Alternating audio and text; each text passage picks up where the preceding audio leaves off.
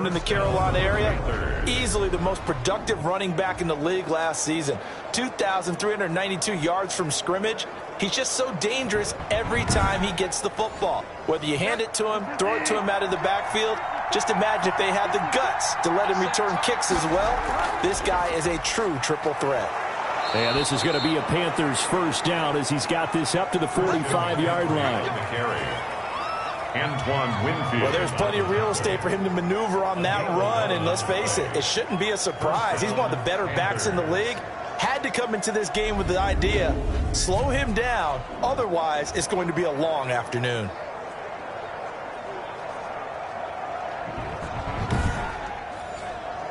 Back-to-back good plays have him on the move on first down. Bridgewater going to give this to McCaffrey. And no room to maneuver there. Give him a yard up to the 47. The numbers for McCaffrey last week. There isn't a coach alive who wouldn't like those numbers. Well over 100 yards and a touchdown, too. Partner, I think all the coaches who are in that great coaching box in the sky would take those numbers. So dead or alive? Either way, they would take that kind of production. Throwing over the middle, and it's incomplete. Curtis Samuel, the one he was looking for. And it's third down. Here's Bridgewater. They'll set up the screen to McCaffrey. And this is going to lead to another first down as the tackle's made at the Bucs 37. A sizable 16-yard chunk there. The drive continues. I like the screen being called here early in the game, especially on the opening drive, because, Brandon, when guys come out of the locker room, especially those pass rushers, they are so amped up to get to the quarterback that you can use that against them, and a screen pass is a great. A lot of teams against good pass rushing teams, they want to run the screen 10 to 12 times in a game. Bridgewater on first down. This one complete to Jordan Reed. Bridgewater's pass. 5 yards on the catch there. Brings up second down. It's a gain of 5. Brings up 2nd and 5 at the Buccaneers. And again, it's Bridgewater. And he will find the open man. It's DJ Moore. 6 yards to pick up, and that's a first down. It's a gain of 6. First drive of the game. We did see this in practice, didn't we? Because they allowed us to stay and watch and see what their opening script would be, even though we don't know the exact play calls. That looks a lot like what we saw them execute, doesn't it? It really does. And in practice, it wasn't about a lot of big shots on that opening drive. They wanted to put together a series of plays, sustain it. They've done that. The defense now on their heels a little. That they are. And you know what else is happening now? They're gaining information. They're gaining knowledge about how the defense is planning on playing them. So not only are they being successful on this drive, they're filing things away for future drives in this game. Here's 2nd and 9, just a yard on that last run.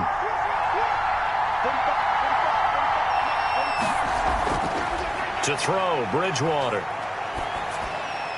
It's incomplete. Took a shot, couldn't connect. Jordan Reed was the intended target, but now it'll be third down. Well, when you've got a tight end who can run, you've got to give him a shot to unlock the defense. Want to see what they can get. Taking the big shot downfield. That one winds up incomplete.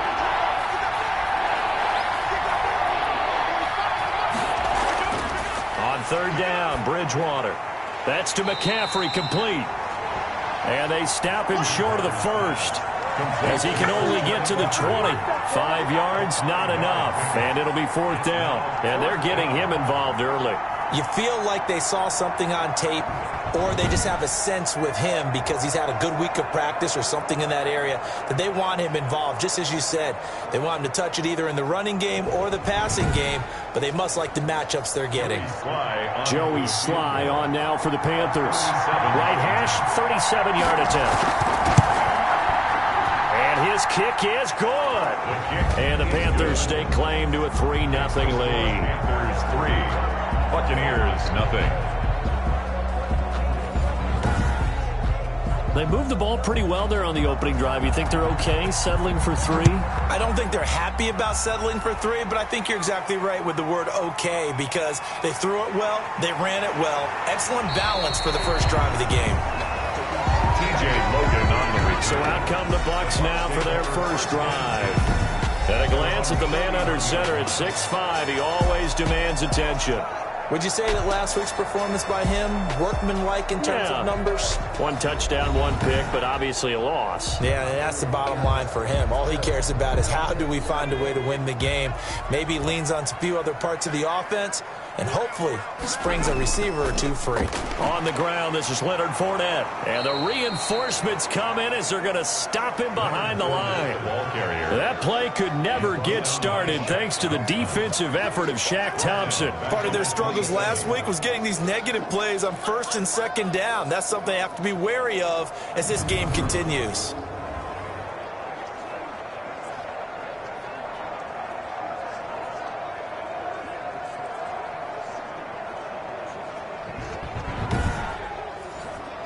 Well, the first play of the drive lost 4. Now they'll look to move it forward here on 2nd and 14. Out of the gun, they'll look to throw. That's caught by the big tight end, O.J. Howard. They get 14 back, but it leads now to a 3rd down. 14 yards. Brings up 3rd down. They'll try and run for it with Fournette. And Fournette trying to power his way forward, but I don't think he got there. No gain there on the play, and that's going to leave him with a 4th down. Yes, it's the first half, but we'll see if that stuff there on 3rd and 1 comes back to haunt him. I hope you don't mind, but it's not going to stop me from putting a check mark next to this play. Let's look back as this game progresses and see if this is one of the key plays in the game, even though it occurred early. So on now is the Clemson man, Bradley Pinion, to punt this one away. Christian McCaffrey deep for Carolina.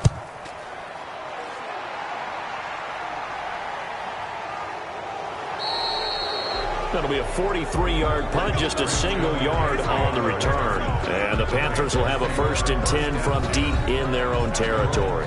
Christian McCaffrey and the Panthers about set to go on offense. And a week ago, as you get a look at the numbers, well over 100 yards, he was on fire. He was on fire. Obviously, the offensive line was on fire, all the guys who were trying to assist him. But you know who else was? The play caller. Because his ego totally got out of the way, and he kept calling the plays that were working over and over, and they really didn't stop him. Now the challenge, can they duplicate it?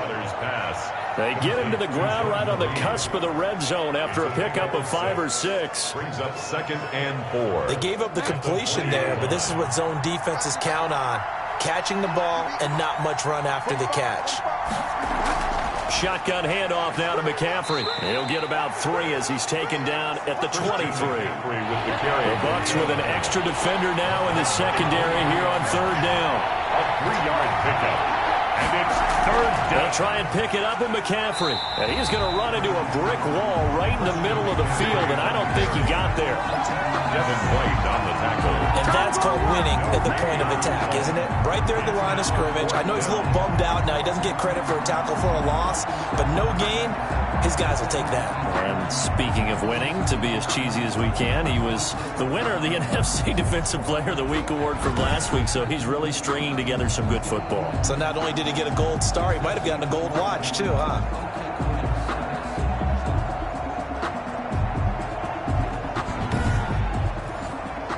So on 4th down, kicking it away here, Michael Pilardi.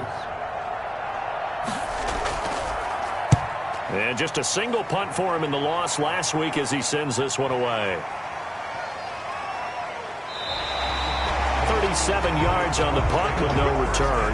And the Bucs will get ready to go on offense. Tampa Bay, they're getting ready to set up shop here for their 2nd drive. And they'll certainly be trying to do better than that first drive where they went 3 and out.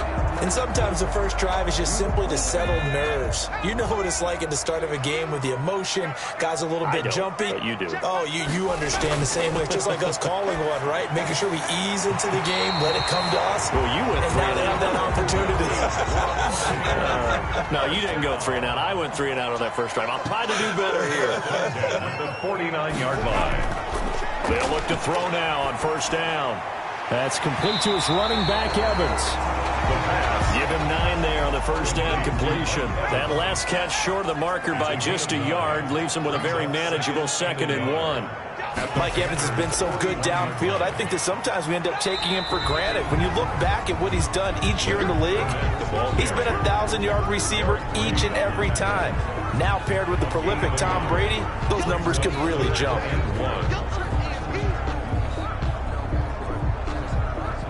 This is 3rd and 1. Very likely 4-down territory, even if they don't get it, though.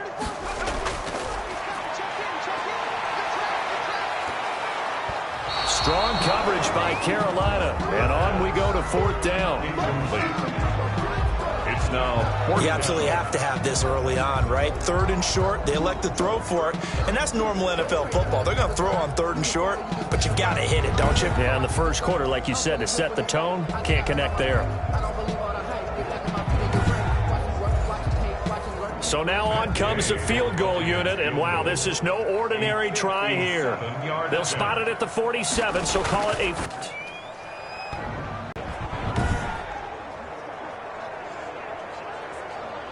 The Carolina offense about ready to go, and they're coming off a 3-and-out, my friend.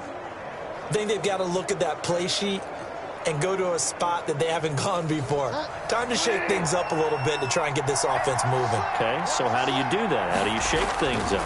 You look at what you called before, realize it hasn't worked Go to so something well, else. and maybe you try and find one of those special plays from one of your better players, and maybe try and hit something big and get things going in the excitement area. Right off the bat, it's a 1st down to start the drive, 12 yards.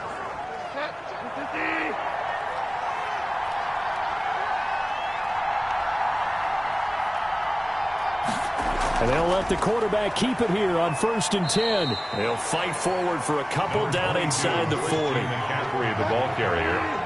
He's brought down at the 39-yard line. A gain of 2. Brings up 2nd. From the 39, Bridgewater. And that is incomplete. A lot of force bearing down on him there. He could not hang on. It's 3rd down. It's 3rd down. Bridgewater from the gun on 3rd down. And that's going to be incomplete. The contact there enough to jar that ball free. And it brings up 4th down. As this old brain remembers, when I see 5 wide receivers on the field as a defender, I know the ball's coming out high. They expected it and got there and popped it free. So now they're going to send out the field goal unit to, as they say, fire away from long distance. This will be from 56 yards out. And this one will not get there. It's off to the left anyway. It's no good. And this score will stay right where it is. There's 3. Buccaneers, nothing.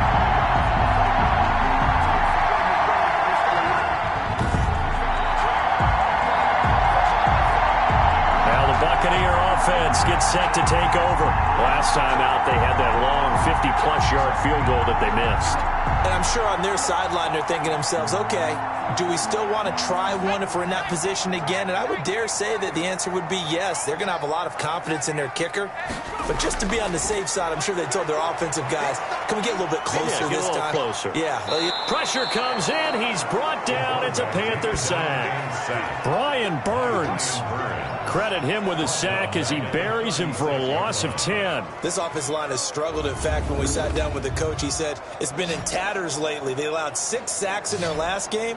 Just gave up another one right there. In tatters, so it sounds a little bit like this right now. Exactly. It's like that paper being ripped. And right now, they've got to find a way to get it back together.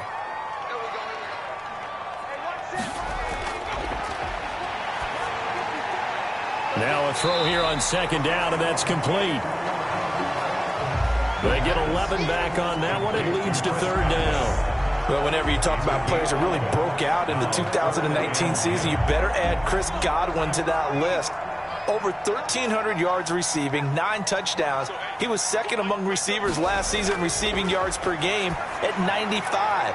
This guy combines great body control, excellent strength, and terrific route running ability to become a really big downfield threat. Gronk's first catch, good for a 1st down.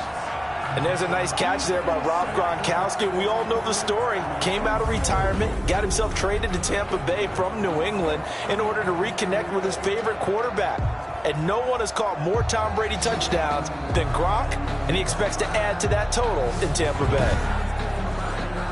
So from Panther territory now, it's 1st and 10 at the 38. Now they'll throw here out of the gun. That's complete to his receiver, Godwin. The pass. They'll contain him to just 4. 2nd down. When you see zone defense and you know you've got a drag route on as your primary call, you've got to be really careful as a passer about how far you let your guy go because he might wander into some tough coverage. 4 yards on that last completion, so that sets up 2nd and 6. And that is incomplete. They missed a field goal on their last drive. Here they need something to even get into field goal range on 3rd down. And just not enough on the throw there. Down around his feet and incomplete. On 3rd down, he'll drop to throw. And he's got a man. It's the tight end, Howard, complete. And he is going to have a Bucs 1st down as they're able to get the 3rd down conversion. Well, that was a nice job there. Quarterback and receiver reading the pressure that was brought. They both knew it was going to open up the middle of the field. Nice little shake and bake in the line of scrimmage, got right into his route. And the quarterback hit him in stride, and he was able to run free after the catch. First time into the red zone for the Buccaneers. 1st and 10 right at the 20. Fournette running out of the gun. And he stopped immediately there. Leonard Fournette on Shaq Thompson on the tackle that time. Officially nothing on that last run. They'll try again 2nd and 10. A quick observation, Brandon, because early on in this game, I'm seeing linebackers putting their noses close to the line of scrimmage. And my guess is the wheels are turning on that other sideline. As a play caller, you're filing that away right now, aren't you? Yeah, you're trying to find that opportunity later on when you can play action them or stick something to them between the 2nd and the 3rd level. That's caught by Howard. The gain of 5 that time gives him the conversion. It makes it 1st and goal. At first glance, I thought he just used his size in order to win the route, but he also had a little subtle move in there as well. Made the defender think he was going one direction and was able to track the ball in another.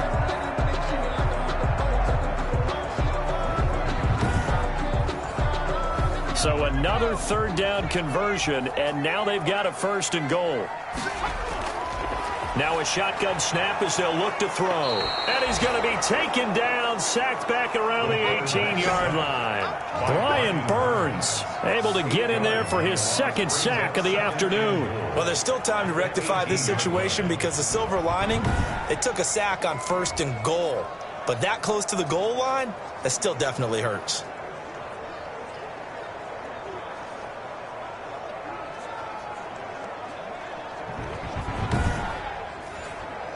First down, a bit of a disaster, and now on 2nd and goal, back even further.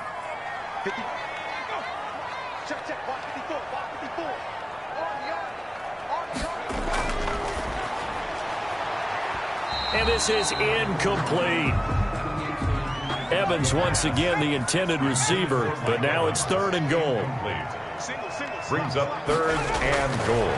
They'll look to throw on 3rd and goal.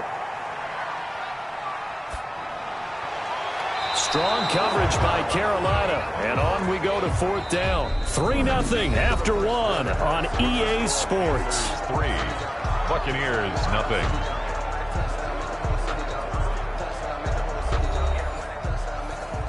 Matt Gay on for the field goal. A 35-yard attempt. Gay's kick is good. And that will tie us at 3-3. That ties the game at 3-3.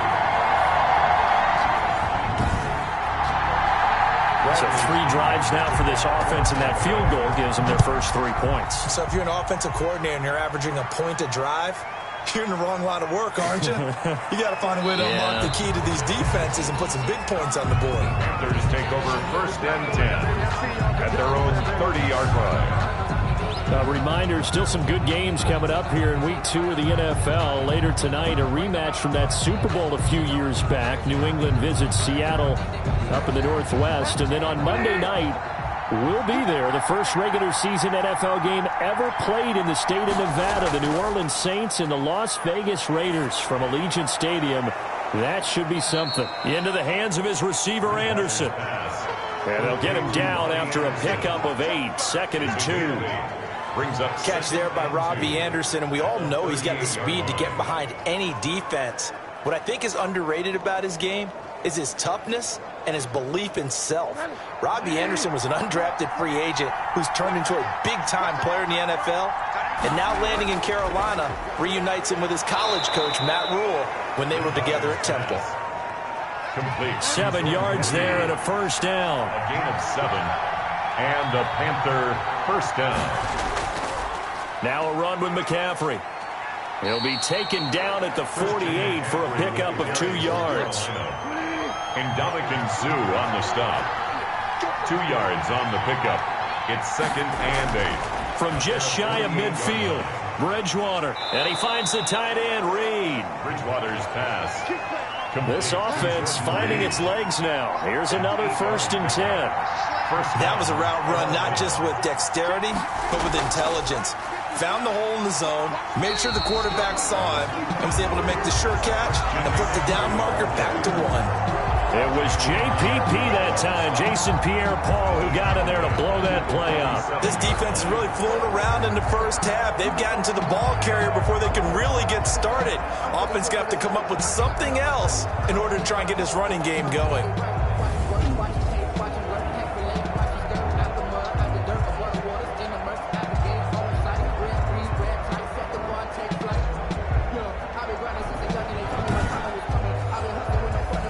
Behind the chain, 2nd and 13.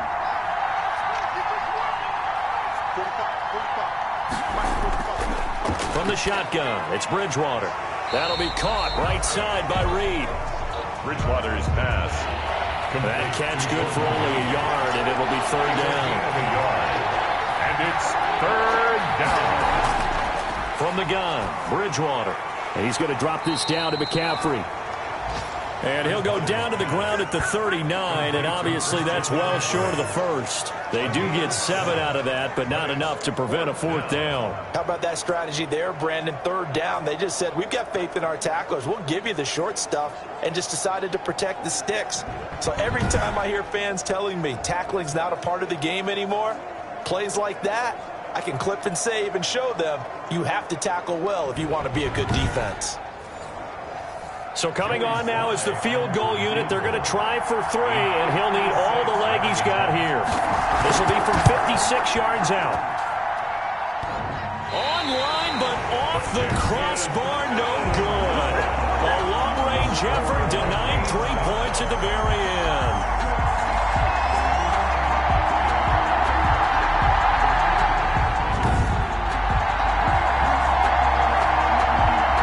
Comes the Tampa Bay offense now heading back out onto the field. And it's been very much a slow start for them. 3 drives and just the 3 points, CD. Yeah, if you're into the points per drive ratio, that answer is 1. And that's not going to get it done in a ball game. They've got to find a way to finish these drives in end zones, not having balls go through goalposts. And he'll run straight into a wall of tacklers at the line of scrimmage. It's 2nd down. Taken down right at the line of scrimmage. No gain on the play. Brings up 2nd. Now he'll look to throw here on 2nd and 10. And this is caught. I think he got that with one hand. Buccaneers. And he's going to get this deep on a Carolina side of the field. 1st and 10. Oftentimes now, offenses aren't nearly as precise as days gone by. They just tell receivers, find an open patch of grass and let the quarterback find you. And that's exactly what they did on that play. First with the pass through the air. Nice chunk of yardage there. And then additional pickup with his legs after the catch. So the big play means just like that, they'll operate from the red zone now on 1st down. Looking for Godwin, and he's got him complete. And he fumbled it. It's on the ground. And it's picked up by the Panthers. And a big turnover there as his guys will get the football back. And maybe that one caused by the weather. Of course, the rain coming down. Charles, can you maybe, when you're carrying that football, grip it too tight in the rain? I think that you can, and it's such a delicate balance, too, because when you grip it so tight, sometimes it'll slip out from your body. You squeeze it too hard, and it'll pop out on its own. I've actually had running backs talk to me about that, and when they've tried too hard, even in perfect conditions, the ball gets away from them. They've got to find that good balance, carrying it firmly, yet at the same same time under control. That'll wind up a gain of 27 on the catch and run. And they were backed up to start the drive, but not anymore. Now, that's the play call that the offensive coordinator had in his head. You saw the end result. He wanted to go ahead and push the ball downfield, and that's what they did. And they wound up with good yardage there to get things rolling. Ball up to the 35 now as they come up on 1st and 10. They'll run with McCaffrey. And he was able to shed one tackle but could not get away from there. It was Jason Pierre-Paul who was able to get him down. A gain of 5 brings up 2nd and... From the 40 now on 2nd down. Bridgewater looking left side. That's caught by Moore. A gain of 13. It's a 1st down. A gain of 13. Catch there by DJ Moore, who's really starting to come into his own. And he's one of that pack of receivers in the NFL now that looks like running backs and plays like that as well when they catch the football. Last year, nearly 1,200 yards receiving, 78 yards per game, and that ranked in the top 10 in the league. Expect those numbers to continue to grow. Christian McCaffrey. Levante David, the Bucs' leading tackler a season ago, in on the stop. A gain of 2 brings up 2nd and 8. From the 44, Bridgewater. And his throw's going to be incomplete. And the line to gain here is the 37 on 3rd down. Incomplete. Out of the gun, Bridgewater. Into a double team, and it's intercepted. Picked up by Sean Murphy-Bunting. And he's able to bring it out 5 yards shy of midfield to the 45-yard line. And Brandon, the passing game for both of these teams is going to be affected as the game goes along. It's not looking like the rain's going to let up anytime soon. So that might mean a few more wobbly passes and wide receiver slips. And this one winds up getting intercepted. Back now comes Tampa Bay. And they'll be looking to atone for last time's mistake of fumbling inside the red zone. Certainly they don't want to do that again. And so much emphasis placed on red zone offense. I mean, you have periods devoted in practice just for that because everyone knows how vital it is to put points on the board when you've entered that part of the field. And to come away with nothing, that's difficult for a team to handle. And difficult, and now we'll see if they can make it less difficult on themselves on this drive. 2nd and 8. On the draw, this is Fournette. And he'll fight his way forward to about the 48-yard line. They follow up the gain of 2 with a gain of 1 that time. A 1-yard gain brings up 3rd and 6. Out of the gun now on 3rd down. A pass underneath for Fournette. And they'll get him down about 3 yards short of the first. 3 yards all they could muster there, and it'll bring up 4th down. One hallmark of good defenses is understanding the game, understanding positioning, and tackling immediately in the secondary after catches. I think we just saw that on display right there. Got to him before he ever had a chance to think about turning it upfield. Here's Bradley Pinion now as he'll kick it away for the 2nd time.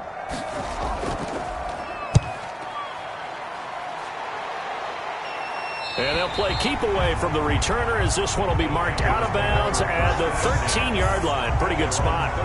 Here's the Carolina offense as they get ready to take over here. And the interception last time on the opponent's side of the field, certainly not what they wanted.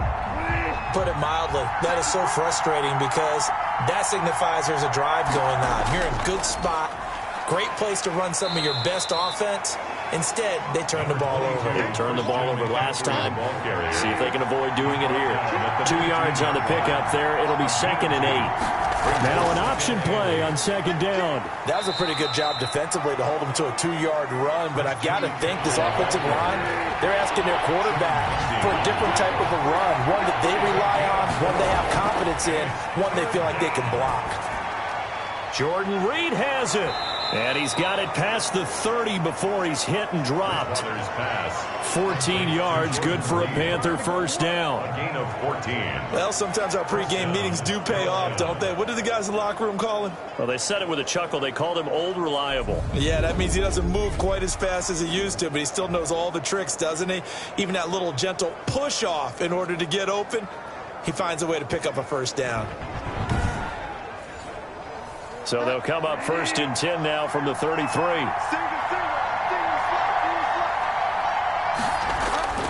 Here's Bridgewater. He'll go over the middle to Reed, complete. Bridgewater's pass. A good pickup there, 8 yards on the first down completion. Facing a 2nd and 2 after that last catch, good for 8 yards. At the 42-yard line. McCaffrey.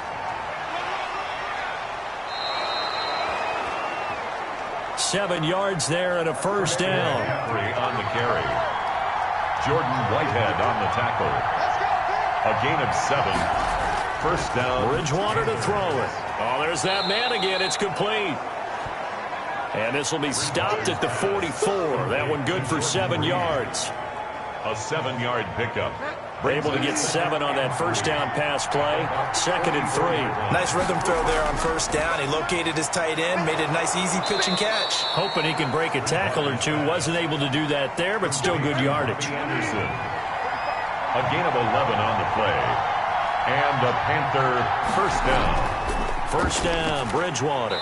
And the coverage terrific there as that's knocked down and incomplete. It was the linebacker, Devin White, there to knock it away. 2nd and 10. A 2nd down throw for Bridgewater. They'll set up the screen to McCaffrey. And that play is blown up, losing yardage back at the 35. Time to give a little credit here. That was an excellent read by the guys on the defensive side of the ball. Oh, you're crediting your defense. Got to credit them on that one because they tried to fool them, right? Tried to trick them. Ran a screen, and they went to it and smothered it for a loss of yardage. The Panthers on 3rd down, lacking much success, just 2 for 7 to this point. This is going to be 3rd and 13. They'll throw again, Bridgewater. And he's going to go down. They get to him back at the 40. The 305-pound Ndamukong Suh fighting the path to the QB there. There's a lot of discussion in the offseason about him having a big year and getting to the quarterback. They held him without a sack in week 1, but how about here? Finally gets his first one of the season. In the offseason, said he changed his diet, leaner, feels so good this year. Excited to see what type of a season he can have.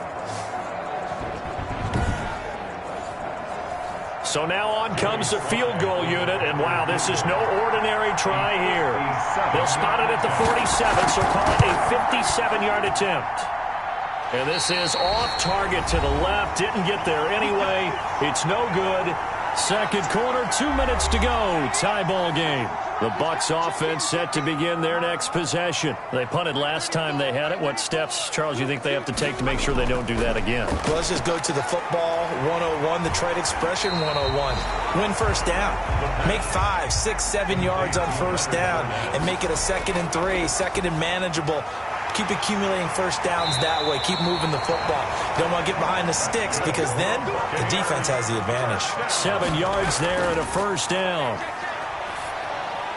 This into the hands of his running back, Ronald Jones. And he's going to get this inside the 30. That's good for a Buccaneer first, a pickup of 12 yards. And he finds Howard complete. Now the Bucs going to use the first of their timeouts as they'll stop it with a tick under a minute to go before half. Could we get a touchdown in this first half after all? It's 1st and 10. From the red zone now, they'll look to throw. That's to his running back, Leonard Fournette. The completion, but they go in the wrong direction. A loss of yards, and now they're dealing with a 2nd and long. Line of scrimmage. This will be caught just inside the 10. The Bucs going to go ahead and use the 2nd of their timeouts as they get the stoppage with a little over 50 seconds to go in the first half. They'll go to the air here on 3rd and 2. This will be caught at about the 5. And he'll get this down inside the 5 to the 4 before he's out of bounds. And they got 3 yards. That's enough. A conversion, and now it's 1st and goal. And that one falls incomplete, breaking his string of 7 straight passes completed. Incomplete. Leads to 2nd and goal. And he's got it. Caught in the end zone. Touchdown, Tampa Bay. Chris Godwin, his first touchdown of the new season. And the Bucs have taken the lead. And that touchdown gives them a touchdown lead before they attempt the extra point. What a great way to end the half. Yeah, great job to put themselves in front, and now See on the sideline, special teams defense scrambling, saying we want to preserve this for the final moments of this second quarter.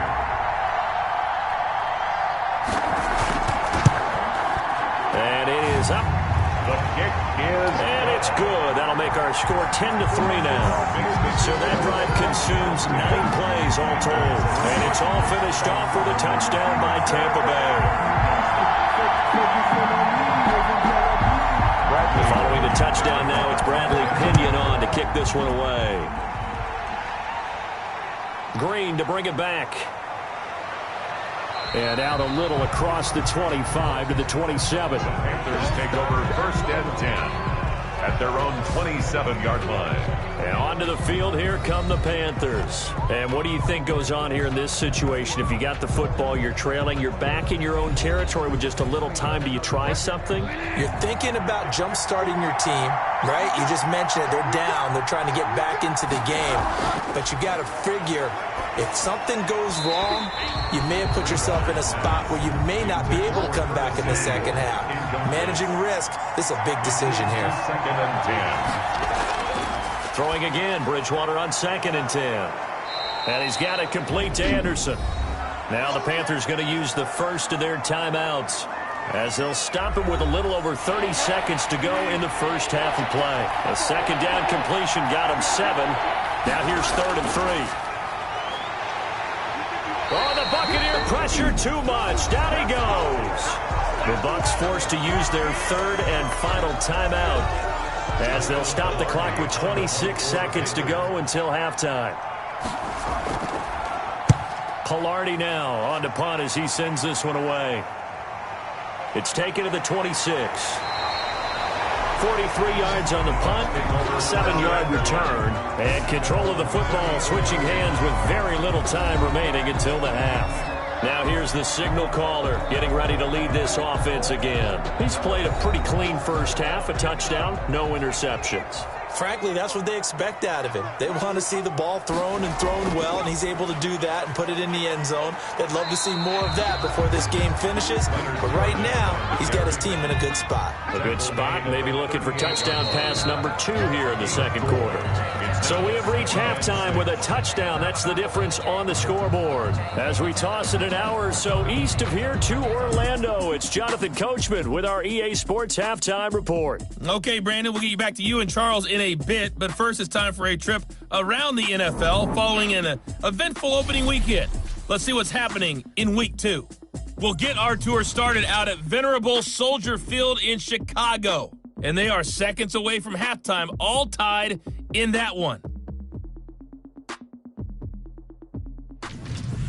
From there, we head down to Tennessee to check on the Titans at home in Nashville. And they trail in that one as it's the visiting Jags who are out in front.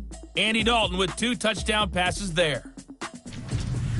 Finally, let's get to Philadelphia. Check on the Eagles at home at Lincoln Financial Field. And you can see there it's the visiting L.A. Rams who have the lead in that one. Jared Goff with 3 touchdown passes. Meanwhile, in our game, it's been a defensive struggle. Which offense can break through in the second half?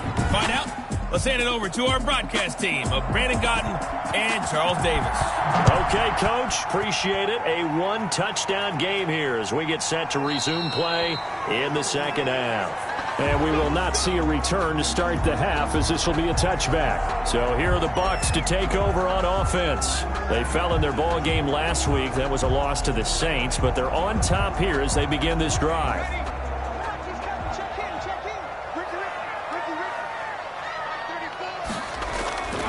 They'll come out throwing here on first down. And that's going to be incomplete. Too tough to hold on to that one. It's second down. Incomplete. He was covered by Dante Jackson. And that'll be incomplete. Took a pretty good shot as he tried to pull that one in. Couldn't hang on third down. He was covered by Dante Jackson. On third down, he'll drop to throw. That's out to his running back, Fournette. The pass. And he's able to get this one up to his 30 before he's out of bounds. 5 yards, not enough. And it'll be fourth down. The punt team on now as Pinion sends this one away. 35 yards that time on the punt. And the Panthers will take over now, 1st and 10. The Panthers offense now, they head back on the field for their first possession of the second half. These guys had to punt last time. It has not been a very fruitful game offensively thus far. They haven't even made a trip to the red zone. And I know that everyone's going crazy on that sideline because that drives you berserk to come off the field, not really move the ball well. As you said, not even get to the red zone, let alone, not even put points on the board. They've got to just take a deep breath, relax, try and figure out what is working, and call more of that. And those two just haven't been in sync thus far. They've done a nice job against him, but still, with his talent, you would expect them to have more completions to him in this game. They get 7 out of that, so they're left with a 3rd and 3. Third down, here's McCaffrey. And he brings this up to the 46, good enough for the first. 5 yards is the pickup there as that extends this drive. There's a lot of different formulas to winning football, but one constant over the years, winning on 3rd down. That pickup there was big because they had struggled throughout this one.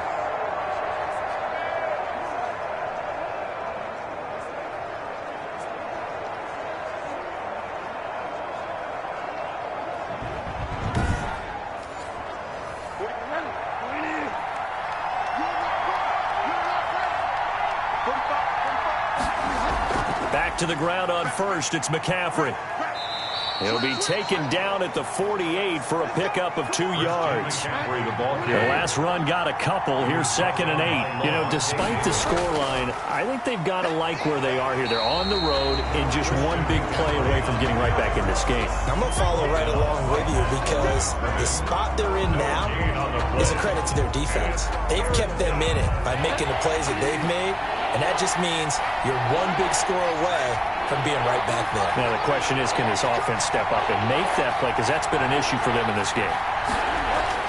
On 3rd down, Bridgewater. Oh, he may have gotten lucky. Tried to dump it off underneath on the check down.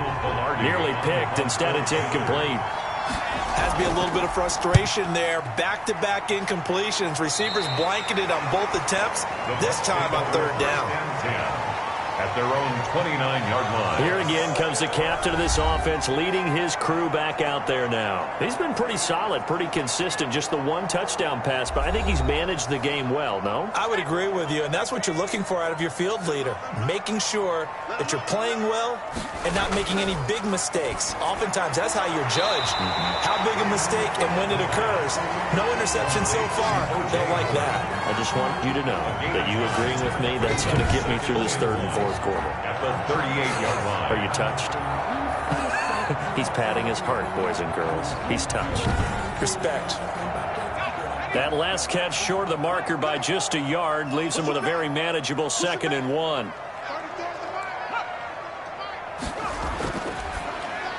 And this one incomplete. Too much contact to hold on to that one, and it's 3rd down. Intended for Mike Evans. Incomplete. Eli Apple on the coverage. On 3rd down, Fournette. And he's got the first down yardage as he brings this up to the 47. The drive stays alive, a 3rd down gain of 8.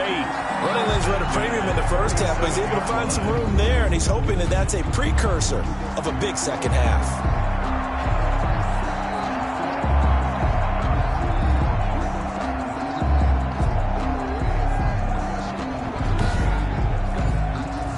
So a good run by Fournette. Now another 1st and 10.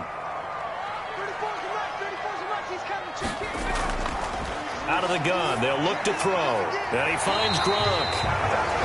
And taking it across midfield and inside the 45. It's a gain of 11, and the Bucs have a first down.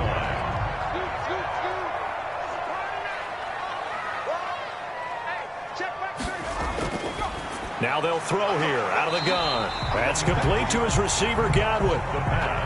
A gain of 6 there on 1st. 6 yards was the pickup on the last completion, so here's 2nd and 4.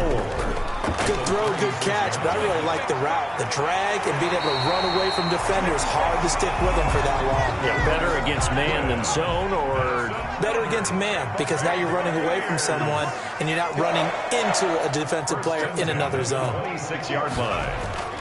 Fournette, a first down carry. Fournette, look at this, middle of the field, a breakaway. And he's into the end zone. Touchdown, Buccaneers.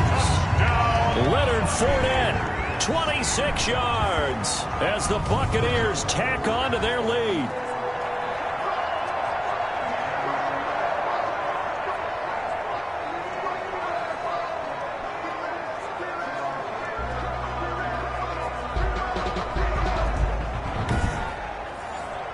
Gay is on for the point after.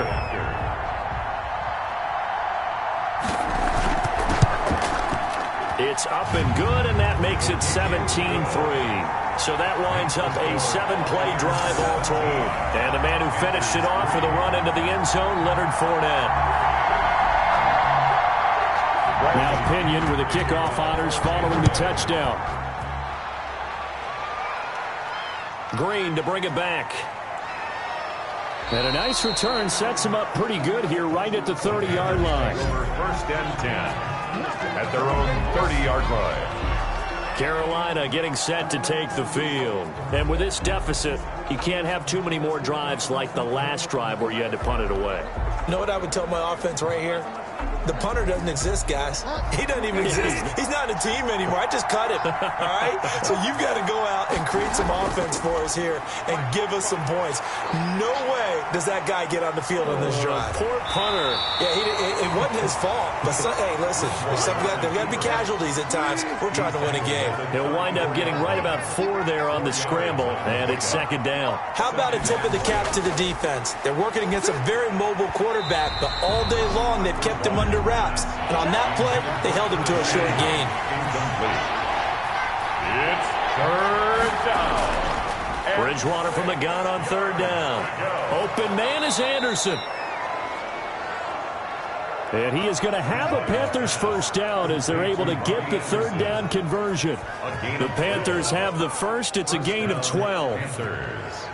You can see the time and effort and thought that they put into their passing game because it was evident right there. It looks like a simple pitch and catch, but you and I both know that they have planned for this and worked hard to make it happen.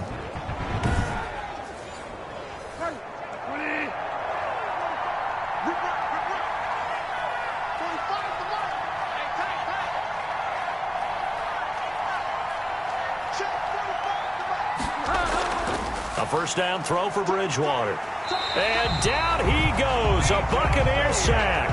Vita Vea picks up his second sack of the afternoon. Oh, you know that did not feel good. Vita Vea with the sack there. And we know he's a big-time presence on the defensive line, especially against the run. But he'll surprise you with his quickness and his upfield agility in order to get to the quarterback. If you're blocking him, it's going to be a long afternoon or evening, a tough proposition.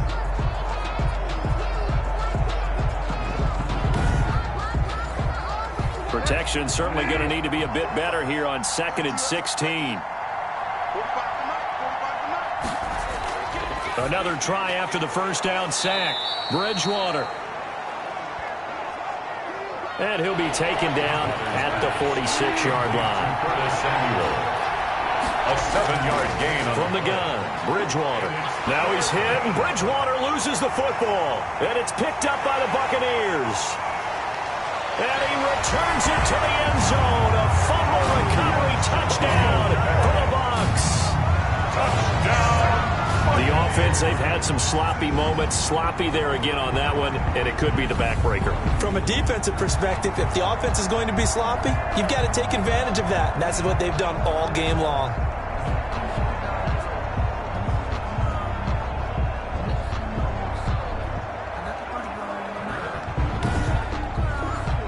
Here's Gay now to add the extra point.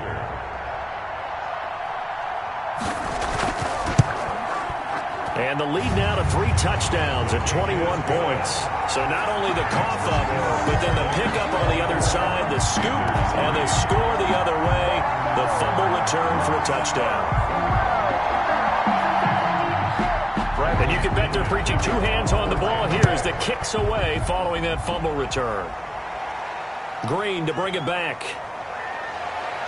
And a decent return out to the 27-yard line. Panthers take over first and 10 at their own 27-yard line. The Carolina offense about ready to go. They're down 3 touchdowns to this point, needing to put something together as they have it 1st and 10.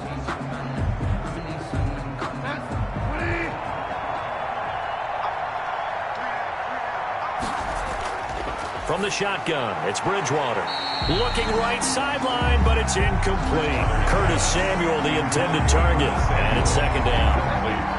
Let's face it, if you want to get back into the game, these are the kind of throws you got to hit. He's wide open right there. Got to be able to get it to him, don't you think? And those are the throws that haven't been available to them every time he's dropped a pass. Yeah, that's a big miss. 9 yards, not quite enough, and they'll be left now with 3rd and 1. One of the feature points of the in route is being able to make a nice throw to the middle part of the field. And for a quarterback, that's one of the better throws and better looks that he'll get. But he has to be careful not to wait too long and let his receiver wander into some tough territory. If he's late with the ball, he can get his receiver hit and hit hard. No gain on the play there. A nice job defensively. And it likely forces a punt situation on 4th.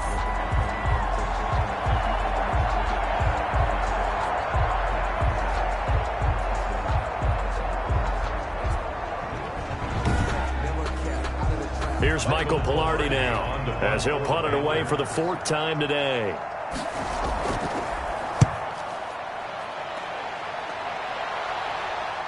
Powering forward. It's a 40-yard punt, 6 yards on the return, and possession will switch hands, 1st and 10. Here comes the field general leading his offense back out there for the next possession. And right now, probably just one thing in his mind. It's getting back to the hot start because he's really faded.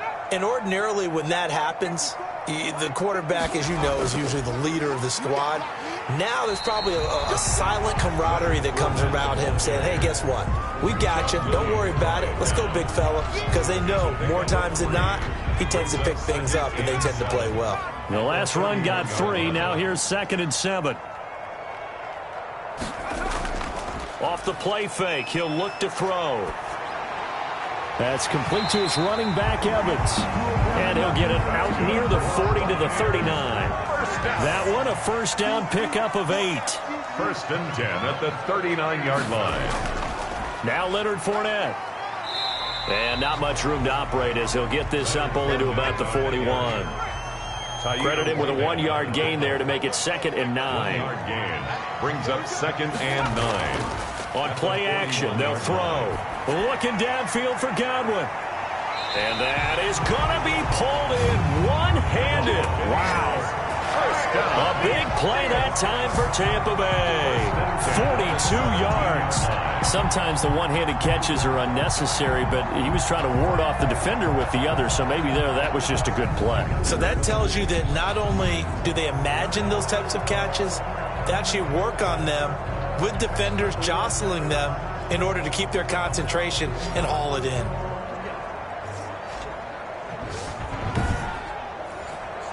So the big play means just like that, they'll operate from the red zone now on 1st down. They'll set up a throw. They're going for Howard, but the pass intercepted. Picked off by Trey Boston, and he returns it here to his own 18-yard line. They needed a break. They needed to make a play here in the 3rd quarter defensively. They did that. Now they got to go quickly and get some points on the board. And the best part is that they made their own break, taking the ball away. Now they just look at their offense and saying, guys, let's go. Come on, capitalize on this one. Bridgewater going to lead the Panthers up here, 1st and 10 at their own 18. Following the interception, here's Bridgewater. And this is going to be caught. He won the fight for the football. And he's taken down, but able to slip across the 35. This drive starting off on the right foot, 18 yards. Right after the turnover, they come out throwing. And that means it's a sudden change situation. We used to practice it on defense. Sudden change, get out there, stop the offense. But you typically run out there a little bit unsettled. I think that's why he came right out throwing the football, hoping to catch him off balance. And he did. So from the 36 now, 1st and 10. From the shotgun to McCaffrey. And he will lose yardage back to the 34-yard line. 2 yards the loss, 2nd and 12. But these guys are going to chop into that deficit. They got to do a much better job in the run game. Caught behind the line of scrimmage, no yardage to be found.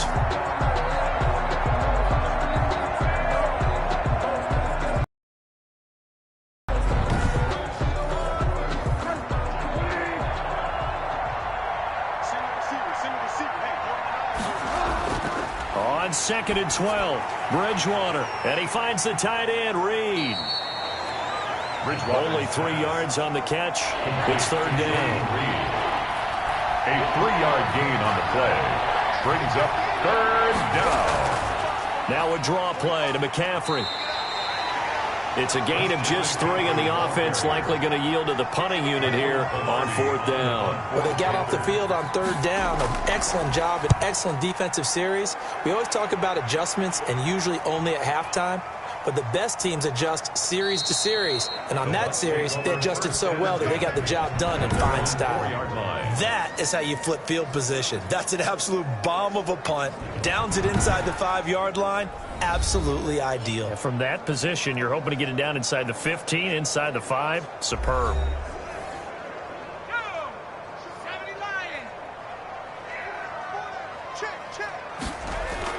They'll start out on the ground. It's Leonard Fournette. And the result here, a pickup of 8. Leaves him with 2 to go on 2nd down. 8 yards the tally on that 1st down run. Here's 2nd and 2. They'll run it again with Fournette. And he'll get this one up to about his 14. He's brought down by Shaq Thompson. Brings up 3rd down.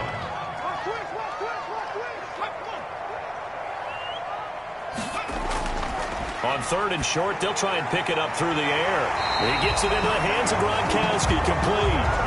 And he is going to have the Buccaneers 1st down as they're able to get the 3rd down conversion. 10 at the 23-yard line.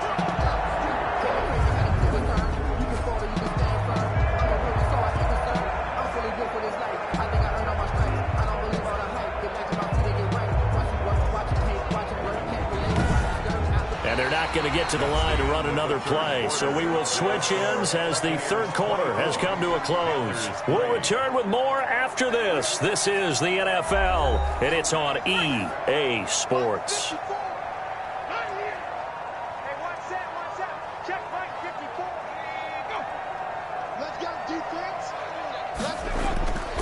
They'll run with Fournette. It's a 6-yard gain on the ground, and that'll make it 2nd and 4. And I think we can get used to seeing more of that in this 4th quarter, especially if they're having success on the ground like they did there. Yeah, I think back when we met with the head coach in preseason, and all he talked about was building a bully. And I think it was this situation he was envisioning. Trying to ice a game, plenty of time left, but being able to give the ball to his big runner and pound away and try and finish off a game. No gain on the play. The Bucs on 3rd down. They've converted 6 times and could use a 7th here. This is 3rd and 4. Looking for Gronkowski, and he's got him complete. And he is going to have a Bucs 1st down as they're able to get the 3rd down conversion. 12 yards there as they keep this drive rolling. It's another 1st down. The passing game continues to be their friend. Even with a stable lead here in the 4th, Charles, they're going back to that well. Yeah, with their overall philosophy, you know that they trust their quarterback. He's been able to throw it well. They continue to throw these safe passes. Who can blame them? This is Fournette.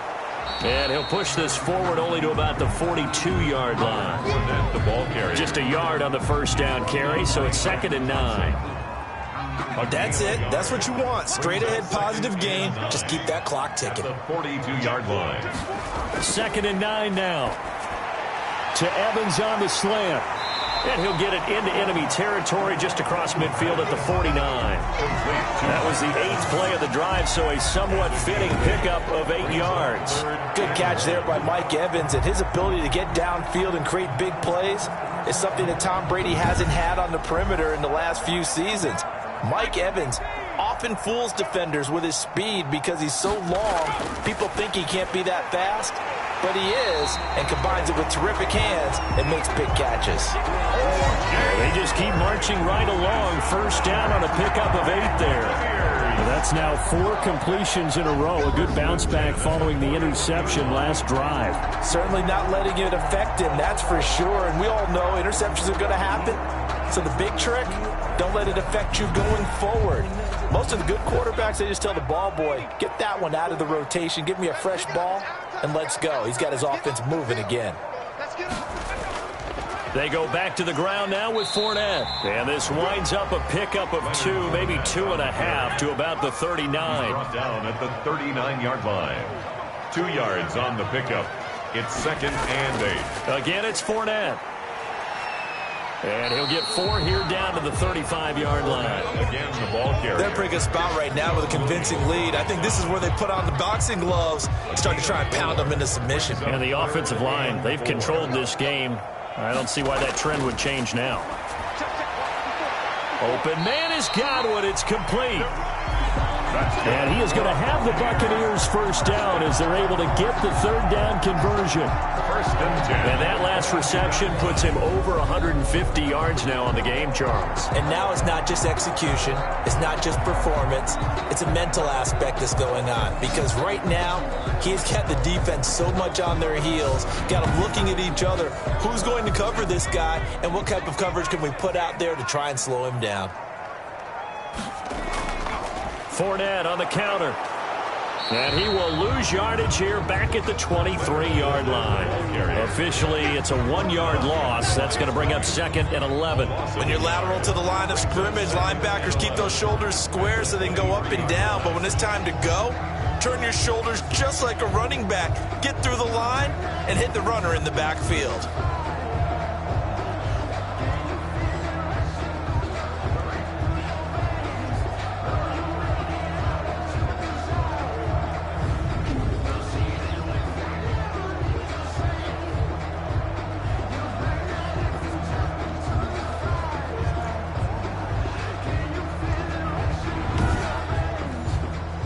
Maybe just a slight detour on what's been a strong drive. Here's 2nd and 11.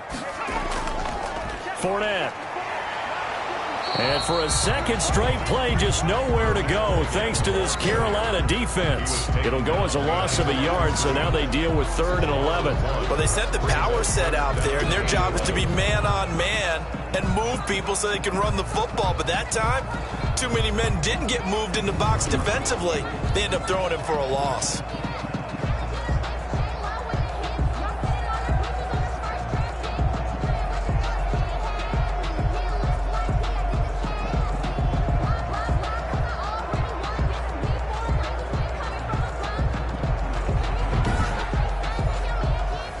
The Panthers turn to their nickel set here as they get ready for 3rd down. A shotgun give to Fournette. And he's going to be brought down by the face mask. Here come the flags. This is going to get him a first down. Face mask. Defense. They're down here in the 4th, and that personal foul penalty is not going to help. No, in these types of situations, players will tell you that's extra intensity. From where we sit, it's actually frustration. Not a good play. And now it's 1st and 10. A big mistake, especially when you factor in the personal foul yardage. This is caught. Gronkowski. And he's into the end zone. Touchdown, Buccaneers. An 11-yard touchdown. And the Buccaneers here finding a way to stretch their lead. This offense certainly looking a lot more comfortable here at home. They lost last week in the opener on the road, but there's something about that home opener makes you feel more settled. Yeah, I wish we could quantify it, too, because you're playing the same game. The field's the same, size. We know all of that. But being at home, sometimes when you do things well, you get that extra push from your home fans, and it elevates your game. And in the driver's seat right now. The point after through the raindrops up and good. And that'll increase their lead to 28. Following a touchdown now, it's Bradley Pinion on to kick this one away. This taken in about 4 yards deep. And he'll just sit on this one as their drive will start at the 25. Now the Panthers offense, they get set to come back onto the field. These guys had to punt their last possession, and that's become too familiar of a refrain. Too many of these drives just wound up going nowhere. Well, you know how in baseball when the pitcher gets a base hit and he's on base, they bring his jacket out to him to keep him warm? A lot of times the punter goes to the sideline, puts on sweatpants or a wrap over his leg to keep it warm. He might need a massage from the trainer right now from all the work he's getting. Bridgewater's And incomplete as he was knocked as he threw it, and it took the ball off course. at the 25-yard line. On second down, Bridgewater again. And he's got his favorite target yet again. It's complete. And he'll be taken down by the face mask, it appeared. And yes, out come the flags. Officials so cognizant of that call nowadays, but that one looked pretty easy. Yeah, you're right. They took out of their hands having to wonder whether it's a 5-yard or a 15-yard, inadvertent or not. Now, it's a lot easier. You see it, you call it. So the face mask, quite a blessing there as they'll start out of harm's way with a 1st and 10.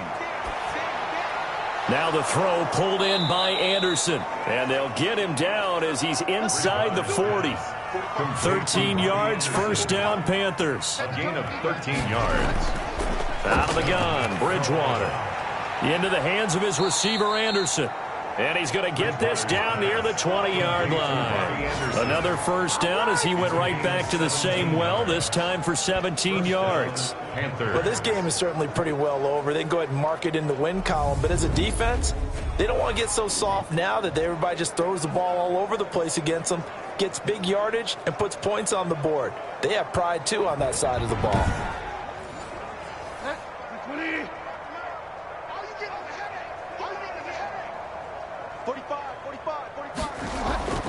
Bridgewater on first down. And nowhere to fit that football in. It's knocked away and incomplete. From the 21, it's 2nd and 10. Makes it 2nd and 10 at the 21-yard line. And again, it's Bridgewater. Gets this to his running back. It's Christian McCaffrey. And they've got it inside the 10 at the 8. The pickup goes for 13 and sets him up 1st and goal. And there's a catch by Christian McCaffrey, and he plays a huge role in the passing attack. He's caught over 100 passes each of the last 2 years, so he is a defense's nightmare because how do you identify him before the snap on every play? Is he a running back? Is he a receiver? Do you guard him with a defensive back, a linebacker? Whatever you do, he tends to have the answer himself and ends up making big plays. They'll throw again. Bridgewater. And he is going to go down. Back at the 11-yard line. Shaquille Barrett put that sack by his name in the stat sheet. So if we recount real quick, he had the touchdown earlier, and now he comes up with the sack here. No doubt about it, he's having himself a game.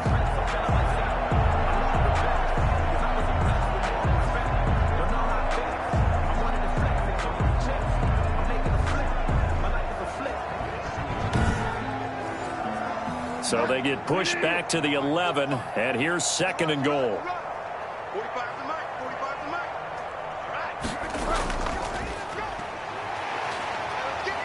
Oh, and now he bowls him over. And he'll work free from one tackle, but that's about all as he's taken down.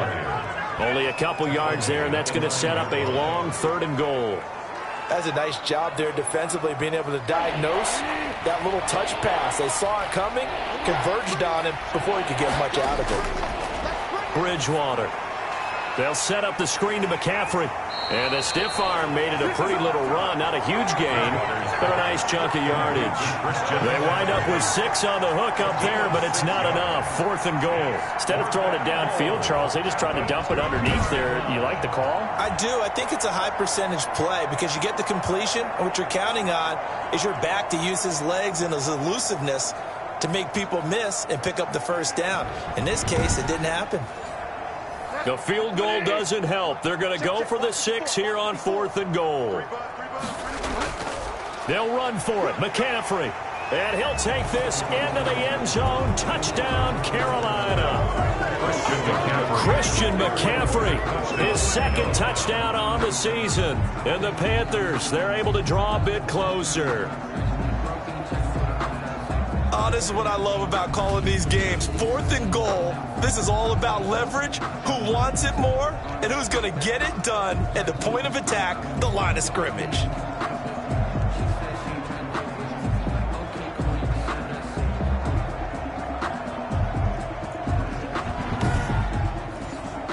Now the try here for the extra point. Point after.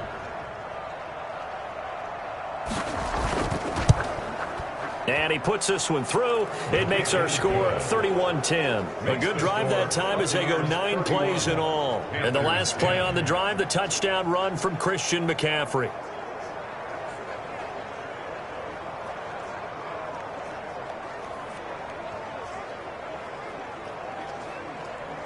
So still lots of work left to do, but here comes the onside kick. And the Buccaneers able to recover. Their hands team does its job.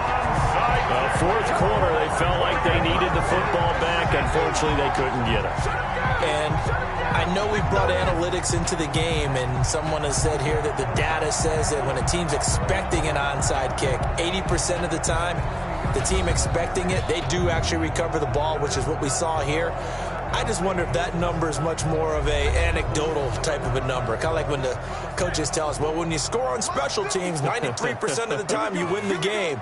I'm still waiting to see that number is empirical.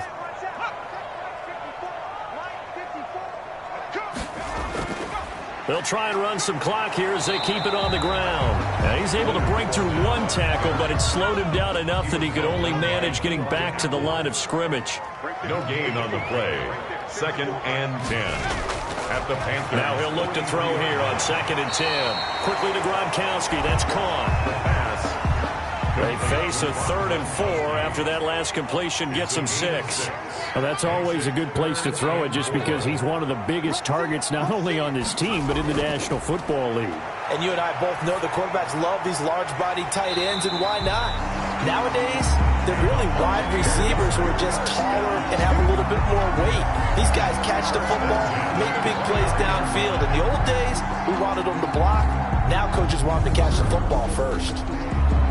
That's a pretty good throw on the curl route there. 3rd down, and they pick up a first. Defense should be aware for that, right? They should be aware, but it was so hard sometimes. Yeah, it's not easy. Because when they sell that route really well, you think they're going upfield, then they curl back, show their numbers to the quarterback, and complete the play. Just 2 minutes remaining here in the fourth quarter of what has been a one-sided affair. So it's Buccaneer football as we welcome you back. Not totally home free yet, but it's looking good as they come up 1st and 10. Now Fournette. Stopped at the 24-yard line after a gain of 5. Working with 2nd and 5 now. It's a gain of 5. Brings up 2nd and 5.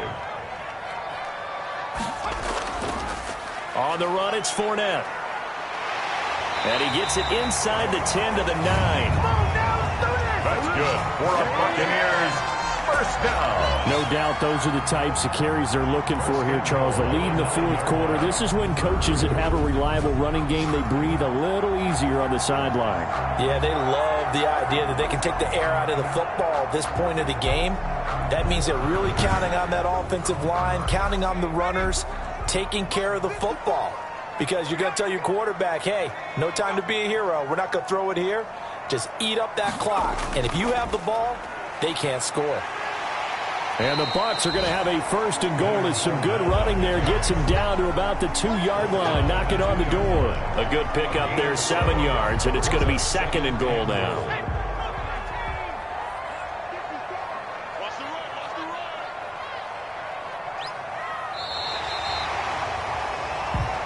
So fire the cannons. It's a victory here for Tampa Bay. And they were buoyed, Charles, by a big second half that put this one on ice. So you get the sense that whatever was said at halftime obviously hit home.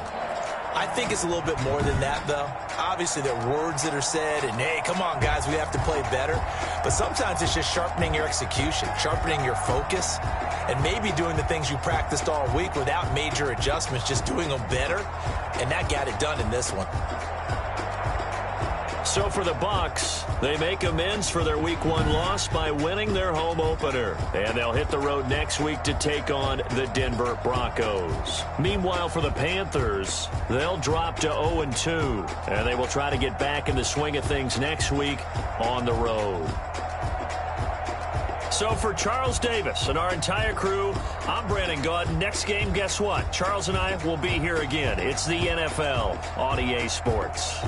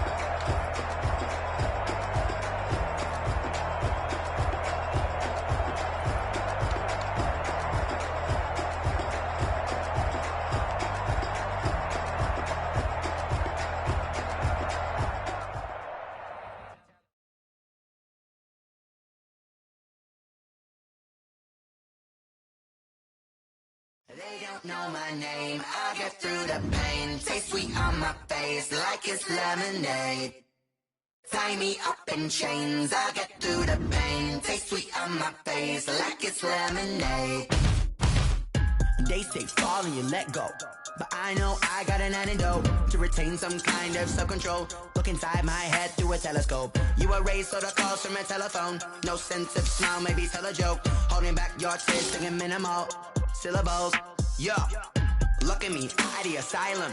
Was a fate or mistake, cause the time ain't up. Yet the parts of my mind don't get much love. If you want in my head, come and call me up. You look like a twisted Robin Hood. You take from the rich and the poor and us. Wearing diamond shoes where you walk your pugs. In a town you create where there ain't no love. Where do I go? When I'm alone, not on the phone. When I'm on my own. They don't know my name, I get through the pain. Taste sweet on my face like it's lemonade. Tie me up in chains, I get through the pain. Taste sweet on my face like it's lemonade. Stop taking, but still got a reflux. I drip out from the socket to a teacup. Drink up inside, look when they peep us. Huge us in the belly of the beach, but outside there's a war going on your front lawn. Black Hawk see the red dawn horizon. Blind yet I'm rising, abiding by. Today, from State Farm Stadium in Glendale, Arizona, it's Week 2 of the NFL on EA Sports.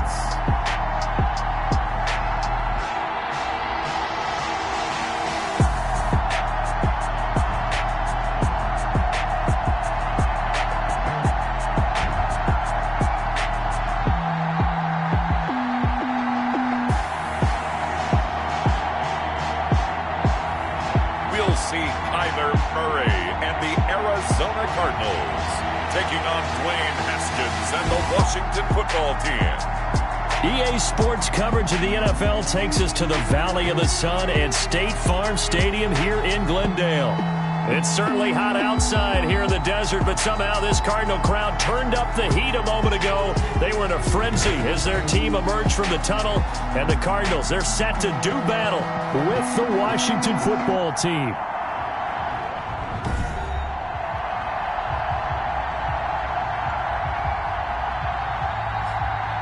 With Charles Davis, I'm Brandon Gaudin. Charles, you look at this Cardinal team as they get ready here. They come in off a loss in the opener last week. That one was on the road. Now they get their first taste here of home cooking. And what they're hoping to do is feed off the energy of the home crowd. Great tailgate, great fan support. Let's see if they can put it to good use. Meanwhile, for visiting Washington, they too were losers last week, so they're also hoping to get back in the win column. Something's got to give in this one, right? Both teams want to start a new streak, and they both want it to be a victory. This should be a fun one.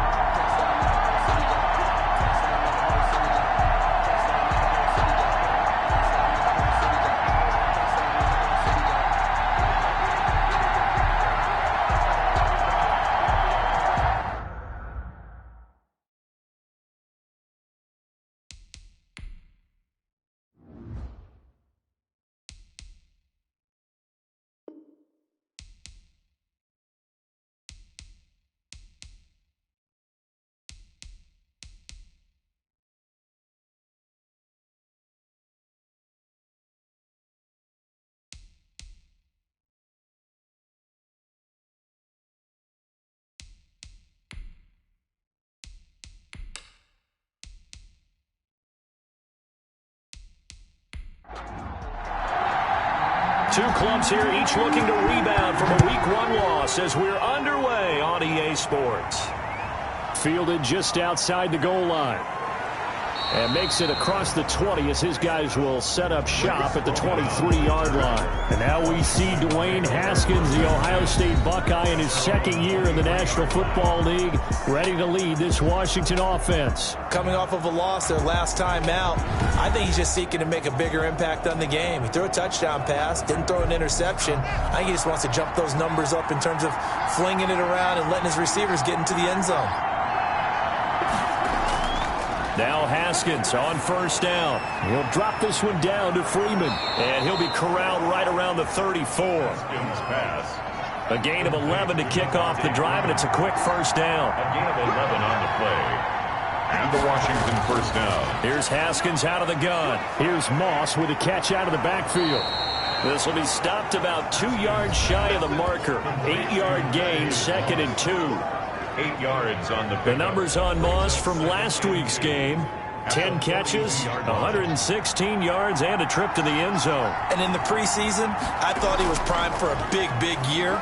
And week 1 did absolutely nothing to diminish those expectations. Ball carrier, Byron Murphy on the tackle. No gain on the play. Brings up 3rd down. And he'll be taken down, but not before he gets into enemy territory. 12 yards is the pickup, and it's good for a Washington first down. Usually we see runs like this as the defense breaks down later in the game, but this guy set the tone early, running through all types of tackles and put the defense back on its heels.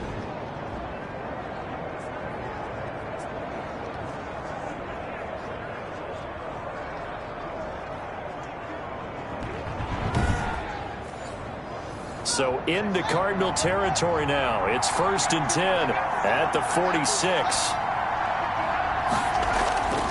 Out of the gun, they give to Freeman. And he is met at the line of scrimmage, and he goes down right there. Freeman, the ball carrier. Call it no gain on the play, and it'll be 2nd down. You don't see that a ton, do you? The cornerback coming over to the middle of the field to make a run tackle. That's someone with a ton of confidence to feel like nothing is pressuring him on his side of the field. Sees that the ball's moved to the middle and just sprints over there to help out. He ends up getting the tackle. Well played. 12 yards there and a first down. How best to describe that one? I'd say right down Broadway on that run. A straight ahead running. I think that might be something we see a lot of between the tackles today. Well, he's enjoying things so far here this afternoon. Sees a crease and bursts through it for a solid game.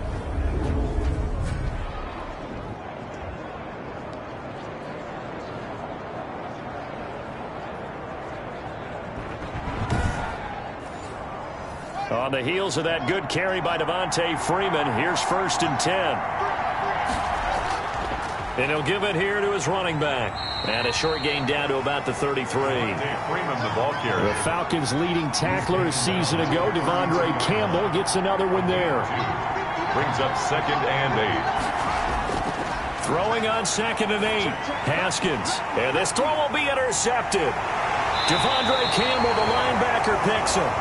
And the return stops at the 39-yard line. The Cardinals making their way out, and it's the number 1 overall pick in 2019, Kyler Murray at the helm. He had the numbers of a game last week that if you win, you talk about him being a gritty guy, managing the game, getting it done.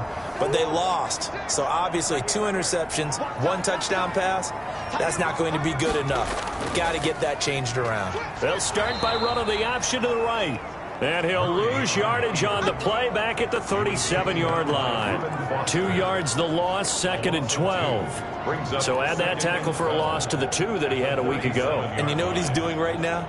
Smiling? Yeah, definitely doing that. But he's also patting his guys on the back, his defensive front, because they're keeping him clean, meaning no one's getting to him as a blocker. He's able to run to the football, and the plays he's making, he's spilling them in the offensive backfield.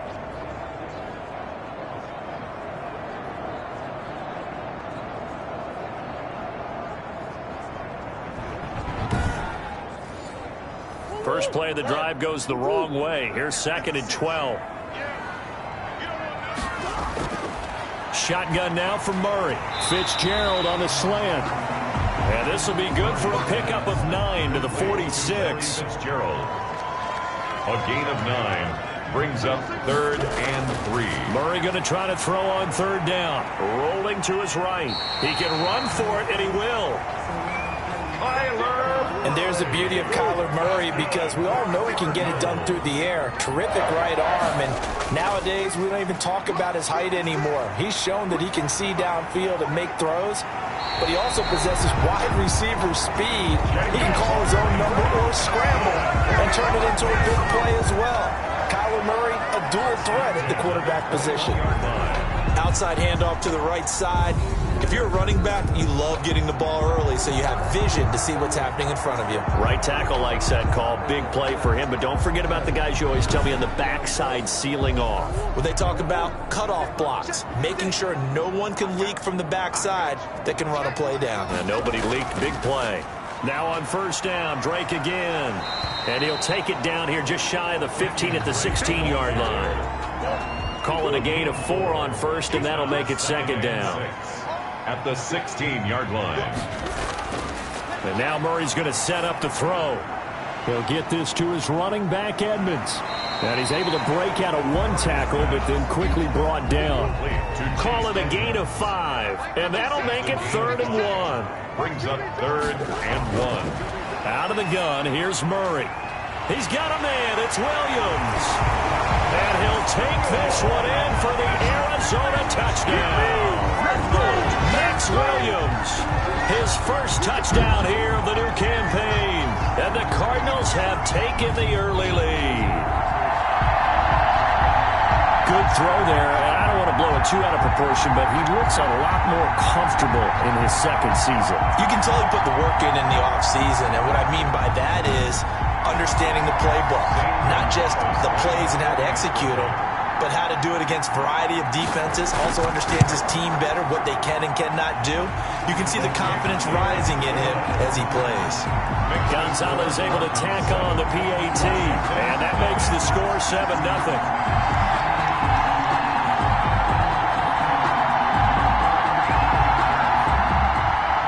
The kickoff team on the field now as they will send this one away.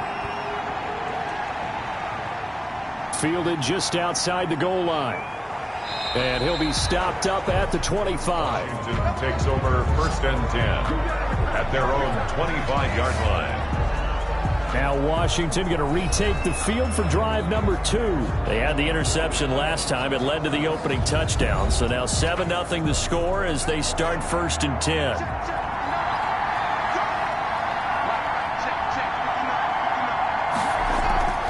Trying to shake off the interception from the last drive. He'll look to throw.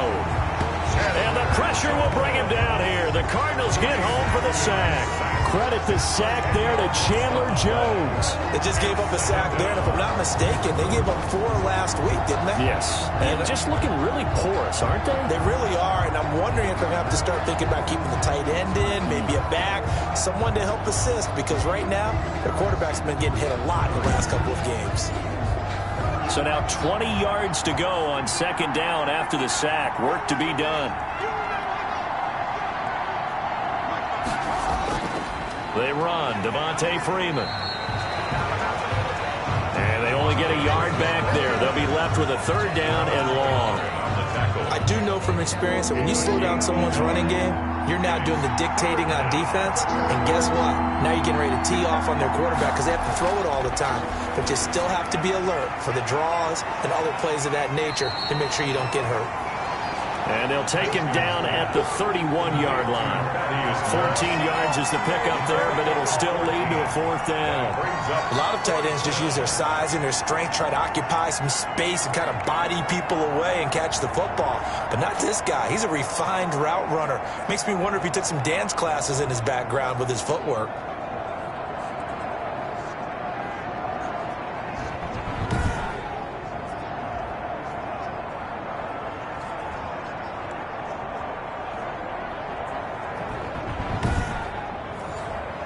Here's the Pro Bowl punter Tress Way on to punt for Washington. As he's on to punt for the first time this afternoon. He punted 3 times in the loss last week as he sends this one away.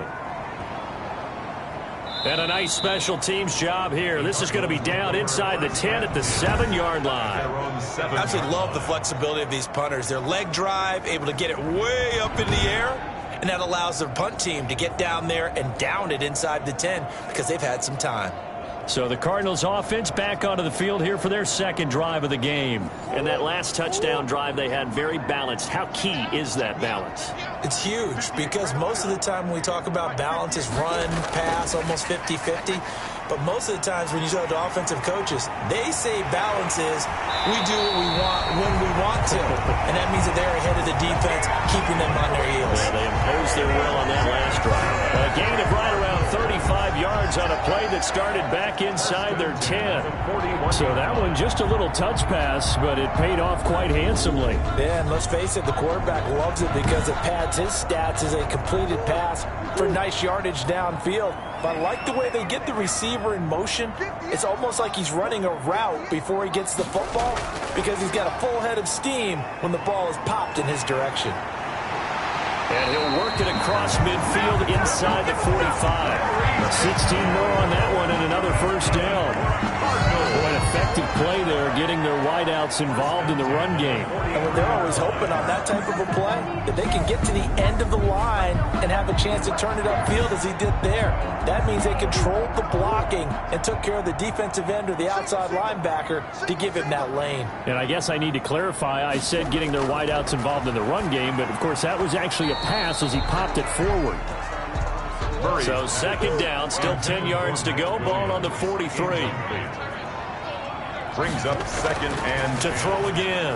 Murray right back to Williams, and this time he's got him. Murray's pass. They get 7 out of that, so they're left with a 3rd and 3. That tight end position, it just seems to continue to evolve every year in the NFL. Yeah, you're getting really terrific athletes. A lot of them maybe were wide receivers at one point. They continue to give you speed, great hands, and big bodies, which make them excellent targets for quarterbacks. No one there to help out downfield, but no problem scrambling for 22 and a first. That's something you have to be aware of as a defense and have to find a way to account for him. And if you're not going to use a spy, you're telling your guys to keep your eyes on him, because when he breaks out and makes plays like that, all he does is hurt you. Have to at least be able to contain him somewhat. There they could not.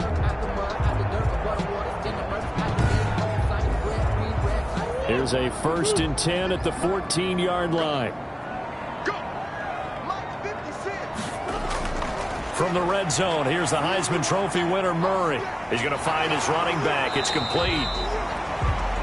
And he's able to work it here to the 8-yard line. 6 yards on the pickup, and that'll make it second down. 2nd and 4 at the 8-yard line.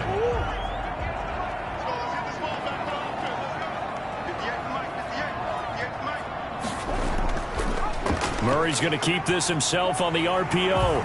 And he is into the end zone. Touchdown, Arizona.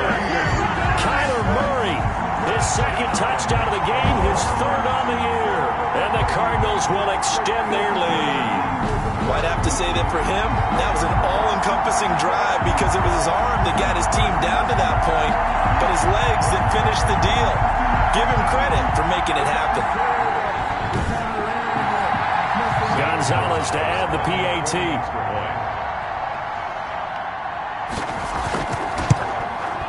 And it's good to make it 14-0. So this drive spans 7 plays. And the play that polished it off was the touchdown run by Kyler Murray.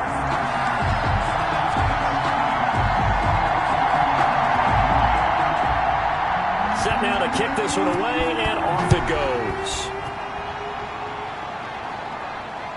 This will be fielded inside the 5. And he'll take it up past the 25 to the 26-yard line. And on the return, Washington will take over 1st and 10. At their own. Look at Washington as they come onto the field. They've shown precious little here offensively thus far as they try again with a 1st down now.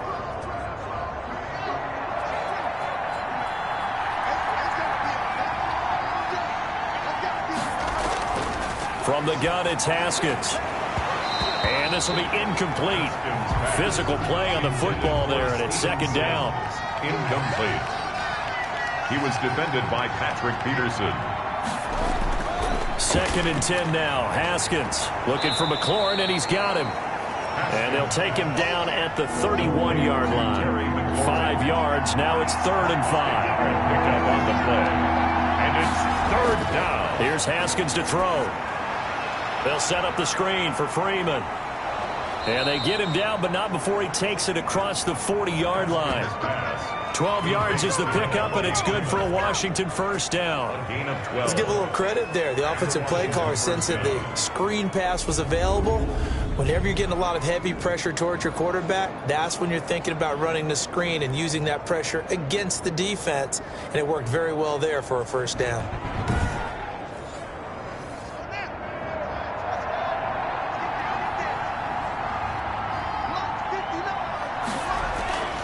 On 1st and 10, it's Haskins. That's complete to Moss out of the backfield. Complete. A gain of 6 there on first. 6 yards was the pickup on the last completion, so here's 2nd and 4. He's a rookie, and you don't want to get hung up on the word potential. But when you see him make catches like that, you keep thinking to yourself, he's good now. He's got a chance to be great with plenty of work. This will be a loss of 3, and now a much tougher 3rd down looming. It looked like the defense, they were ready for that one. Really left him almost no room to work after catching the ball. He could throw every move in the book at him. They were there, and they tackle him for a loss.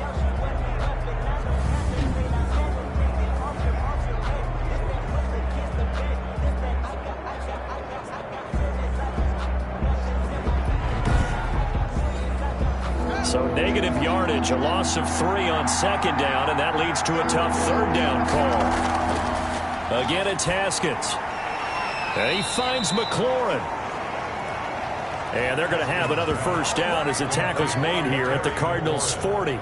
13 yards there and a Washington 1st. 1st down, Washington. You can almost hear the sigh of relief coming from their sideline and from their point on the field because this has been a tough start for them thus far. A much-needed 1st down there. They needed something good to happen. Plays like that will continue to help them dig out of this hole.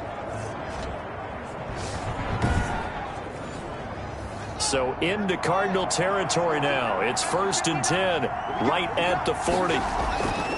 Throwing again, here's Haskins. That'll be caught. It's Steven Sims. And they'll wind up getting this one all the way down inside the 20. Steven Sims. 23 yards, the final tally. 3 yards. 1st down, Washington.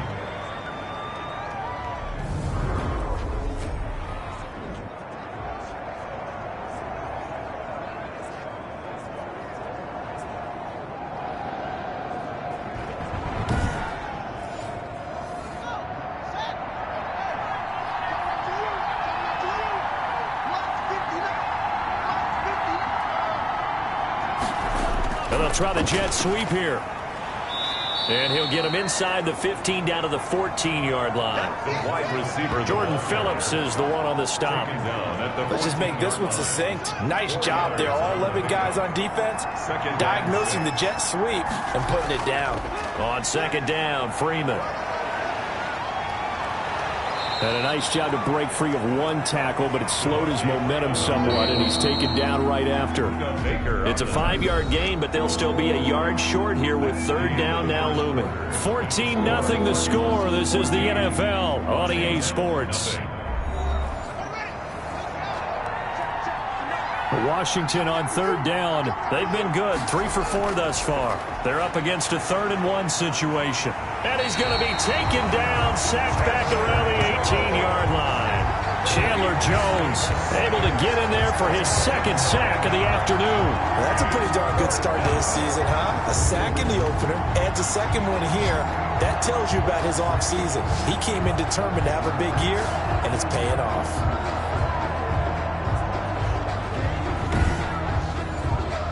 So now on 4th down, Washington will hand things over to their kicker, Dustin Hopkins. From the right hash, it's a 35-yard attempt. And Hopkins' kick is good. And they will get themselves on the board here at 14-3. Washington 3. So the field goal there caps what winds up to be an 11-play drive. Well, partner, that's a lot of offense to run there to only get 3 points. So I just wonder, are they going to recycle those plays because they were successful in getting 3? Or do you go to another section of the playbook trying to find ones that get you into the end zone and get you 6? 1st and 10. Kyler Murray going to lead the Cardinals back out on offense. And he's been busy with his feet. He's been quite the scrambling man. And obviously that can break down a defense.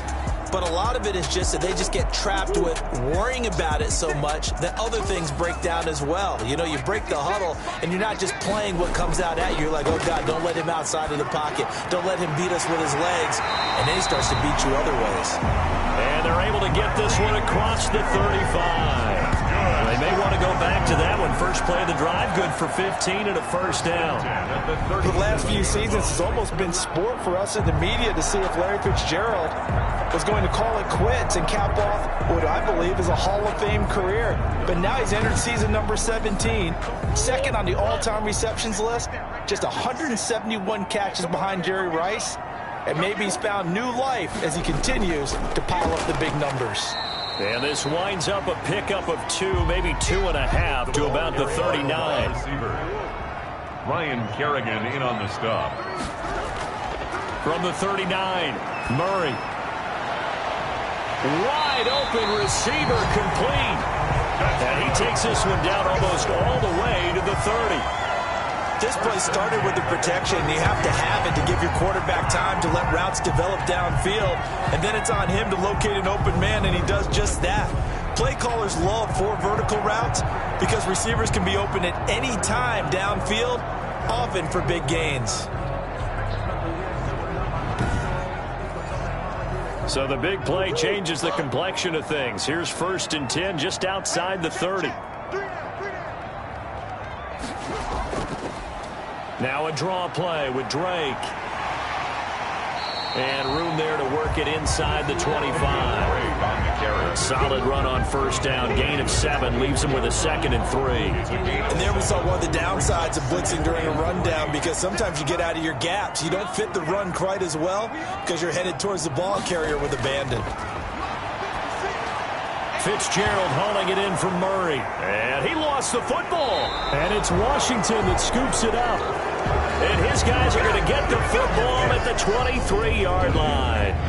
We have seen this before, and we know coaches preach about this and work on it all the time. Catch the ball. You know there's going to be some traffic somewhere. They've got to put it away and secure it as they try and get downfield. And back onto the field now comes Devontae Freeman. He's been good. They've utilized him well, but they're losing here in the second quarter. What might they change offensively? I think that what you try and do is expand how you get the ball to him a little bit. Get him out in open space, maybe swing the ball to him. What's that they used to call in the West Coast offense, the long handoff? Yeah. Serve as your running play that way, as well as continue to feed him the football. Some of these runs now may pop bigger later in the game because of the effects of running it. Sometimes people, after a while, they don't want to tackle him anymore, or they get tired, or they get out of position, or he runs through tackles. Continue to feed him the ball. He's having that kind of game. Yeah, might they get him the ball in some space in some different ways here. Oh, he's able to outmuscle him here as he pulls it in. Give him 32 on the play.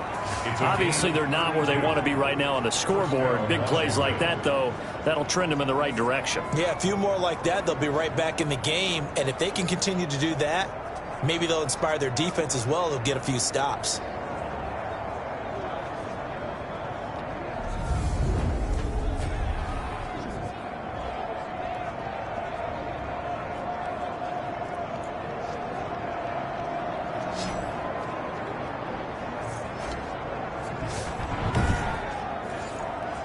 This offense finding its legs now. Here's another 1st and 10. Out of the shotgun, Haskins. That'll be caught over the middle by Moss. And he's able to get it down to the 25-yard line. 7 yards to pick up on the pitch and catch. 2nd and 3. I know the halftime's approaching, but I don't think he's going to want to take a break. That's his 5th catch. Yeah, they've really been targeting the tight end. Able to get 7 on that first down pass play. 2nd and 3. Haskins going to throw again. Over the middle, complete. It's Moss. And he'll get it down this time to the 17. That one, a first down pickup of 8. An 8-yard pickup.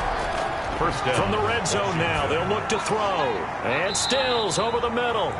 And he'll go down here at the 12-yard line. 5 yards on the catch there, brings up 2nd down. And 5 at the Cardinals' 12-yard line. Haskins back to the air. And he takes it in. Touchdown, Washington. A 12-yard touchdown grab. And Washington able to make this a close game again. Obviously, Brandon, they couldn't get it all back with just one score, but that touchdown chips into the lead, and now it makes the comeback a little bit more manageable. Dustin Hopkins on now to add the extra point. And he's got it. That cuts the lead. It's now 14-10. So that drives 7 plays in length. And it was polished off by a Washington touchdown.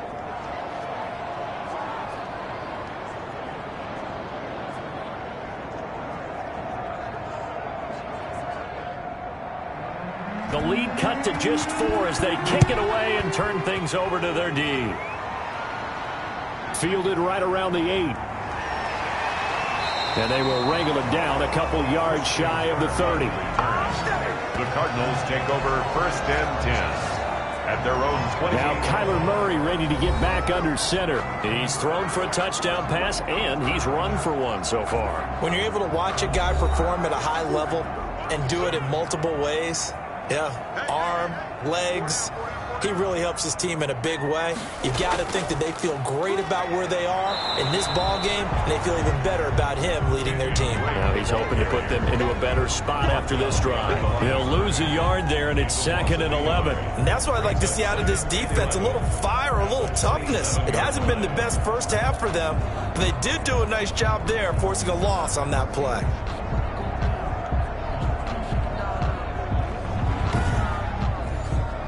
A loss of a yard there to start out. That leads to a 2nd and 11. From the gun, Murray. He'll try and run it. He'll wind up getting 4 there on his own, but it will leave him now with a 3rd down situation. Makes it 3rd and 7.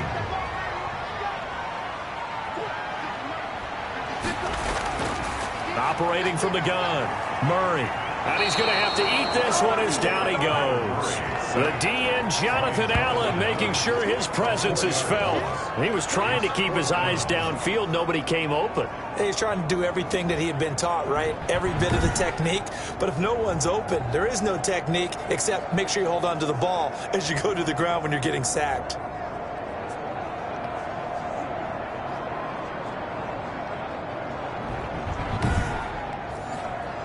On 4th down, here's Andy Leon to kick it away. Greg Stroman back deep for Washington.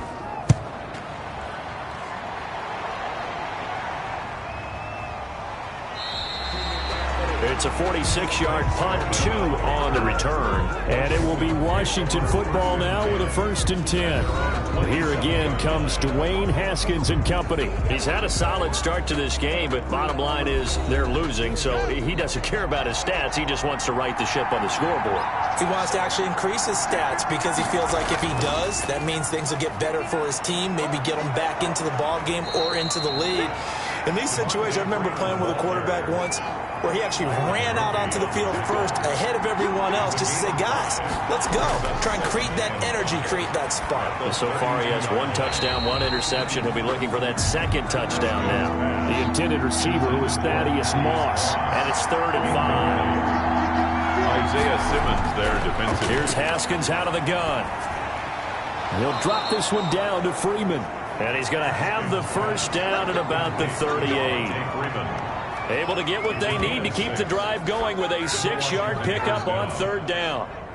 But they certainly made a point of getting him involved in the passing game here in the first half. They must have seen something in the scouting that said, hey, we can capitalize on him getting the ball possibly in the open field. And I think in the second half, that may loosen up the defense a little bit to get the running game going back inside. So here's a 1st and 10 at the 38. From the gun, Haskins. Here's Moss with a catch out of the backfield.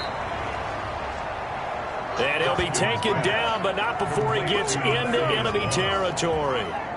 15 yards the pickup, 1st down Washington.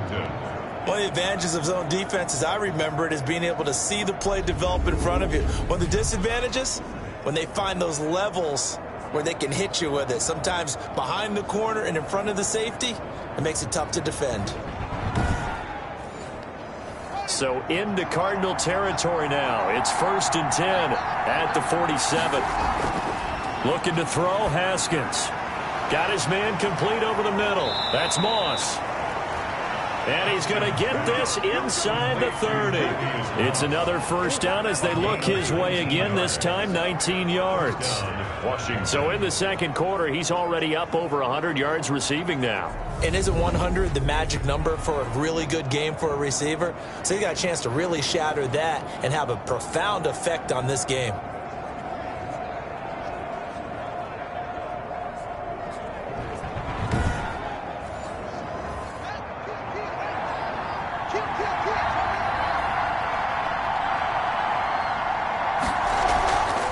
This is Freeman on 1st and 10.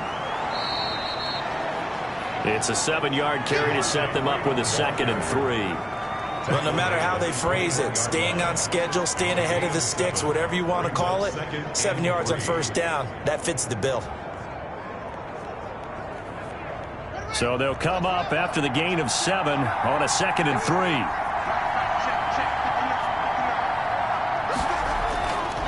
Operating from the gun. Haskins, and that is incomplete. A lot of force bearing down on him there. He could not hang on. It's 3rd down.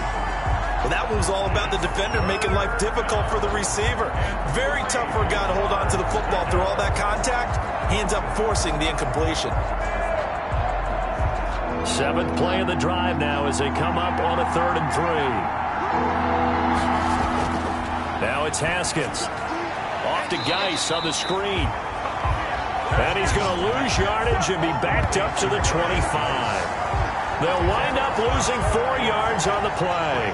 And that'll bring up 4th down. Well, you can see what they wanted to do. They wanted to set up the screen there, but it got blown up. It's hard to run that play if you're not getting a lot of pressure at the quarterback because the space doesn't open up. They were able to read that one and slow it down and stop it before they could get a 1st down.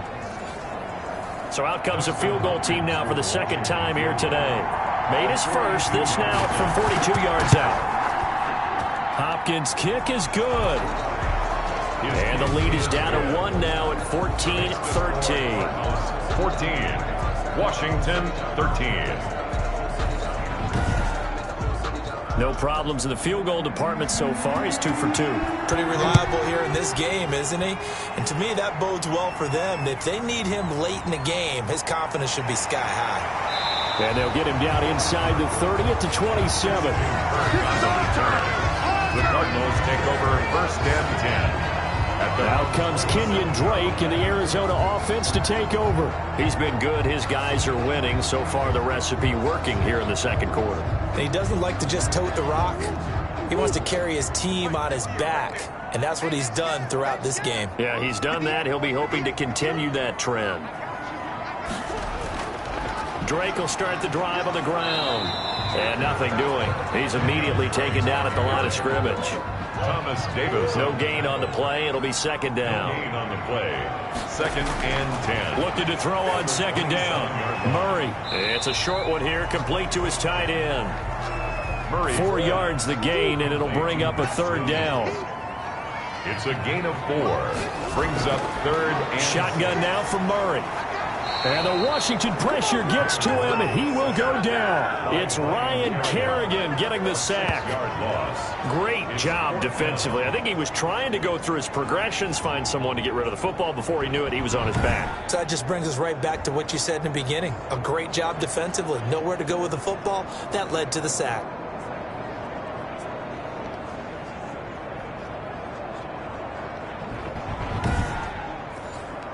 Here's Andy Lee now as he'll punt it away for the 2nd time.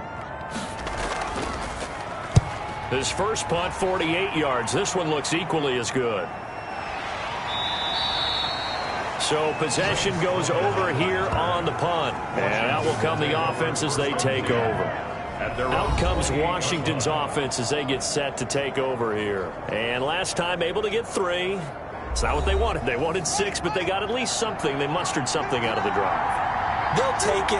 Just, I like the way you've described it. Not ideal, but they'll take it. Anything to put some points on the board. But this time on offense, they don't even want to see the field goal kicker trot on the field. They want that ball in the end zone. Yeah, they'll be going for 6. He was defended by Patrick Peterson. And now a 10th carry for Freeman. And the second wave of tacklers is going to get him as they stop him behind the line. It'll go as a loss of a yard, so now they deal with 3rd and 11. And it's 3rd down.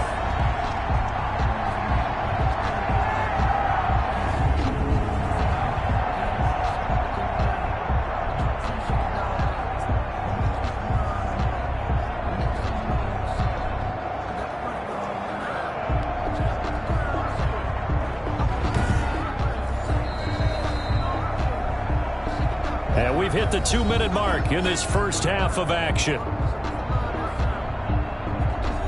A reminder, coming up at halftime, we'll head to Orlando. Standing by there, Jonathan Coachman. He'll have stats and scores from around the NFL in his second week of the regular season.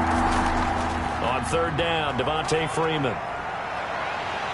And he gets this one just shy of the 40. They'll mark him down at the 39. 12 yards is the pickup, and it's good for a Washington first down. Pressure gets to Haskins, and down he goes. I'm starting to feel for that quarterback back there. I mean, you know me. Normally, don't have a lot of empathy for the QB, right? In this case, definitely. He's been under constant duress this entire game. I don't know how he's surviving back there. And to think, there's still a long way to go in this football game.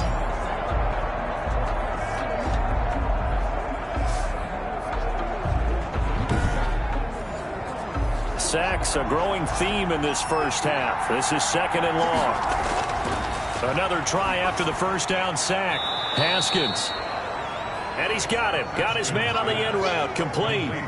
6 yards is the pickup, and that'll lead to a 3rd down.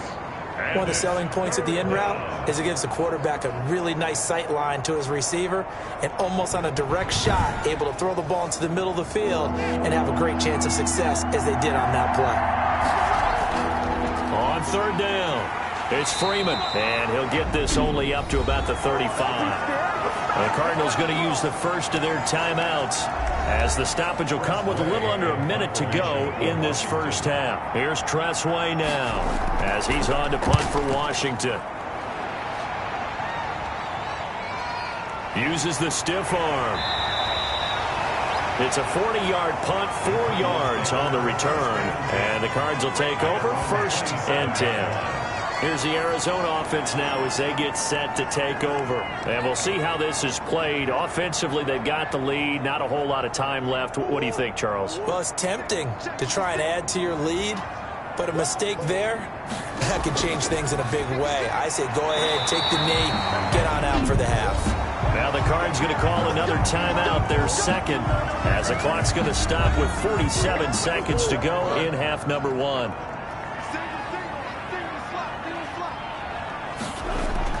Murray now on 1st down. They'll roll him out right. He's going to take off with it. And taking it across midfield and just shy of the 40. The coverage may be too good that time as he breaks away for 19 with his legs and a 1st down. Man, defensively, that hurts. They got him out of his rhythm. They had him hemmed in, but somehow he was able to tuck it away and get away for a gain.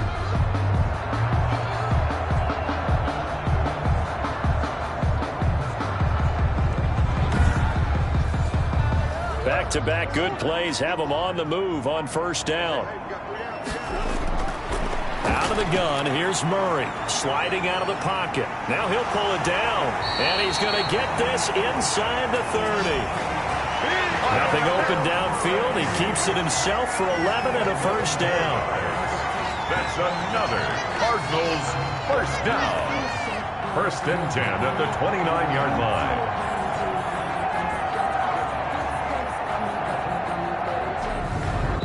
Now a timeout signaled for, and they'll get it with 10 seconds to go before halftime. So even though it's 1st down, here's the field goal unit on now to try to get 3 before halftime. From the right hash, it's a 46-yard attempt. And he missed it. He missed it just wide of that left upright. It's no good. And this score will stay right where it is.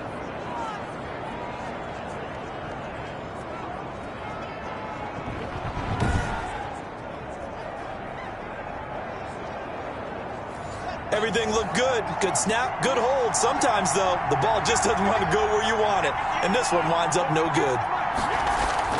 Haskins looking to throw on first down. He'll air this one out deep for Sims. Into double coverage, and it's intercepted. Picked off by Byron Murphy. And he will be brought down as time is now run out on this first half of action. So a very tight first half. We had to break in a one-point game. As we send you on out to our studios in Orlando, here's Jonathan Coachman at REA Sports Halftime Report. Okay, Brandon, we'll get you back to you and Charles in a bit. But first, it's time for a trip around the NFL following an eventful opening weekend. Let's see what's happening in Week 2. We'll get started up at Lincoln Financial Field in Philly, where it was the visiting Rams who come in and get the victory on the road. A touchdown, the difference. 21-14, the final score.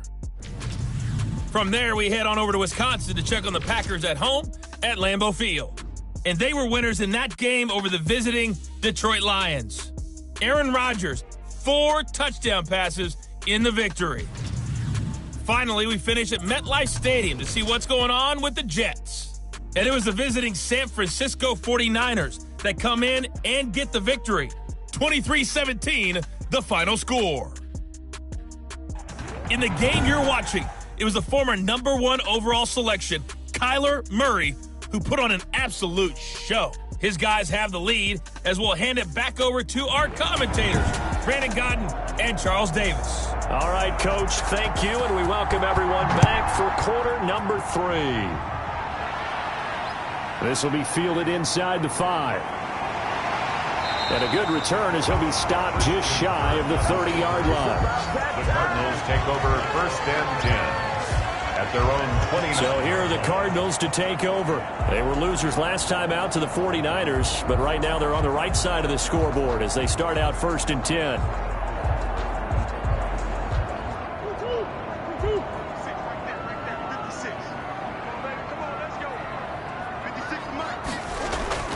Murray going to run play action with Drake and look to throw it. It's caught on the right side. Williams. Not much there, only a yard. That's a nice throw out there to the flat, but they defended that pretty well. The hope is to go ahead and put it on him so he can turn and get upfield and gain additional yardage. There just wasn't anywhere to go on that play.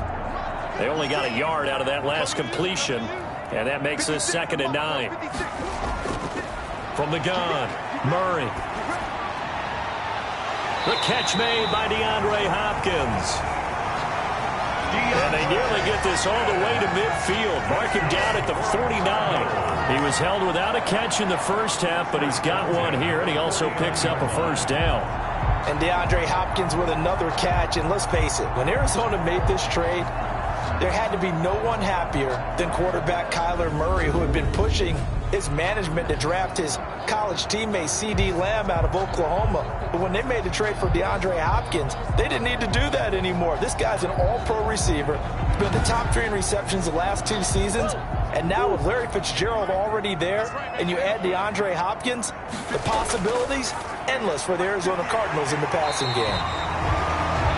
That's complete once again to Hopkins. Complete to DeAndre. That last catch short of the marker by just a yard leaves him with a very manageable 2nd and 1.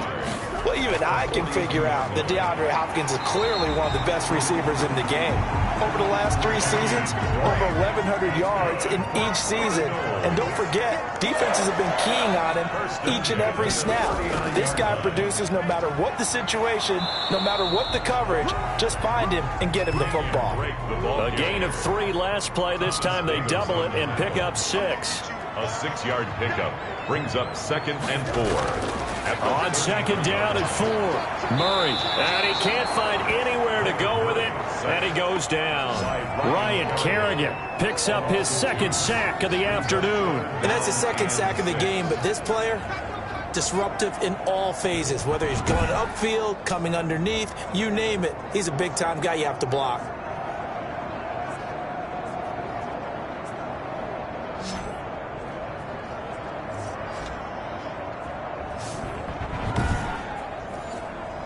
They need to get to the 29 if they want to pick up a first here on 3rd down. Operating from the gun, Murray. Now Drake loses the football, and it's Washington that scoops it up. And his guys are going to take over at the 34-yard line. Obviously, you got to hold on to the football, but I've got to give credit to the defense there. Good job of knocking it free. Yeah, because a lot of the time we just blame the offensive players for not taking care of it. How about the effort of the defensive players knowing that guys are going to, and if they're good, anticipate the contact coming and try and cover up the football. And they still find ways to knock it free. Out there set and ready for this next drive, the Washington offense. And last time, one play interception. So this offense, they should be fresh. That's a good way of putting it. And I can't wait to see what they decide to do with play calling. Because a one-play drive where you throw an interception, a lot of people think the very next time out, run the football, don't give them a chance. Maybe play action? I think maybe you go play action, show your quarterback, get a little confidence in it, and let him fling another one. Looking to throw again on second down. Haskins. And he'll be taken down, but not before he gets into enemy territory. 11 yards there, first down. Like so many tight ends nowadays, they have no problem at all putting him in the slot and letting him go to work. And that's a nice pitch and catch right there for a first down.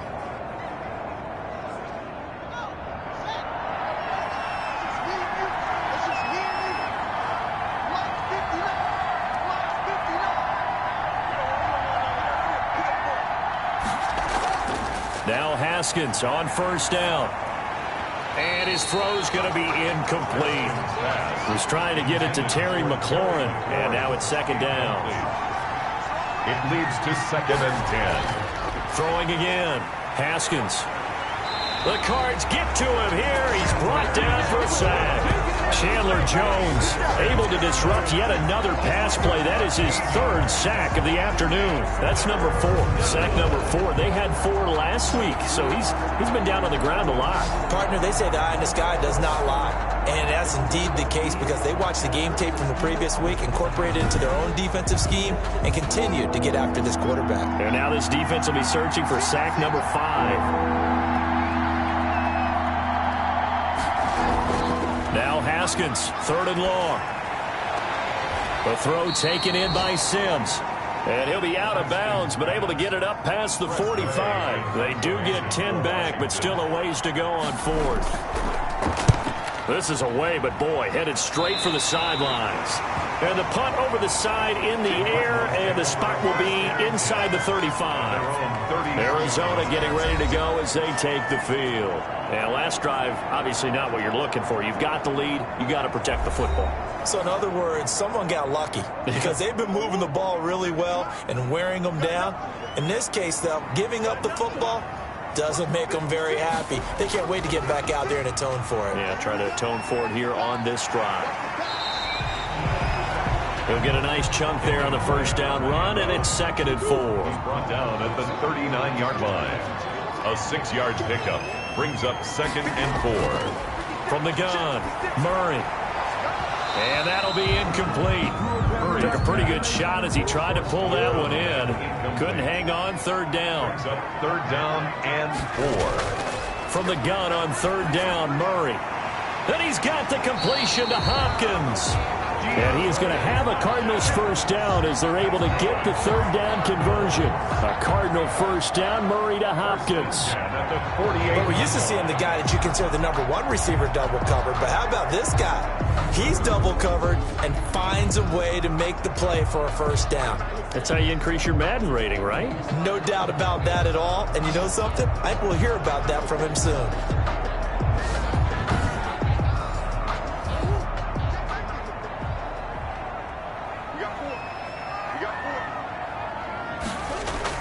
On first down, Drake. Tackle made by Chase Young. A 4-receiver set here. 3 to the left, 1 to the right, 2nd and 6. It's now 2nd and 6. They fake the handoff. Now Murray. He's got the first down here inside the 30. And they're going to have another first down here as the tackle's made at Washington's 9-yard line. 26. That one good for a first down pickup of 18 yards. They were in zone defensively, went with a crossing route. It's always interesting to watch that chess match. Yeah, and I think safeties don't mind crossing routes against zone because eventually you're going to run into their territory, and that's when they lick their chops in order to get the big hit or a play on the ball. Offensively, nice execution to find a hole, make the catch.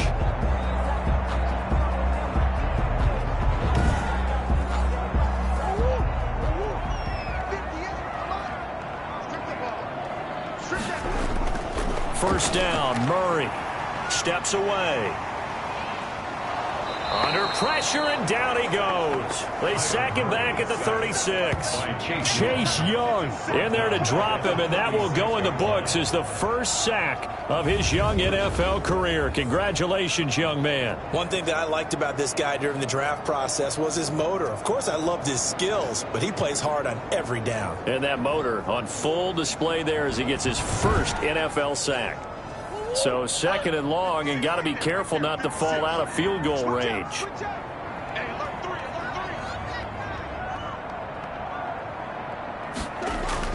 Another try after the first down sack. Murray caught left side. Williams. And down right around the 32-yard line. 4 yards on the pickup. 4 yards on the completion, and it sets up a third down. Operating from the gun, Murray. Eluding the pressure right. Murray. He certainly had plenty of success running the ball, and right now I'm getting the sense that he's looking to take off and run every time he steps back to throw it. But they did a nice job there collapsing on him and holding him to a short gain. So out comes the field goal team now for the second time here today. From the right hash, this from 44 yards out. Gonzalez's kick is good. And the drive will wind up yielding 3. Makes the score Cardinals 17, Washington 13. So he missed that field goal earlier, but he says not this time. Able to knock it through, give his guys 3. I like his poise. I like his confidence, his belief in himself. Sometimes when you miss that first one, you see a lot of guys sag and they can't make the next one. Not in this case. Stepped right up like a pro. Now we get another look at Washington on offense. And a tight game after punting last time. See if they can get something going on this drive. As they head to the field now, with the game this close, you've got to feel there's a sense of urgency for them going on offense right now. But they have to do it without letting panic creep in and affect their play. And he powers through the first wave, but he's going to be swallowed up behind the line of scrimmage. Well, add that play to his resume reel because he went to the Pro Bowl last year. That's how you go to the Pro Bowl. You make plays like that, big-time penetration, and throw people for losses. After the loss to start out, here's 2nd and 11. Again, they'll run with Freeman. Looking for a cutback lane, but nothing there as he's met at the line of scrimmage. Brought down. No gain that time, and it leaves him with 3rd and 11 coming up. Gain on the play. And it brings up 3rd down. 3rd down. Here's Haskins. Pressure comes, and the Cardinals bring him down. Corey Peters in there to drop him for a 6-yard loss, and that will lead to 4th down. Well, they went with the nickel. They throw in an extra defensive back. Coverage was very good. Yeah, it was exactly as you would expect. A passing down. You bring in the nickel package. Just as you described, the coverage was excellent and allowed one of their linemen to end up getting to the quarterback. Here's Tressway now as the drive goes backwards, so he's on to punt it away.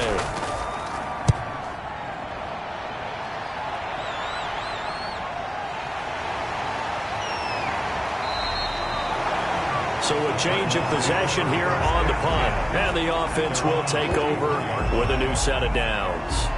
Kyler Murray going to lead the Cardinals back out on offense. And the passing game, I mean, look at the numbers. It's fallen off. When a team is struggling, sometimes you look at the quarterback. When the quarterback starts to struggle, who goes over and picks him up? Yeah, that's always a big one, isn't it? Usually, there's a quarterback whisperer somewhere. And what I mean by that is, whether it's an assistant coach, whether it's one of his best friends on the team, someone that can get in his ear, get with him and say, all right, my man, what do you need? What's going on here? So he's one person he can lean on. He's going to have to lean on that guy right now. All in all, no gain on the play, and it'll bring up 3rd. But there was pressure all around him, so the only play was to try. And Murray in trouble here, and down he goes. And there's Kyler Murray being sacked, and in his first year in the league, surprising to a lot of people, he was the most sacked quarterback, went down 48 times. And when you think about the mobility that he possesses, that really does surprise people because they think they can get out of everything. But so often, Those young guys who can move around a lot, they keep plays alive so long that sometimes they actually get trapped. Defenses are going to test him and continue to test him. I think he's got something for them as he continues to move forward. And that one hits at the 7, but bounds into the end zone, and that'll be a touchback.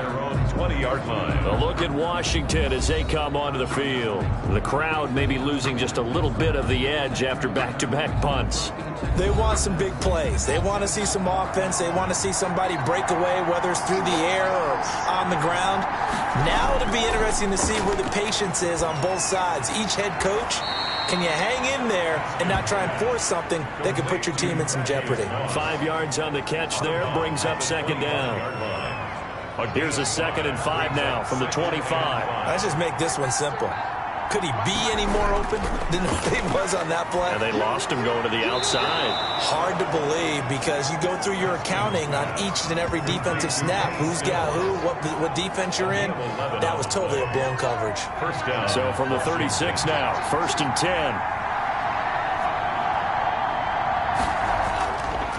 10. Here's Freeman. And he'll take this one for about 4 up to the 40. On the handoff. Following the pickup of 4, here's 2nd and 6. 4 yards on the pickup. 2nd and 6.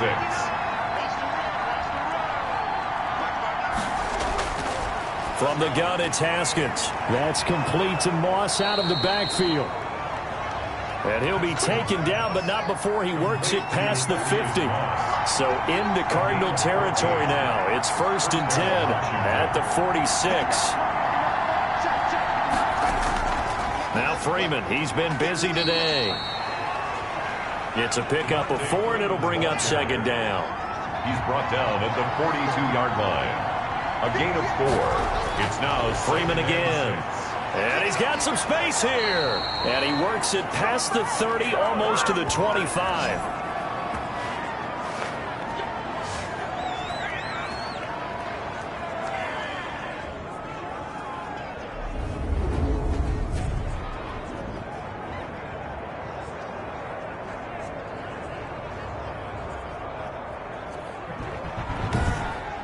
And that is going to do it for this 3rd quarter of action. You're watching the NFL on EA Sports. 13.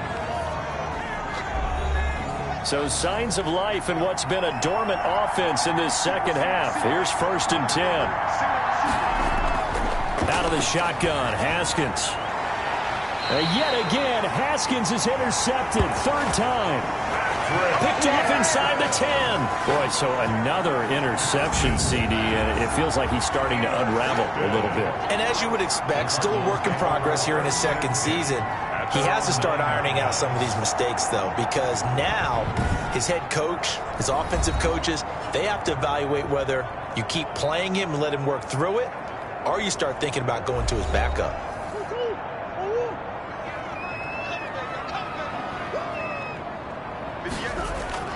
After the turnover, here's Murray. Quick hitter here, it's complete. And he's brought down, but not before they get it across the 20-yard line. 1st down yardage on the first play of the drive, give him 14. From the gun, Murray. He'll buy some time right. And now he's going to use his legs. And they get him down, but not before he takes it across the 40-yard line. I guess no need to force it when you can do that instead. 1st down, 18-yard gain. All right, partner, I'm a defender, but I've got to express my admiration there. Moving around, making it happen, and instead of worrying about protecting himself, he goes and gets the 1st down. I've got to give it to him on that one. Normally, you don't want your guy taking shots, your quarterback, but it's winning time here in the 4th quarter. If he needs to make those plays with the legs, go ahead, right? Yeah, no doubt about it. At this stage of the game, all protections, they're off. On 1st down, Drake. 3 yards on the pickup there, and it'll be 2nd down. Well, with the fumble he had earlier, we know how key keeping the football is here. That fumble earlier probably at the forefront of his mind. Just hold on to this thing. It's also at the forefront of the mind of the guys who are trying to get the ball from him. And since they've seen him drop it on the ground before, they're doing everything possible to have him do it again. They need that turnover. 22 yards on the catch and run, a 1st down. First and 10. If you're going to blitz, likely going to leave you in man coverage with this guy, and that is less than ideal.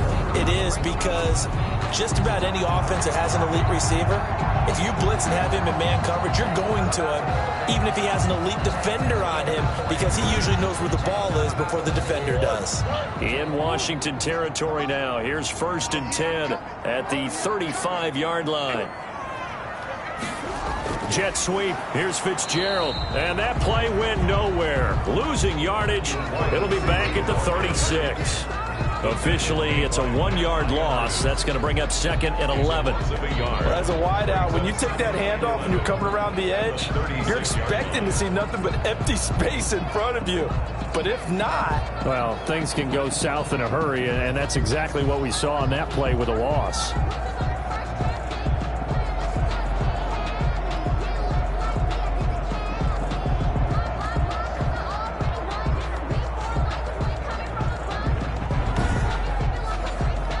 Maybe just a slight detour on what's been a strong drive. Here's second and 11. Operating from the gun. Murray. That's caught. It's Dan Arnold, the tight end. And down right around the 32-yard line, 4 yards on the pickup. That's a gain of 4 here in the fourth quarter, with them leading by 4 on the scoreboard. Throwing is Murray on third down. Being chased out left. He may try and run for this. And they're going to have another first down here as the tackle's made at Washington's 9-yard line. The escape and scramble, a first down, a 16-yard gain. That is an absolute backbreaker. That was a design passing play, wasn't a draw. You think you got him stopped, good coverage downfield, and he's able to pick up the first with his legs. Defensively, that kicks into your psyche and hurts a little bit, doesn't it? It certainly does, and here's the thing. Anytime you give up a first down, it hurts you psychologically, but it hurts more when they get it this way, because you've covered everything. He didn't have any place to throw the football. He takes off running and picks it up anyway, and now you have to stay on the field for an extra set of downs. And really could have used that stop trailing here in the fourth. The safety Landon Collins there to make the tackle. Just not a whole lot of room to operate there on that carry. No, not at all. They did a really nice job staying in their proper places and not allowing any lanes to open up. Call it a pickup of 7, and that'll bring up what looks to be a 3rd and inches. Can't be more than a half a foot.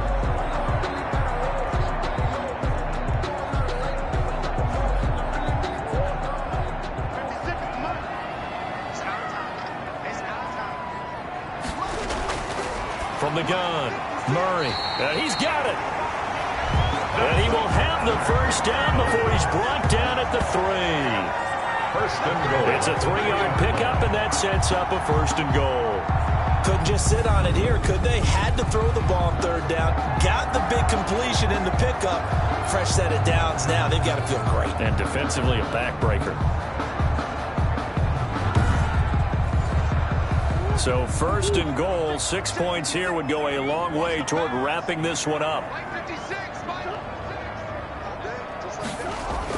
They'll try and pound it in with Drake. They're able to get a couple here, but won't get across the plane as they stop him right around the 1. Second and goal from the 1. 2 brings up second and goal.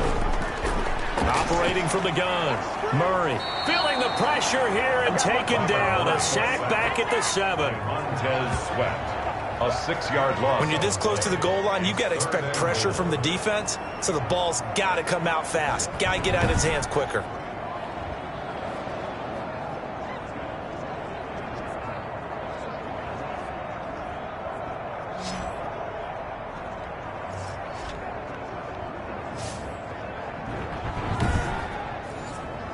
A lot of tired bodies on that field, but this is a big play. 3rd and goal. From the gun, Murray. And he fires one, but incomplete. Murray's pass. So decision time now, because a field goal keeps it a 1-score game. What are you thinking? Well, I'm looking at the down and distance, and that's where the issue comes in. It's not short enough that it's a no-brainer and you go for it. You have to analyze this one. To me, you take the field goal, take the points. I don't think you want to risk coming away with nothing. 20. Washington 13. Well, from a defensive perspective, though, I think maybe they're saying, hey, we did what we needed to do, kept this a one-score game. Yeah, without a doubt, because they were able to bleed some time off the clock, right? Put themselves in a good position, but it's not out of reach yet, okay? Being able to hold them to a field goal means that they do have a chance to come back and win this game. And Washington going to come back out here to take over offensively. And that last turnover could have proven more costly, but their defense only gave up 3. But now answering with a field goal doesn't do them much on this drive. They need to try and find the end zone. Haskins and the Washington offense going to come up here 1st and 10 at their own 23. From the gun, he'll set up to throw. Oh, hit as he throws there, incomplete. Once again, they'll go from the 23-yard line on 2nd and 10. Makes it 2nd and 10. To throw again. Haskins. They'll set up the screen for Freeman. And this one will go to the 28-yard line. 5 yards. Now it's 3rd and 5. 5 yards on the play. And it's 3rd down. From the gun, Haskins on 3rd down. And he finds McLaurin. And they get him down, but not before he takes it across the 40-yard line. First down, Washington. Haskins finding McLaurin. Tell you what, he's been able to put the ball in some tight spots all game long. That throw, no different. Yeah, a lot of people would call it a gutsy type of a throw. I think he looks at it as, I can do it, so it's not that big of a deal to me, and I'm going to keep firing.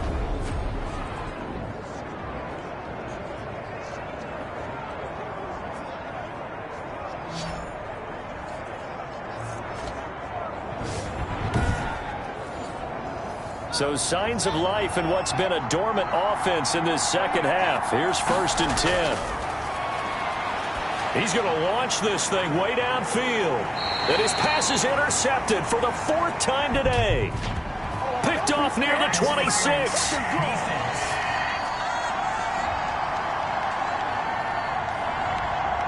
So cancel the interception, pass interference. And you know what else gets canceled? The return yardage. Makes the play, but now it's all for naught. And he couldn't hang on. Would have been their 4th pick of the game.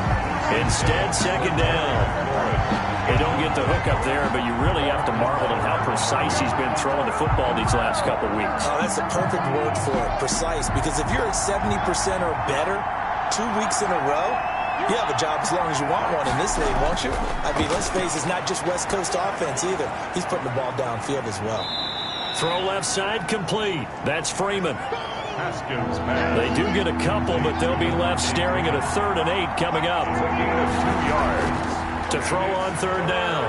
Haskins under pressure, and he will go down. Sacked back at the 38.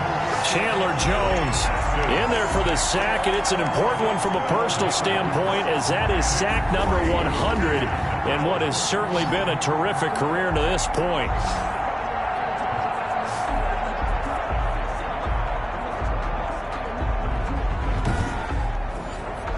So on 4th down, out trots the kicker in a big spot here. This officially a 55-yard attempt. And this one is no good. He missed it. And this score will stay right where it is. And now let's talk about Kenyon Drake. So after that hot start, the numbers here show the decline. What has the defense done adjustment-wise? Sometimes when you have a running back who's getting off to a hot start, you've got to catch him before he really gets going. So you change what you do across the defensive front. Instead of the linebackers being back a few yards, you bring them up closer. It's what we call mugging the line of scrimmage, taking away a lot of blocking angles and gaps, and maybe stopping him before he get going. Mugging the line of scrimmage, okay. Yeah, in this case. A good rally to the football keeps him to only a yard, and it's 2nd down. Well, the strategy was evident there. Get it to your tight end. And the ball comes out, but this will fortunately wind up out of bounds. Good coverage downfield led to him taking off, picking up the 1st down on a 13-yard run. You can almost see inside his face mask there the look of relief. He coughed it up, but it goes out of bounds. They keep it. Someone carrying around the lucky horseshoe, aren't they? If I were him, I'd go out and play the lottery after that one. A very fortunate man. And they're operating in plus territory here. They're thinking points. Definitely don't want to lose the football at this juncture.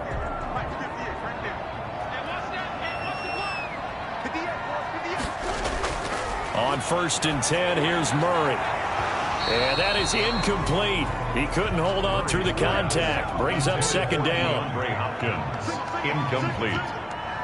Kendall Fuller there on the coverage. Murray the give. This is Drake. He'll wind up getting 4 down to the 36. Drake on the handoff. They'll need to get it to the 30 for a first. This is third down. It's a gain of 4. Brings up 3rd and 6. From the gun, Murray. And that's going to be intercepted. Landon Collins, the Pro Bowl safety. Murray's pass intercepted by Washington. CD, I know it's just his second year in the league as a quarterback, but that's going to be one when he flips on the tape. He's like, I shouldn't have thrown that ball. No doubt about it, and his coaching staff will be emphatic about he shouldn't have thrown that ball. But remember, second year, as you noted, on-the-job training, so he's got to take this feedback that he's getting, negative or otherwise, and turn it into positives moving forward. Haskins and the Washington offense going to come up here 1st and 10 at their own 15. Now after the turnover, here's Haskins. He'll drop this one down to Freeman. And they'll bring him down here up at about the 22-yard line. Able to get 7 on that first down pass play. 2nd and 3.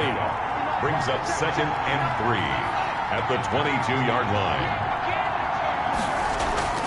Play action. Haskins. And that one got tipped. Kind of threw everything off. It brings up 3rd.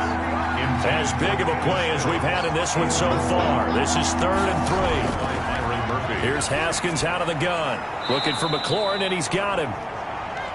And he's able to pick up the first before he's taken down at the 27. A 5-yard gain on the play. Give him the 3rd down conversion. 5 yards on the play.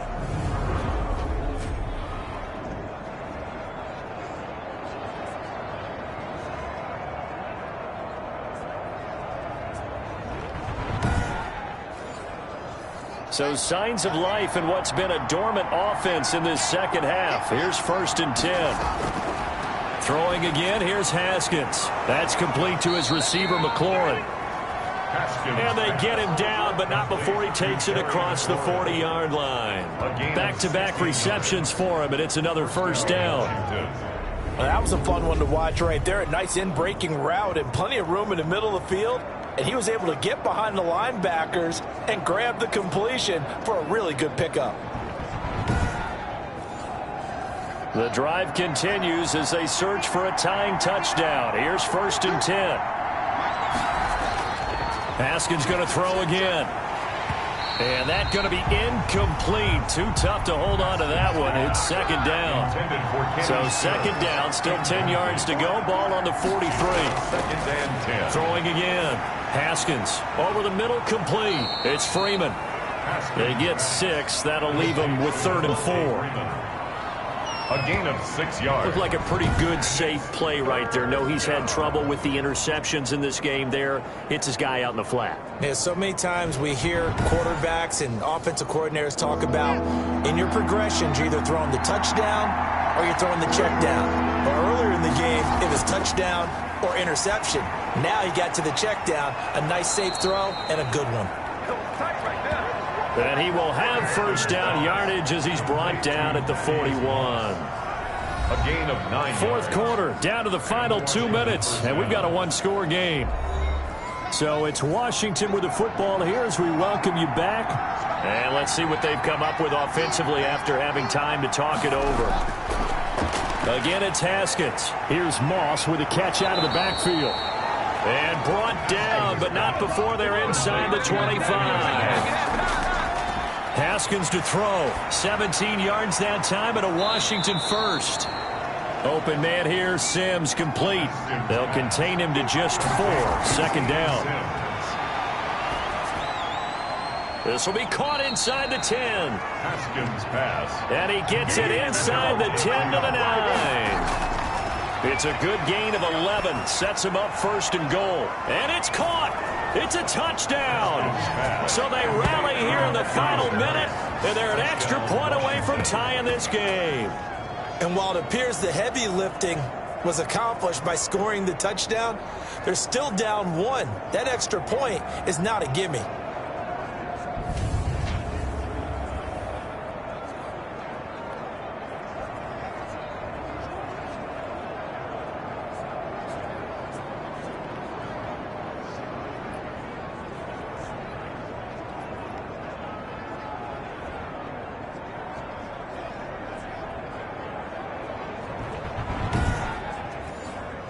On is Hopkins now for the extra point.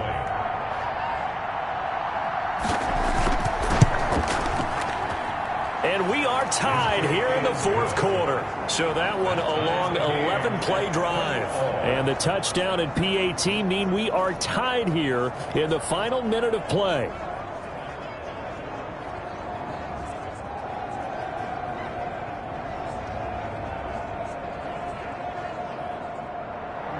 Fitting for what's been a tight ball game. We're all even at 20 now as the kick's away. That's fielded on the back line of the end zone. And this will not be brought out. It's a touchback. At their own 20. Now Kyler Murray ready to get back under center. And it was his interception on the last drive that wound up leading to a game-tying touchdown. And somehow you can make this a positive, though. You know why? Game tied now. So you're not protecting a lead. So you're not playing that way.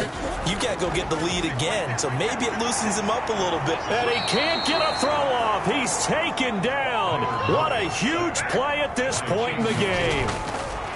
Back to throw. Murray. And he'll go underneath here to Drake. It's a gain of 5 on the play, and they're going to have a third down. It's a gain of 5. Brings up 3rd and 7. To throw is Murray. And he can't get a throw away. He's taken down. Jonathan Allen able to get in there for his second sack of the afternoon. It's 4th down.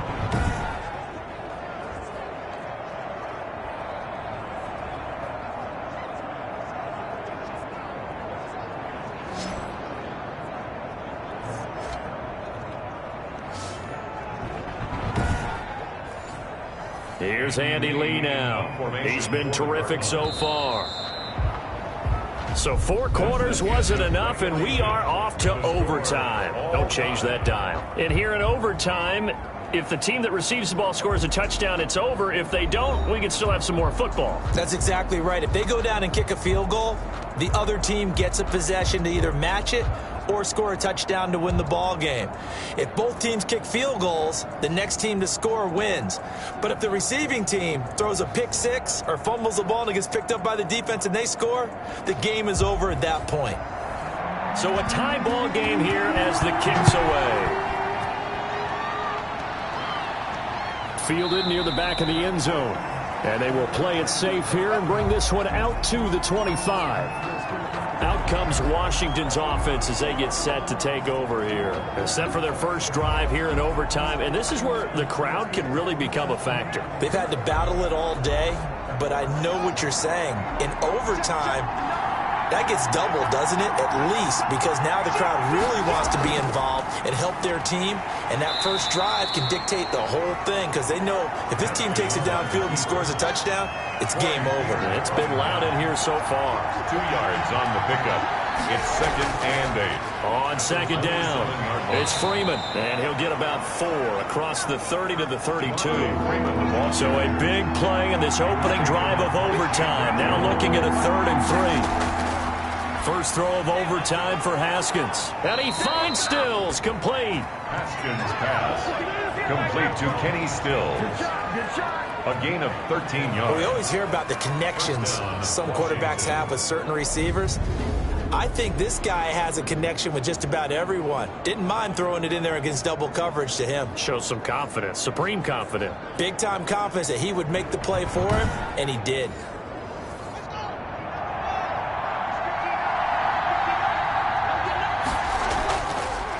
They'll run on first down. Freeman.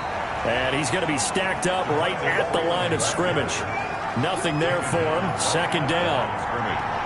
No gain on the play. Brings up operating from the gun. Haskins throwing the out route incomplete. It's Moss. And he's the epitome of what we call the move tight end. A guy that you can line up anywhere. In the slot, out wide, in tight. Doesn't really matter because he has such great skills. You want to utilize him in all aspects of your passing offense. And there he was in the slot for the catch.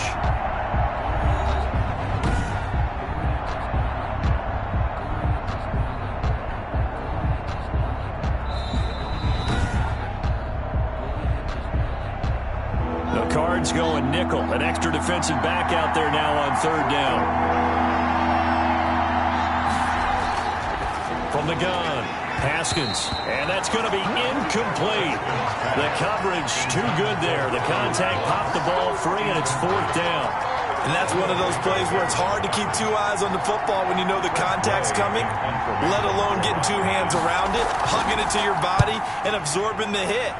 Even for those big tight ends who you would think could absorb that contact. Take over 1st and 10 at their own 19-yard. The football going back over to Arizona now. Their defense did its job, got the stop. All they need is 3, and this is over. Couldn't have done much else other than score themselves and end it. But they turned it back over to them, and now all they need is a field goal to win the game. An excellent job by the defense. Can the offense finish things off? And part 1 is done, now part 2. He'll be dropped at the 25 after a gain of 6. It's a 6-yard pickup, and it gets him to 2nd and 4. Brings up 2nd. What can Murray do now with his drive? Finds the open target, Arnold.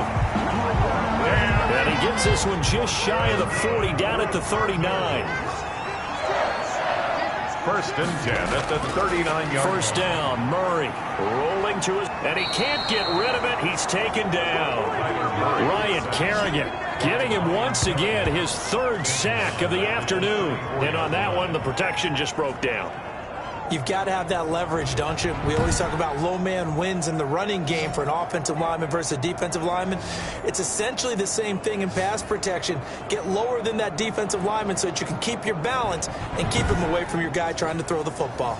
Coming up now on a 2nd and 15 following that sack.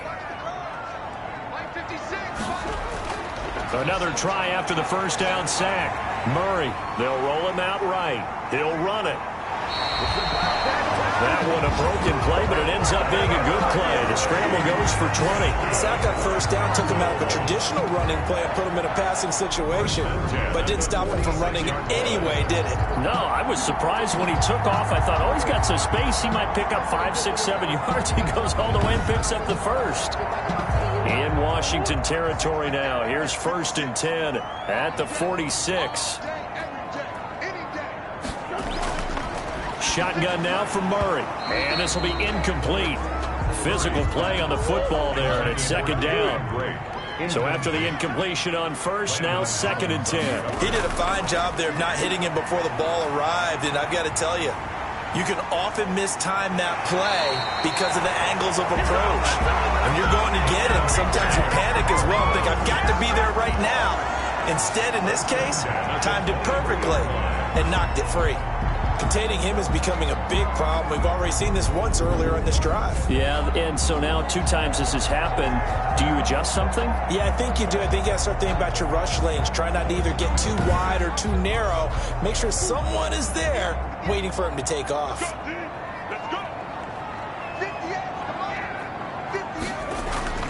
Throwing on 1st down is Murray. Fitzgerald bringing it in over the middle. And they've got it inside the 10 and the 8. 15 more there, and they're on a roll. It's another 1st down. Offensively, back-to-back really nice plays. This defense, they've got 2 timeouts. Maybe should burn one. Yeah, when you get back-to-back explosive plays, to me, anything over 10 yards, I don't care if it's a run or a pass, I count it as an explosive play. That sets your defense back on its heels. A timeout here would be a good idea and try and get themselves settled because we're in OT. This is big time. On 1st and goal, Drake. He'll get 2 out of that run, and it's going to bring up a 2nd and goal. The 6-yard line, the line of scrimmage on 2nd and goal. 2nd and goal at the 6-yard line. Out of the gun, here's Murray. Murray has it knocked loose, fumble, and it's Washington that scoops it up. He's at the 50, the 30, past the 20. And he brings it back to the house. It's a touchdown. And in a crazy inning, a defensive score wins it.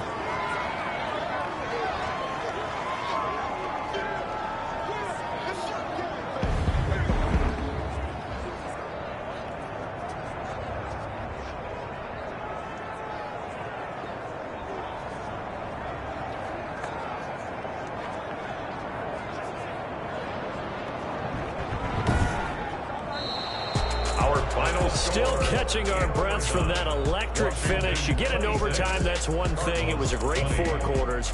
But then in OT, not only to win it, but to win it on a defensive score. Wow. Oh, definitely. And I think from now on, we're going to definitely travel someone who can help us, because I thought I was going to pass out at the end. Not just getting to the overtime, but the plays in overtime that led to this one, and to finish it on a defensive touchdown, a takeaway that gets into the end zone.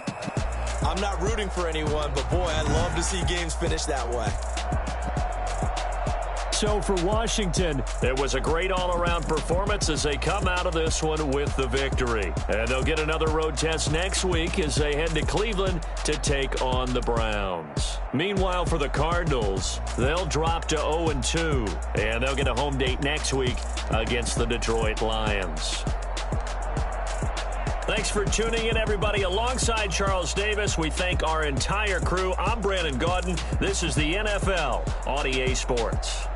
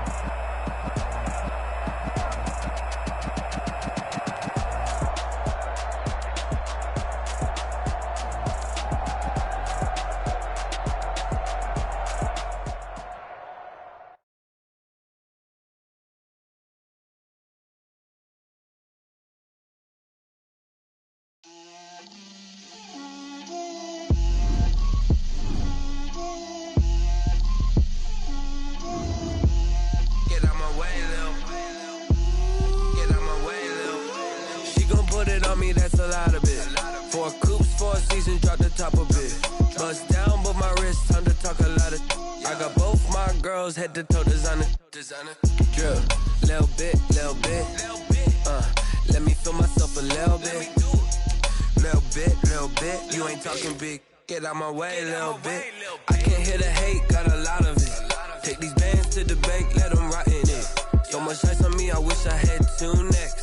I got homies that can sleep without 2. I got homies that can sleep without Gucci and Chanel, I got a lot of it. Walk up in the spot like, hey, what poppin' in? Gon' pop it for me cause I'm rich and poppin' in, yeah. Drill, little bit.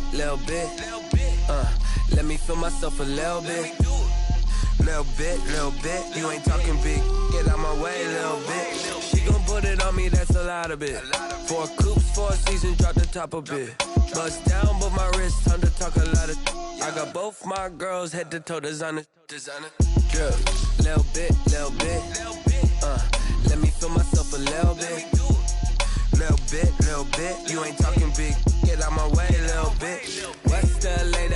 find me though.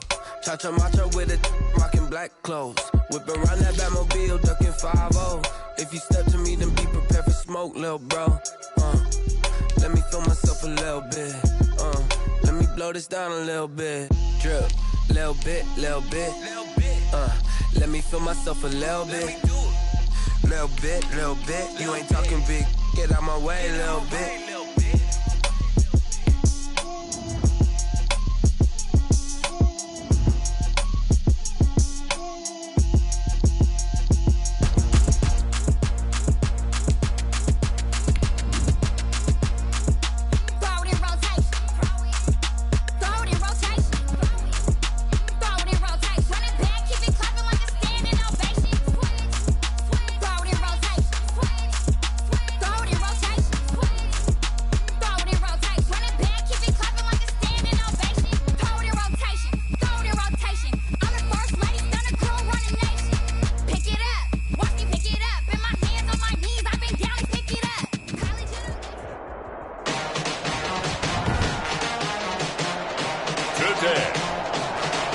From SoFi Stadium in Inglewood, California,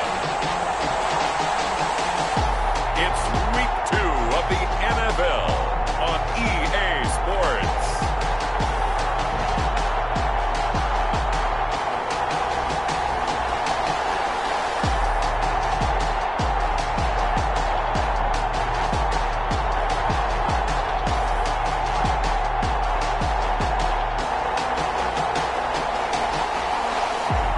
We'll see Justin Herbert and the LA Chargers taking on Patrick Mahomes and the Kansas City Chiefs.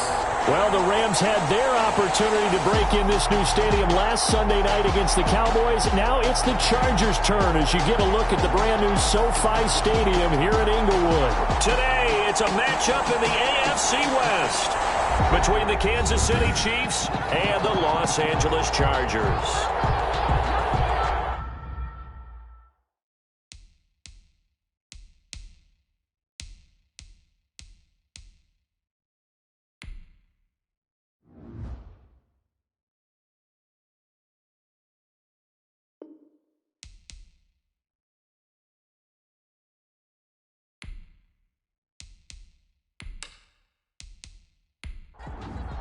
Harrison Butker. 2 1-loss teams set to lace it up. This ought to be fun, and we're underway on EA Sports.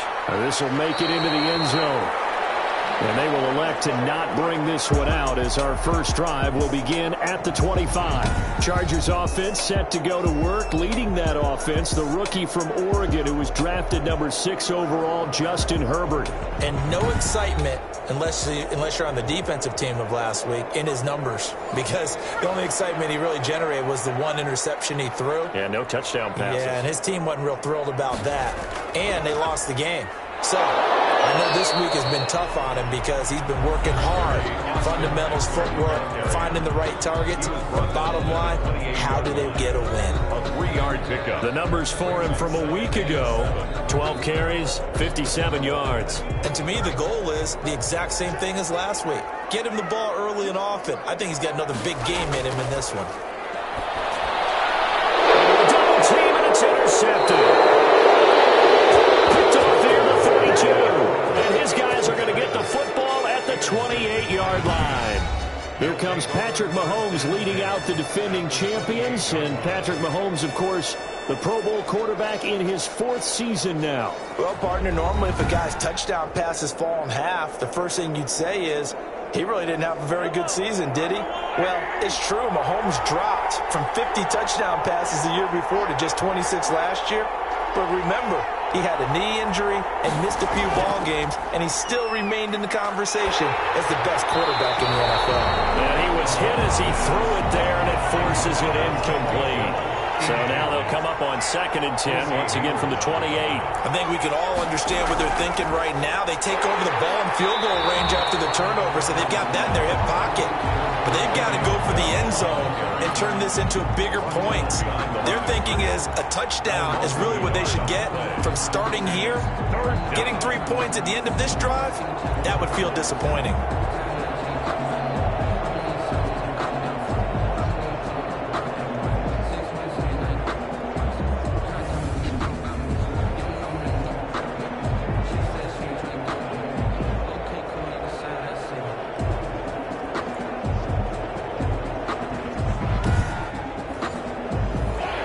chance of wasting this great starting field position. A real threat. This is 3rd and long.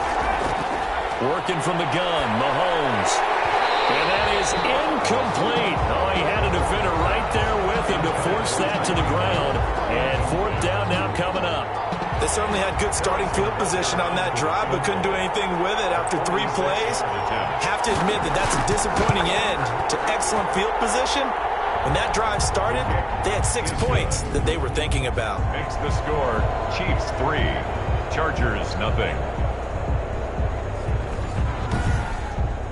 In the end, the opening drive, Charles, does yield points. Maybe not the touchdown that they wanted, though. Yeah, but bottom line, they wanted to get something out of that drive, and they did that. 3 points, they won't turn that down at all. And able to get this across the 20, but not much further as he's dropped at the 23-yard line. The Chargers take over 1st and 10. At their own. Justin Herbert leading this unit out for their next possession. And he comes out on the heels of an interception he threw last time they had the ball. Yeah, and you know, the quarterbacks that I know that are the best ones, the ones that really know how to lead their team, they tell them, that's on me. That's my bad. But let's go back out there and move ahead again, guys. We can get this done. One good thing for him, it did only lead to 3 points and not a touchdown after that turnover. Big thanks to the defense. Just a yard on the pickup there, and it'll bring up a 2nd and 9. Brings up 2nd and 9. From the shotgun, here's Herbert. Allen's got it over the middle. And from the 25, they work this to the 29, a gain of 4. Keenan Allen. It's a game of matchups, and that's why you take your receivers and move them around a bunch, especially your best guys. And when they work out of the slot, you often hear the coaches talk about how great it is because it gives you a two-way go. You can break out or you can break in. That makes it hard to defend. Found his target. It's Anderson. And he'll be taken down, but not before they work it across midfield.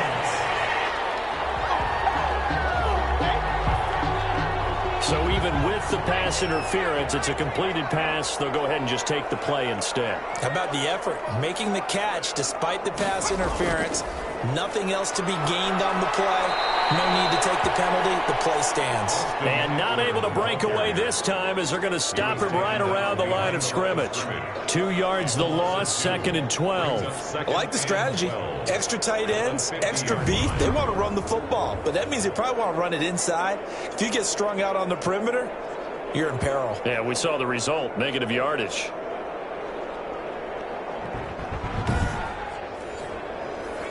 Behind the chain, 2nd and 12. From the 50, here's Herbert. Henry's got it out on the left side. Now he's able to take it across midfield before going out of bounds. Only 3 yards on the catch. It's 3rd down. 3rd and 10. Out of the gun, Herbert. Will get that complete to Reed. And he's corralled, but not before getting it inside the 35. Rookie to rookie on the hookup there, and it's a 1st down. And this was a nice example of an offensive coordinator scheming his guy open. Just a little underneath route, just trying to free up some space, and it worked awfully well. Got him not just space, but plenty of room to run after the catch to pick up really nice yardage.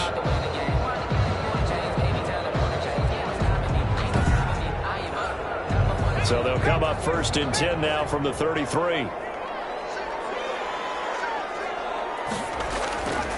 A shotgun snap for Herbert. Finds the open man. It's Mike Williams. Herbert's pass. And they'll get him down after a pickup of 8. 2nd and 2. It's a gain of 8. Brings up 2nd and 2. On 2nd down, Eckler. And he'll be a couple yards shy of the red zone here at the 22-yard line. Chargers. 2nd and 2 is prime time for a little bit of a gamble, isn't it? Open up the playbook, go play action, toss that bad boy deep. But in this situation, go ahead and give it to your back. Let him pick up a 1st down. Keep the sticks moving. Herbert on 1st down now. Nowhere to turn this time, and he goes down. Sacked back at the 29. The big money man, Chris Jones, getting in there to bring him to the ground. Chris Jones is truly a force, and it doesn't matter what uniform he's going to have on. If he's on that side of the ball, you better double and triple team him. In 2018, the first player in NFL history to have a sack in 11 straight games. And while he didn't play all 16 in 2019, still had 9 sacks on the season. and was an absolute beast during the playoffs. Don't need it all back at once, but you figure they're going to need something here. 17 yards to go on second down. That throw into the arms of Allen. And on this one, he'll get to the 15, right at the 15-yard line. They get 14 back, but it leads now to a third down. Brings up third down. Herbert on third down now. And that's into the hands of Eckler. And they'll get him down about 3 yards short of the first. They'll get only a yard out of that, and it'll bring up fourth down. Partner, I think that completion takes the definition of dink and dunk to a different level, doesn't it? It does, and the defense was right there, kind of played into their hands.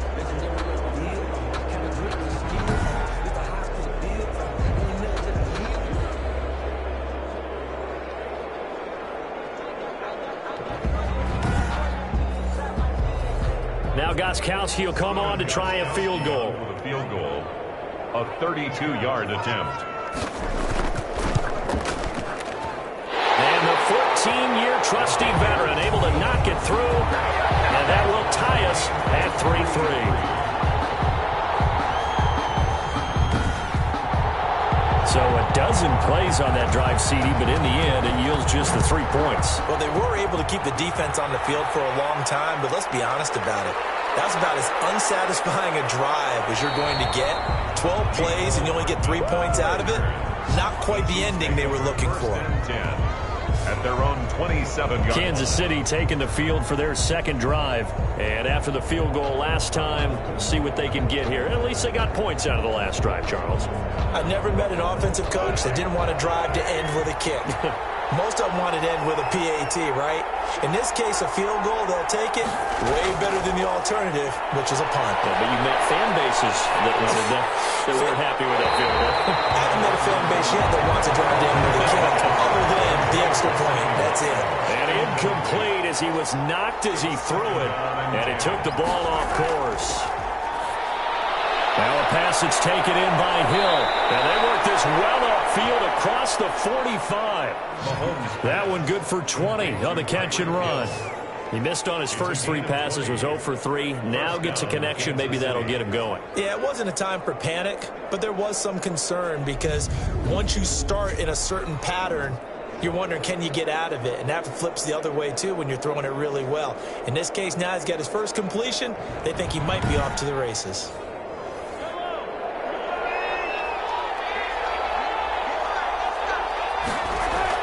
On 1st and 10, here's Mahomes. That one complete to Hill. They'll take this from 147-yard line to the other. A gain of 6. 6 yards was the pickup on the last completion, so here's 2nd and 4. From the shotgun, it's a give to Bell. And he'll be close to a first down at the Chargers' 42. Ball carrier. The tackle by Derwin James. A gain of 5. First down, Chiefs. And they run the option here on 1st and 10. And the Chargers rush is going to get there. Down he goes. Patrick Mahomes sacked. A loss of 3. And their inaugural sack of the game coming from an unlikely source. You mean it wasn't a linebacker? It wasn't a defensive end? It was somebody like you. Oh, my goodness. Yeah, that's a surprise for the offense. That's not what they normally get when they think about pressure.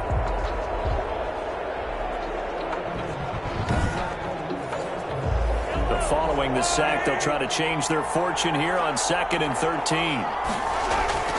Another try after the first down sack. Mahomes, a quick slant to Hill. Mahomes. They'll get 9 there as that sets him up better for 3rd down. A gain of 9 brings up 3rd. Shotgun snap to Mahomes. And it's complete to Kelsey. And he's brought to the ground with another first down at the Chargers' 14.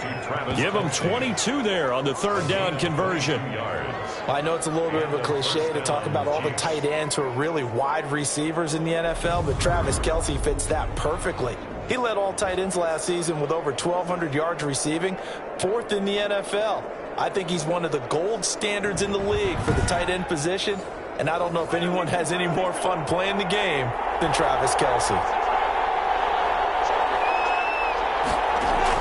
Operating from the red zone now, Mahomes. And that is incomplete. He couldn't hold on through the contact. Brings up second down.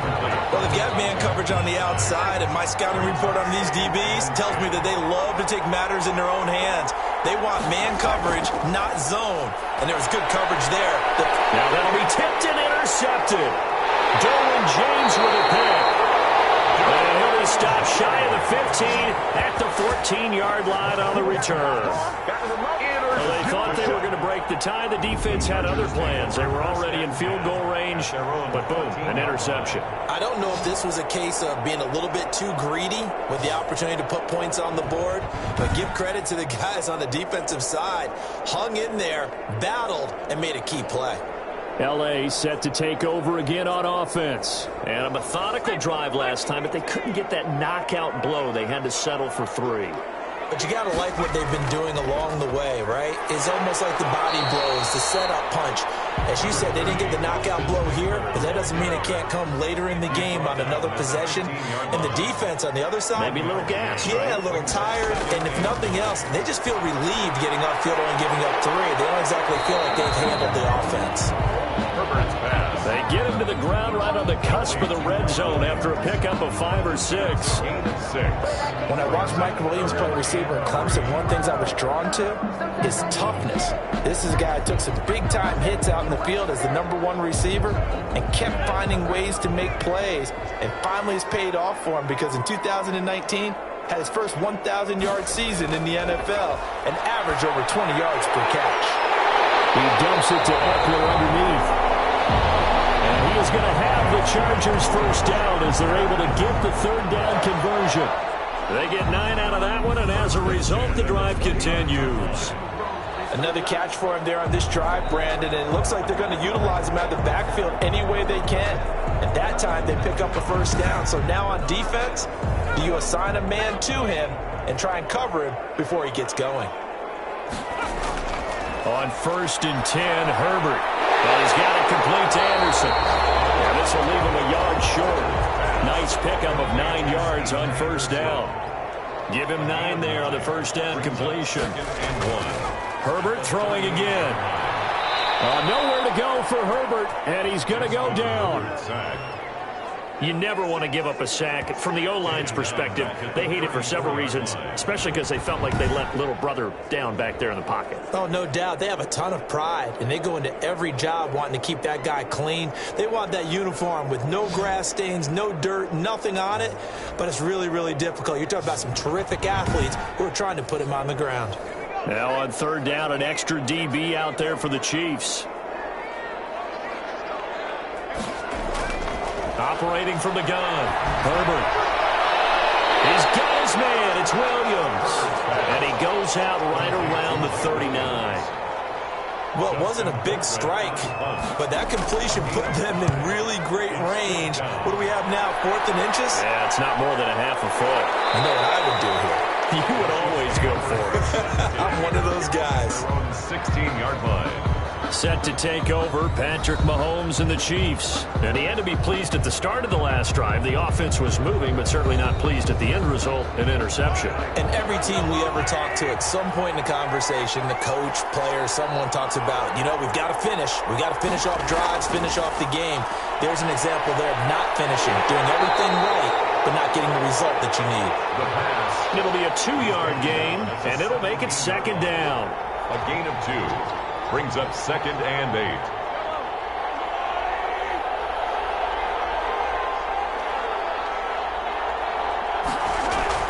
They go play fake. Mahomes. And he's got his receiver. That's Sammy Watkins. And he's going to get this one across the 30-yard line. 15 yards on the play. First down. Sammy Watkins is a former first-round pick in the NFL, and he sure reminded us during Kansas City's run to the playoffs last season. 10 catches in the AFC Championship game and a 98-yard receiving game in Super Bowl 54. He did talk about possibly stepping away and getting some time in the offseason, but Kansas City very happy to have him back in their lineup and in their fold. On first down, Mahomes. Looking left side for Watkins, and he's got it. And getting this just shy of midfield, they'll spot it at the 49. Giving back-to-back catches now. That one for 16 and another first down.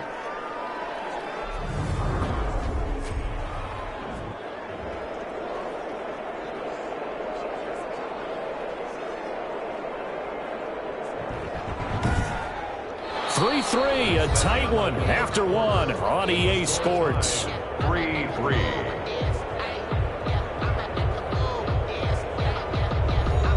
This offense finding its legs now. Here's another 1st and 10. From the gun, it's Mahomes. Complete, the tight end, Kelsey. And he'll get it down to the 47 here.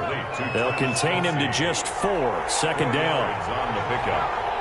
2nd and 6. At the 40. Mahomes to throw once more. Looking left side, and he's got a man. It's Watkins. Complete. So 3rd and 2. This quite possibly 4-down territory, though, if they're stopped.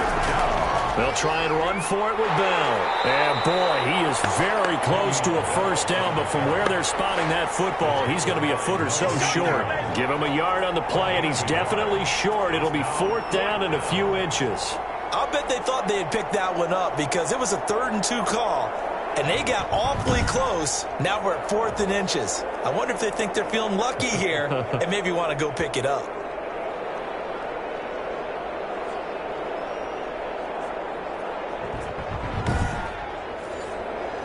On 4th down, Tommy Townsend to punt for Kansas City.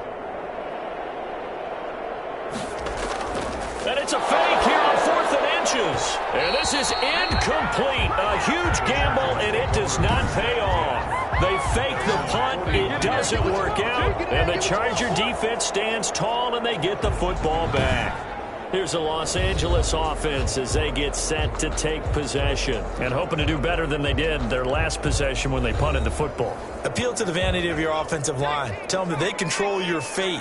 Leverage guys. Win the line of scrimmage. If you do that, you start to win 1st down. You win 2nd down. And guess what? You start accumulating 1st downs, and that's what they need in order to not punt the ball again. And a really good show of force there as he gets through for 4 tough yards. Austin Eckler, the ball carrier. I feel like I could see what he was thinking on that carry. Wanted to follow that big tackle through the hole. Ended up only getting 4 yards on the carry. I think he had designs on that one being bigger.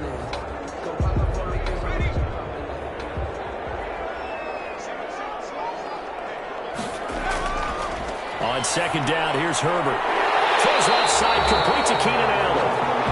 And they're well past midfield, just a yard or 2 shy of the 40. A gain of 13, it's a 1st down. I enjoy watching Keenan Allen play. Such passion, such drive, such physicality. 104 receptions last year, 1,199 yards, 6 touchdowns. He's made 3 straight Pro Bowl appearances, in addition to 3 straight seasons, over 1,100 yards receiving. I don't know how you rate him, but defensive players, they rate him awfully high. Give him a couple on the carry there, 2nd and 8. Certainly a nice job there by the defense rallying to the football and getting him on the ground, but I think the play gets made by the defensive front because if they can't get upfield, their job is to go ahead and get low, almost get into a ball sometimes, stack things up, and make it difficult for the runner to find a hole. 9 yards to pick up there, and it's a 1st down. 1st and 10 at the 31-yard line. They'll run out of the gun with Eckler. That one good for 10 yards. And that'll make it 2nd and a foot or so. Made at the 21-yard line. 10 yards on the pickup. It's 2nd and inches. From the shotgun, here's Herbert. His throw caught at about the 5. And able to get him down, but he does reach the 5. Chargers. 2nd catch for him today, and it'll wind up a 1st down. Well, we can talk about it like it's just a basic route, but how about the timing on this one? Lined up on the right, runs a deep in route, and how about the throw? Right on the money. Bam, puts it right in there and on his hands. Nice completion. Really good pickup. A kicker fest so far, all points via field goals. They're hoping to change that right here. Herbert will give this one to Eckler. And the hole closes quickly here. He can fight only to about the 4. Only a yard on the pickup there. 2nd and goal. Brought him down. It's a gain of a yard. Brings up Here's Herbert now on second down. And this is caught. He's got it. Touchdown, L.A. Mike Williams, his first touchdown of the new season. And the Chargers have taken the lead. That pass also evens the ledger for the rookie quarterback. Had the interception earlier, and now he gets the touchdown throw. The ideal touchdown-interception ratio is, what, 3-to-1 for the best quarterbacks? But he's a rookie. Just getting back to even is a big deal. Increases the confidence his teammates have in him as he tries to become their leader. And it is up. It is good. And it's good. That'll make our score 10-3 now. So that drive takes him down the field in 8 plays. And it winds up with a touchdown for Los Angeles.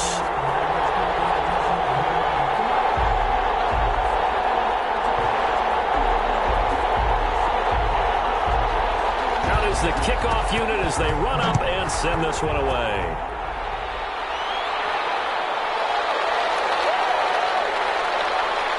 And he brings us out past the 20 to the 24. Mecole Hardman on the return. The Chiefs take over 1st and 10. And Le'Veon Bell making his way back out onto the field now. And for him, it's been pretty limited involvement down on the scoreboard. Maybe time to turn to this guy. And you know me well. Winning games to me means starting with the running game and continuing to press the running game. Maybe you go away from him a little bit now, but the bottom line is he hasn't touched it enough to make a difference. They haven't established that running game yet. The question is, will they? A nice run there, 9 yards, and it'll be 2nd down. It's a gain of 9. Brings up 2nd and a yard. Bell. And he's able to take this one up to the 35-yard line. 2 yards, good enough for a first. 35-yard line. 2 yards on the play. 1st down, Chiefs. Here's Watkins on the jet sweep. And unable to get downhill there as he'll take this up to about the 37. 2 yards on the pickup there. It'll be 2nd and 8. A gain of 2. Now they'll throw with Mahomes. The tight end Kelsey has it over the middle. And they bring him to the ground just shy of midfield. 12 yards there and a 1st down. Gain of 12. And a 1st down, Chiefs. Working from the gun, Mahomes. Open man is Hill. He's got it. And they'll get him down as he's inside the 40. That's a 12-yard gain now on back-to-back plays. Chiefs. Now a 1st down carry by Bell. And they will only muster a yard here to the 38. On the carry. No doubt about it. A really nice job there by the defense, not allowing him to get to the perimeter. But that means your defensive ends, your outside linebackers, the guys that you pay big money to sack the quarterback, they also have to have interest in the running game as well. And they did a nice job there holding the point of attack and not giving ground. Brought down by Drew. Brandon, all things considered, they have to feel pretty good about getting that type of a gain considering the blitz that they just had against them. 7th play of the drive upcoming here on 3rd and 6. Mahomes now to throw. Looking left sideline, it's complete. And he takes this just a few yards shy of the red zone before going out. 12 yards there as they keep this drive rolling. It's another 1st down. Now, how about this throw right here? Had to throw it to the left sideline, and you know the timing's got to be correct on this one. Ball's got to be right where it needs to be, and it was. That's because he had great arm strength on that one, able to drive the football. Quarterbacks love it when they can show off their arms.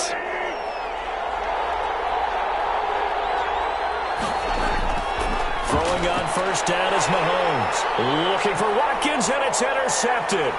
Picked off by the linebacker, Nigel Bradham. And they will finally get him, but not until he's all the way down inside the 15-yard line. I tell you what, credit is due there on them preventing the touchdown after that interception. How about him chasing him down and not giving up the pick 6? Because what happens a lot of the time is when you see the interception, you just kind of hang your head a little bit and you momentarily pause because you're frustrated. He shook that off and gave great chase and got it done. Still a great return and very good field position. From the 13 now, they work on 1st and 10. Here is Eckler. And he'll be taken down here at about the 11. Number 30, Austin Eckler, the ball. A gain of 3, second down. They just keep trying, but so far, finding no room for him to run. None whatsoever. In fact, you run the numbers. He's under 3 yards a carry at the moment.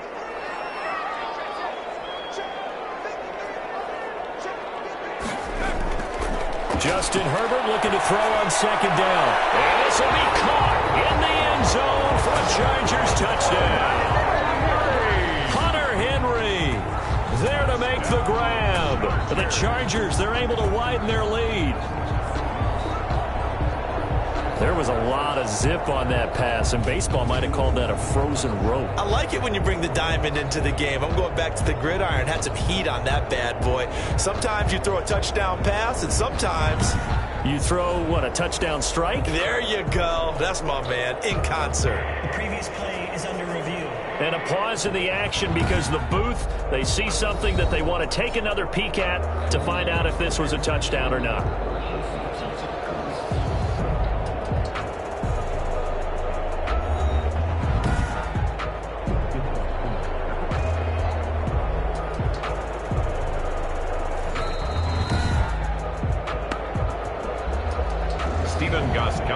For the extra point. It took them an extra look, but they found out it is a touchdown indeed. The official says this one counts. And he knocks it through. They had the short field, and they made quick work of it. Just 2 plays to get into the end zone.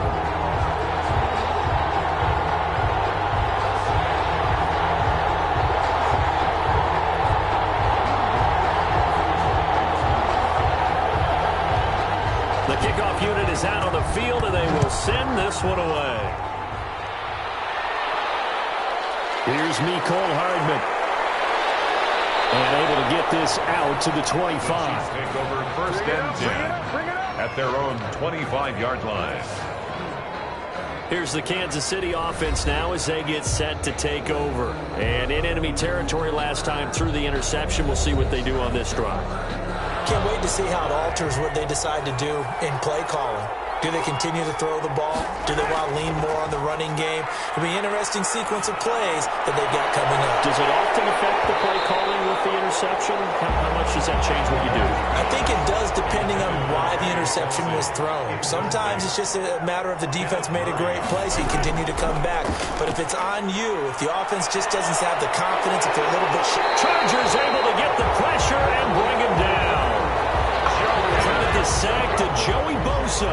Not only is Joey Bosa a real load off of the edge, but his technical expertise really knocks offensive tackles off balance. 11.5 sacks last season. His goal each and every year, not just to lead his team, not just to lead the league, but to beat out his own brother Nick Bosa, who had 9 sacks with the San Francisco 49ers in 2019. After the sack, things get a little tougher here. 3rd and long for Mahomes and the Chiefs. To throw, it's Mahomes. Throw left side complete. It's Bell. And they'll get him down here at the 23. They do get 10 back, but still a ways to go on 4th. We can make this one pretty simple. Locked up all of his progressions downfield, forced to get it to his running back. But how about the way they ran to the football and knocked him down to force a 4th down?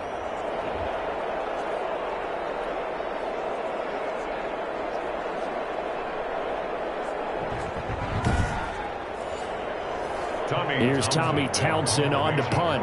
Deep for the Chargers, Desmond King. Only 2 punts for him last week in the loss as he gets this one away. We'll call that a punt of 38 yards officially. And it'll be Charger football here as they take over. So here are the Chargers to take over. They're on the good side of this game right now with a lead, but they were on the bad side last week in that loss to Cincinnati, so now trying to make amends. Herbert and the Chargers now with a 1st and 10 at the 41-yard line. He'll hand off here to Eckler. And he's going to bowl his way forward to the 48. 7 yards on the pickup there, and it'll leave him with a 2nd and 3. It's a gain of 7. Brings up 2nd and out of the gun. Herbert trying to get it to Williams, but it's intercepted. Picked off at the 48. And he will take this one home. It's a touchdown. big play there by the rookie. An interception followed by the return for 6 points. If you want to be accepted by your teammates and coaching staff, make plays like that.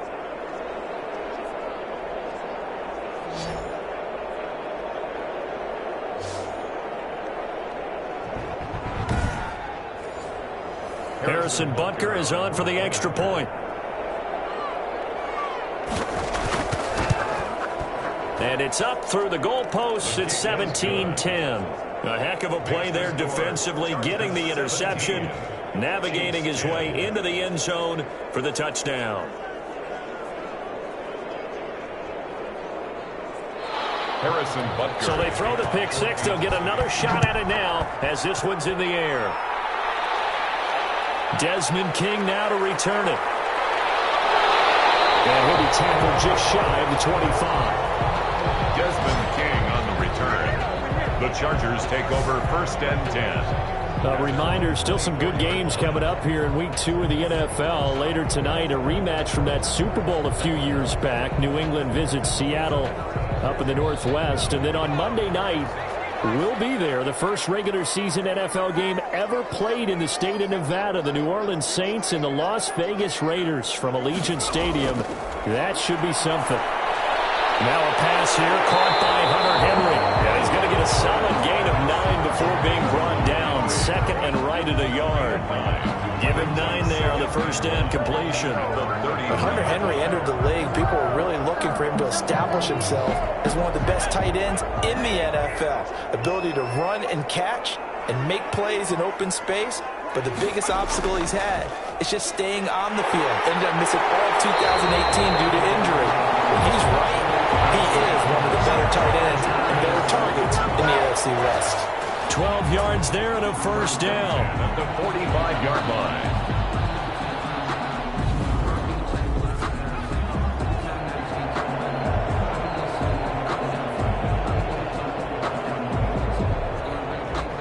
Two minutes remaining in this first half of football. A reminder coming up at halftime, we'll head to Orlando. Standing by there, Jonathan Coachman. He'll have stats and scores from around the NFL in this second week of the regular season. That throw into the arms of Allen. And taking it across midfield and inside the 45. 11 more yards that go around. A first down as well.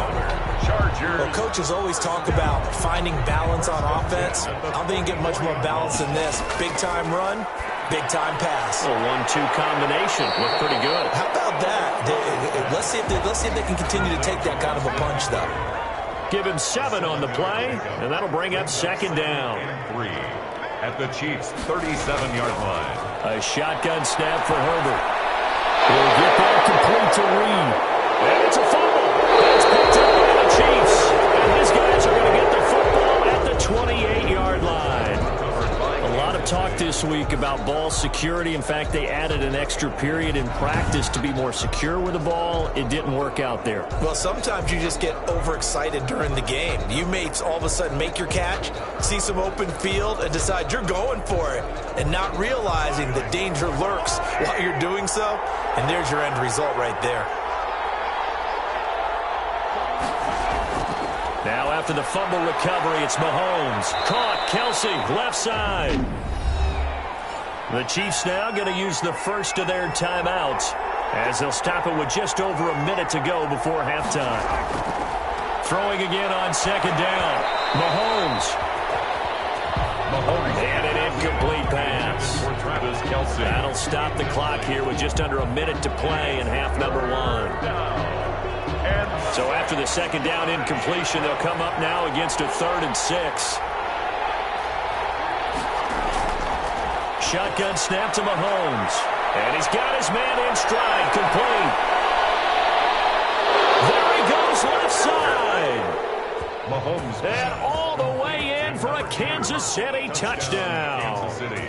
A big play there with his first career NFL touchdown. And the Chiefs are an extra point away from tying up this football game.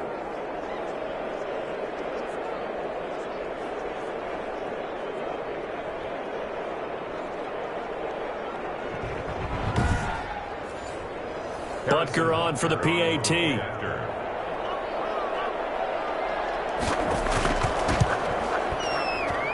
And he gets it to go, and we're all even, 17 apiece. So they only needed 3 plays on that drive. And it winds up with the Chiefs hitting pay dirt.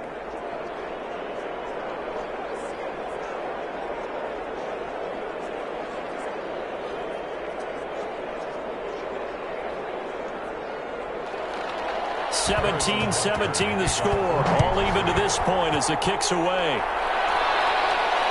This will make it into the end zone. And it'll come out to the 25 as King opts for the touchback. At their own 25-yard line. The Chiefs defense here ready to head back out onto the field. And a big reason we're tied as we get a look at them here, the 3 turnovers they forced. And you know that the pride has really kicked in on the defensive side because they are the reason that they're in the position they're in right now. A tie game, they're trying to figure out a way to take it away again. And if so, that could put them in the lead. Herbert setting up to throw on first down. That's into the hands of Eckler. And he's upended after a gain of 2 out to the 27. That catch good for only a couple. It's 2nd and 8 at the 27-yard line. Looking to throw on 2nd down. Herbert firing quickly here, and that's complete. And we're going to get a timeout with 2 seconds remaining in the second quarter. Line of scrimmage, the 37 on 1st and 10. A final shot before the break for Herbert. He's going to loft one deep over the middle. And he knocks the ball away, and it falls incomplete. So nothing separating these 2 teams as we head to the break, all square. As we send you to Orlando to check in with Jonathan Coachman at our EA Sports Halftime Report. Coach? Okay, Brandon, we'll get you back to you and Charles in a bit, but first it's time for a trip around the NFL following an eventful opening weekend. Let's see what's happening in Week 2. We'll get our tour started out at venerable Soldier Field in Chicago, where you see the final score there. Nick Foles, 3 touchdown passes as his guys bounce back from the defeat on opening weekend. From Chicago, we head north to the home of their rivals as we check on the Packers at home in Lambeau. And they were winners in that game over the visiting Detroit Lions.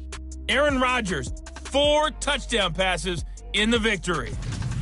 Finally, let's get to the country music capital of the world and see what's happening with the Titans at home in Nashville.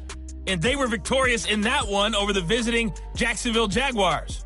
Tom Brady, over 400 yards passing with 3 touchdown passes as well. Meanwhile, in our game, no shortage of offense as each team has been able to move the ball effectively. Will the defenses show up in the second half? To find out, we give it back to our commentators, Brandon Gotten and Charles Davis. All right, Coach, thank you, and we welcome everyone back for quarter number 3. And ready to get the party started for the second half. It was an even first half, all tied on the scoreboard. And he'll go down as this drive will start at the 25-yard line. 25-yard line. Here comes the Chiefs offensive unit as they'll have it to begin quarter number 3.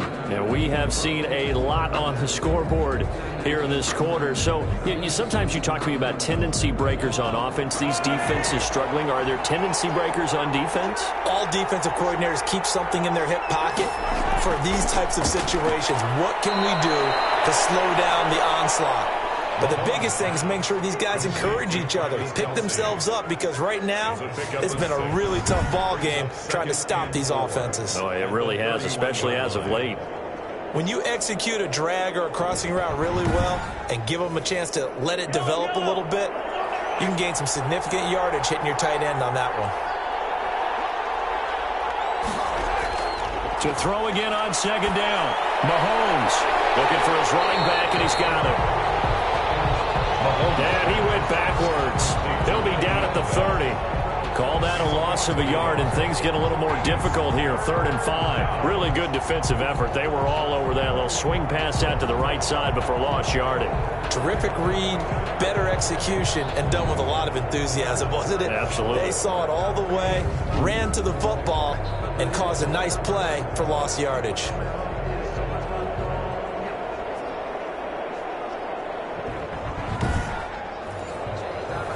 Chiefs completion actually lost a yard, so now they'll need to convert on third down. Here's Mahomes to throw. Got a man, and he hits him in stride.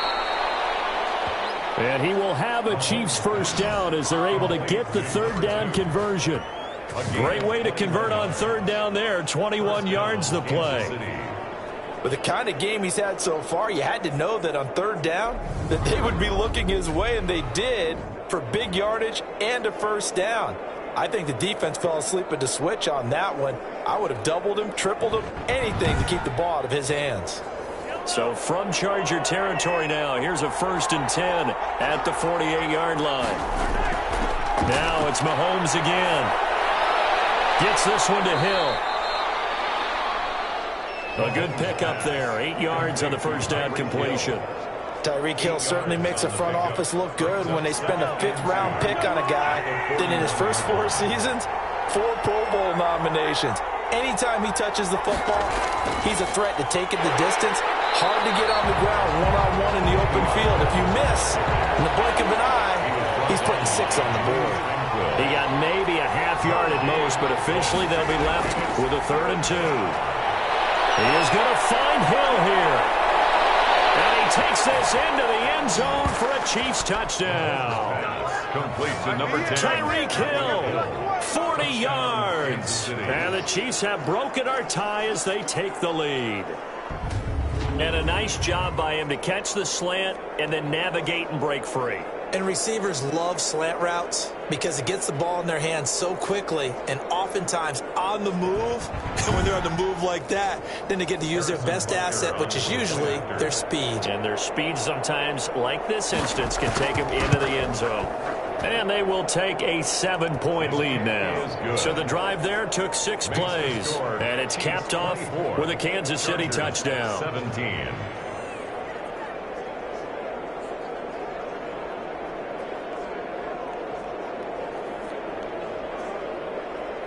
Harrison Butker. Now after the touchdown, here's Butker on to kick it away. Here's Desmond King on the return. And he won't quite make it to the 25. The Chargers take over 1st and 10 at their own 24-yard line. Now we'll look at the Chargers offense. They get ready for their first possession of the second half. And this game was all square at halftime, but now they find themselves down 7 following the opening drive touchdown here in the 3rd quarter. And they need to take a good, relaxing, deep breath, don't you think? Because right now they might start to feel like they've got to play catch-up here and start matching them point for point. But it's still too early to get there. They can still run their offense. Plenty of time to get back in this game. It'll be a pickup of 10 yards. And that'll bring up a 2nd and just about a few inches here. It's 2nd and inches at the 34-yard line. Out of the gun, Eckler running it. They'll get 3 as the drive continues. It's a first down. 1st and 10 at the 37-yard line. Going on the ground with Eckler. And that play went nowhere. Losing yardage. It'll be back at the 36. He'll lose a yard there, and it's 2nd and 11. I know they'd love to take some heat off of that young quarterback, but so far, not much in the running game, and this won't help things either. A loss on that play.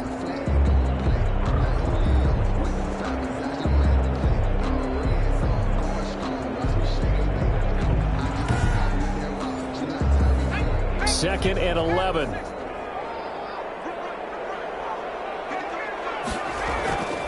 From the gun, Herbert.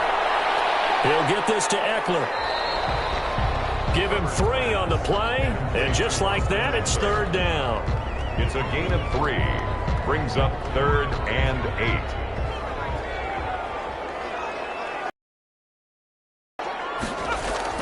8. Now it's Herbert. His 3rd interception. Picked off near the 42. And they will set up shop in enemy territory at the 42-yard line. Certainly not what he was hoping for, Charles. That's now 3 interceptions in this ball game. But there's a lot of knowledge to be gleaned every time you throw an interception if you do things the right way.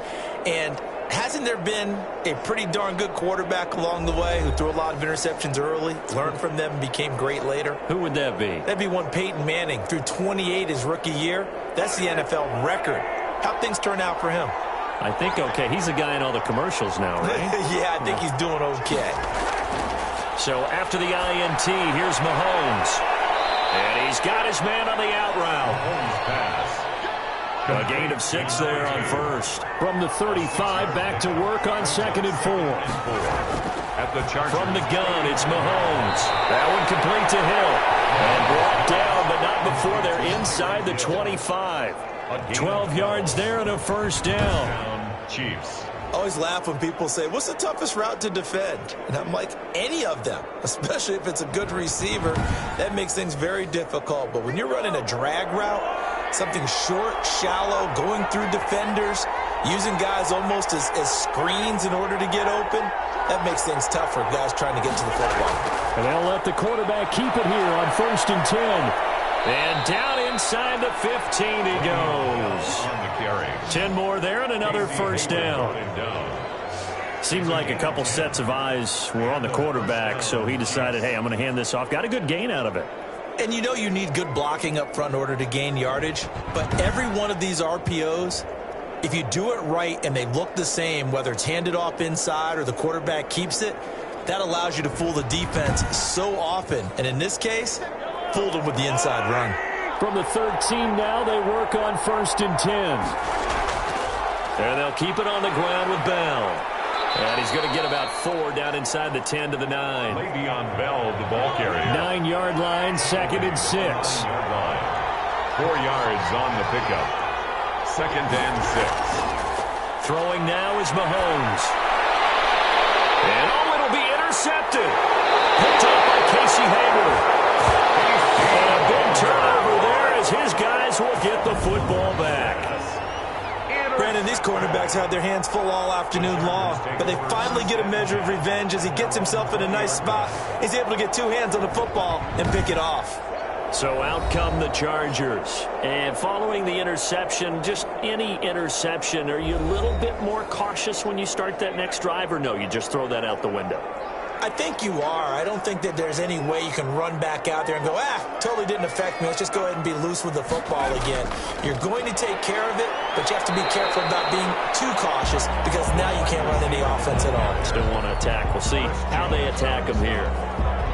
Defensively, they had that one pretty well figured out. Yeah, and one of the things about this play, it can be even more effective when you run a lot of motion, and there's plenty of times you don't hand it off. On 2nd down, here's Herbert. Got a man over the middle. It's Williams. That's good. And they're able to get this one across the 35. A gain of 13. It's a first down. 37-yard line. Running on first down, Eckler. And that play is blown up, losing yardage back at the 35. 2 yards the loss, 2nd and 12. Defensively, we always know that he is tough in run support, and I think the way that he gets there is he understands what an offense is going to do before the ball's even snapped. A great job of scouting prior to the game, then reading, reacting, and taking the right path to the ball carrier.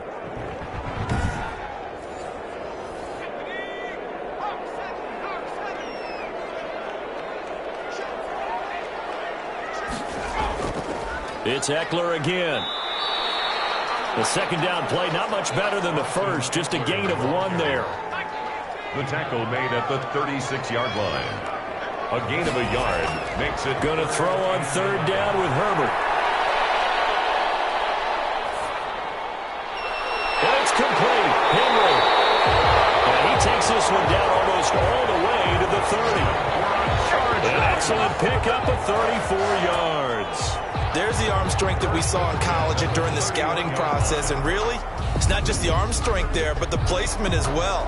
To me, that was an excellent combination of arm talent and accuracy.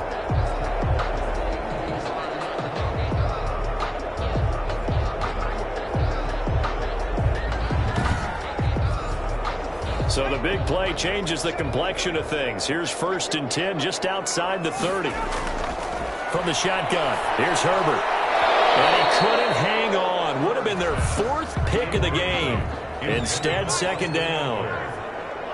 It leads to 2nd and 10. To throw again. Herbert.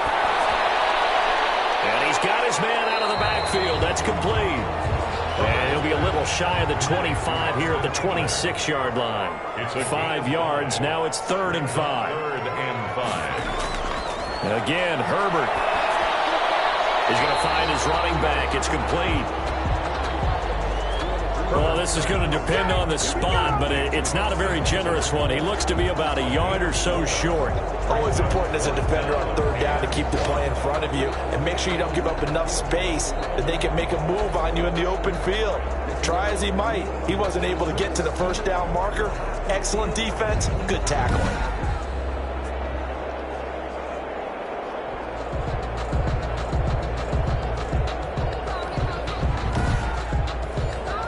So out comes a field goal team now for the 2nd time here today. He connected on his first. This time it's 39 yards away. Gostkowski's kick is good. And that'll bring him back within 4. It's the score. Chiefs 24. Chargers 20. So the scoring drive encompasses 9 plays, and the net result, 3 points. Take your disappointment and put it aside. 9 plays. Yeah, they want to end up in the end zone with a touchdown. I get that. But sometimes those 9-play drives pay dividends later with another 9-play drive that culminates in a touchdown when they wear down a defense. At their own 26. The Chiefs offense and Tyreek Hill heading back out onto the field. Good day for him so far here in the 3rd quarter. He's hit pay dirt once, over 100 yards, but hey, it's the 3rd quarter. He's thinking, I want more, right? He wants more, and it just increases the confidence of his team because every play he makes, that means his quarterback is really feeling good about throwing the football. Probably feels like he can't throw an incomplete pass when he throws it to him right now. Yeah, he's looked really, really sharp. Tackle made there by the safety, Derwin James. A 3-yard pickup brings up 2nd and 7. They'll go again with Bell. And he'll slip his way up across the 30 to the 32. Just a couple on the pickup there, and now it's 3rd down. A 2-yard gain on the play. And it's working from the gun, Mahomes. And his pass is intercepted for the 4th time today. Picked up by Casey Hayward. And he's able to get it back to the 41-yard line. Mahomes pass. So that's back-to-back drives where they've thrown an interception. Ordinarily, we look at the offense and say, what's going on with your scheme? Maybe we should look at the defense and just give them a whole lot of credit. They've got them frustrated right now.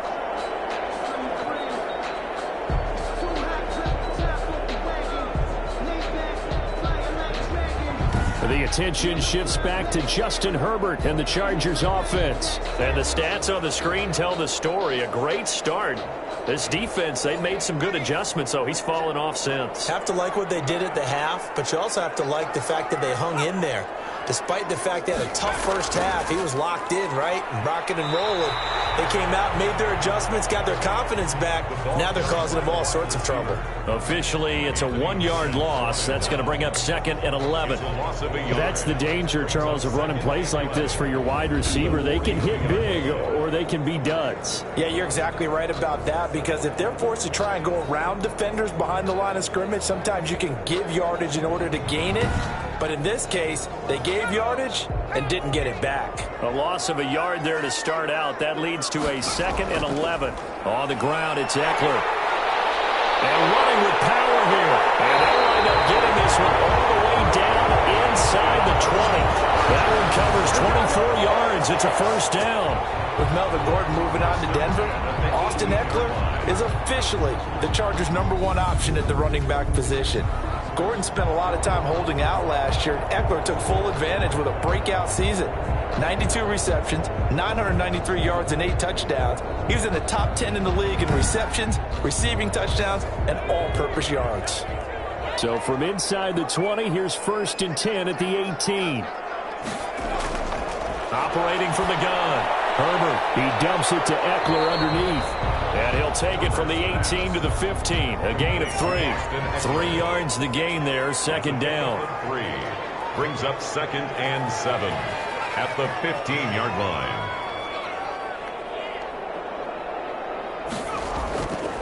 From the gun, Herbert, and this is complete. It's Allen.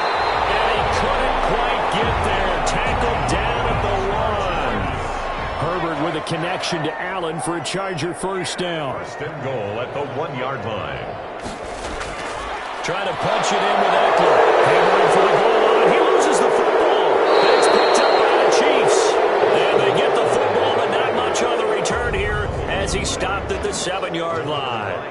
We can come up with a lot of different explanations here. None of them are going to work.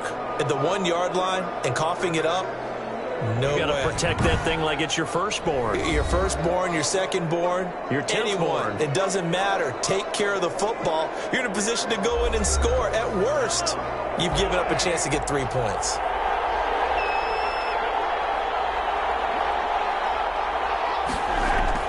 They'll try and get the running game going with Bell.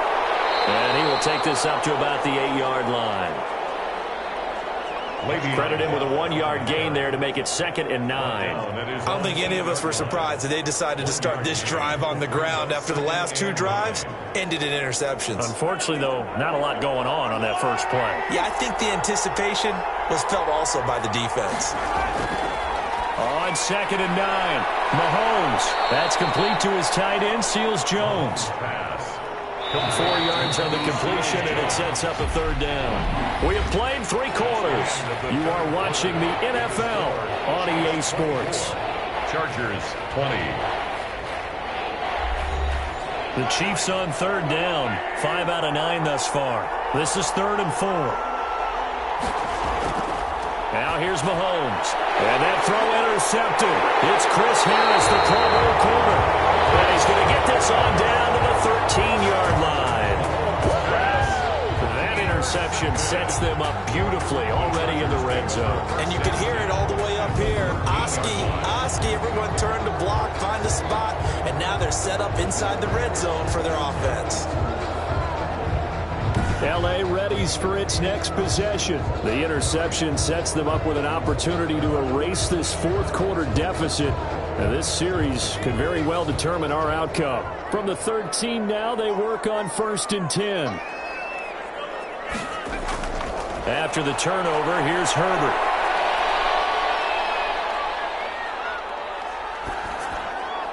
Throw right side, complete to Williams. And here he'll get it down to the 7. A gain of 6 there on 1st. The pickup of 6. Brings up 2nd and 4 at the 7-yard. Off the play fake to Eckler, it's Herbert. Rush coming, and he's taken down. Herbert sacked. One thing they definitely like about this youngster is his motor. He is full throttle on each and every snap. Loves to get after the quarterback, and that has to feel good to him right there. His first career sack.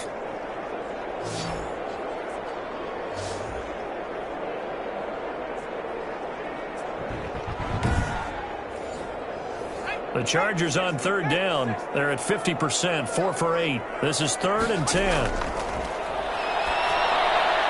That's complete right around the 8. Herbert's pass. And he's able to work it here to the 8-yard line. Just a 5-yard pickup, and it leads to 4th down.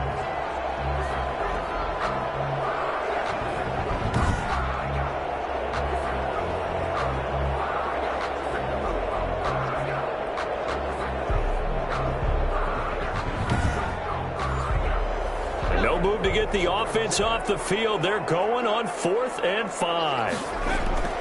They snap it to Herbert. And it's incomplete. The 4th down play doesn't work for the Chargers. And the Chiefs defense comes up with a stop. So a tough pill to swallow there. A would-be touchdown pass in and out of his hands on 4th. Sometimes it just comes down to execution, doesn't it? Because we're always questioning, should they go for it, should they not? Is it the right play call, is it not? In this situation, everything was right except for the finish. You have to catch the ball and convert.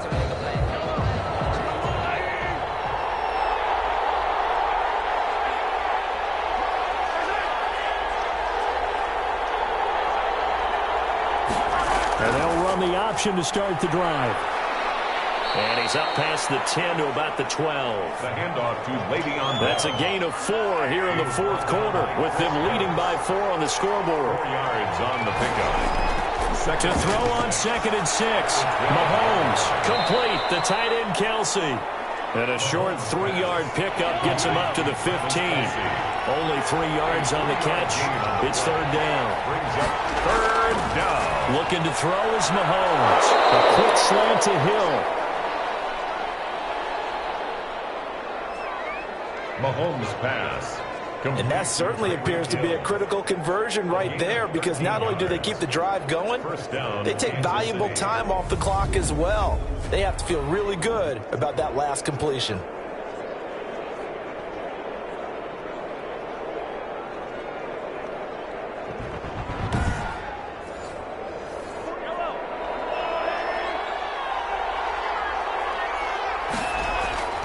On 1st down, Mahomes. He's going to loft one deep left side here. And that will be incomplete. Would have been a big hitter if they had connected. Instead, it's 2nd down. Even without a ton of pressure in his face, it just shows how difficult it is to pick apart his own defense. Those guys are sitting back, and they're not playing receivers as much as they're playing the eyes of the quarterback and when he delivers the ball. Mahomes will try again on 2nd down. To the right side, it's Kelsey. And they're going to have this across midfield and inside the 45. 28 yards the gain there on the catch and run. A 28-yard. But when you hit him on the move like that, and he's able to get into open field with a full head of steam, oh, boy, it's going to be tough to get him down. Yeah, there was a big window. They're lucky they did get him down.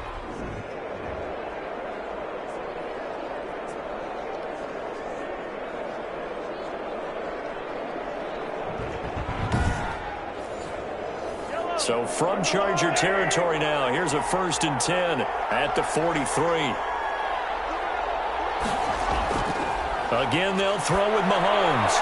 Looking right side, and that's complete to Watkins. And he got blown up, losing yardage on the play back at the 44. He was unable to shake free there, and they'll cover him for a loss of a yard. And that was a heck of a play there on the outside. Partner, sometimes I think on a play like this as a corner, you've got to think to yourself, all I got to do is slow him down so others can come over and support. But in this case, he said, forget that. I've got this. Sorry you had to make the run for nothing, fellas.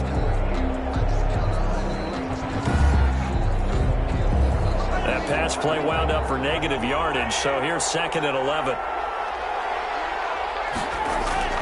And again, it's Mahomes. And this is caught. A spectacular one-handed grab there. 6 yards is the pickup, and that'll lead to a 3rd down. 6. And it's 3rd down. Now it's Mahomes again. And the Chargers rush is going to get there. Down he goes. Melvin Ingram dropping the hammer off the edge. I love how Melvin Ingram plays the game with toughness and a motor that absolutely will not quit.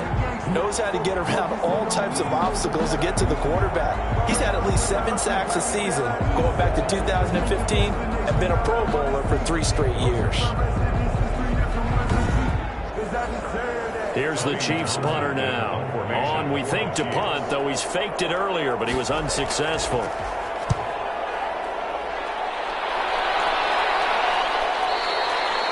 And a little too much mustard on that one. It hits a couple yards into the end zone. A missed opportunity there maybe to pin him back. And now out on the field, here comes Los Angeles. Their defense accomplished step 1 of the mission. They forced the punt. Now they'll look to erase that deficit and take a 4th quarter lead. On 1st and 10, Herbert. He'll drop this one off to Eckler. And up to the 35 before they're able to knock him down. That's good. 15 yards is the pickup there, and the drive starting very nicely. 1st down. And here we are in the 4th quarter, partner, and we watch them drive for what would be a go-ahead touchdown. And you and I both know this is where you need a quarterback who can keep his cool back there. Not just for himself, but to keep the rest of the team relaxed too. Ball up to the 35 now as they come up on 1st and 10. A big spot for the rookie Herbert. And he'll be hit as he releases it, and that'll fall incomplete. Here's 2nd and 10 now from the 35. Throwing again. Herbert. Nowhere to go for Herbert, and he's going to go down. Herbert sacks. Oh, free safety blitz. That can be a gamble, but it proves fruitful there. Yeah, you're exactly right about the gamble because oftentimes the free safety is the last line of defense against a long pass. And when he comes at the quarterback, he better get home and make the play. Otherwise, a big play could result for the offense.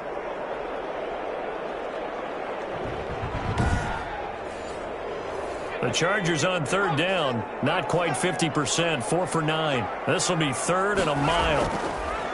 Justin Herbert looking to pass. Incomplete. After what they've faced during this game where they've given up a ton of yards downfield, there has to be a measure of revenge right there for the secondary. They've been shredded throughout the game and finally forced an incompletion.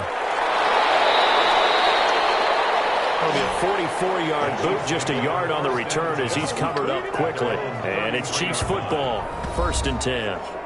And now here comes Kansas City. Their defense got the stop, forced the punt, and now you really start to monitor the clock as they nurse this slim lead.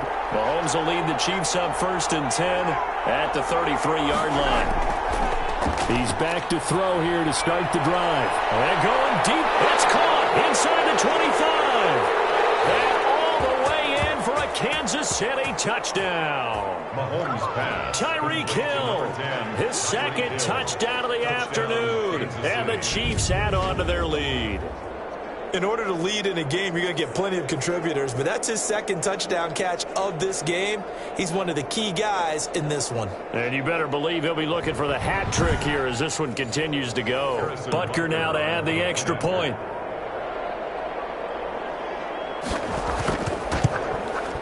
And that one pushes the lead up to 11. Well, the offense wasn't out there for a long time, but they were out there for a good time. One play, and they're able to hit pay dirt.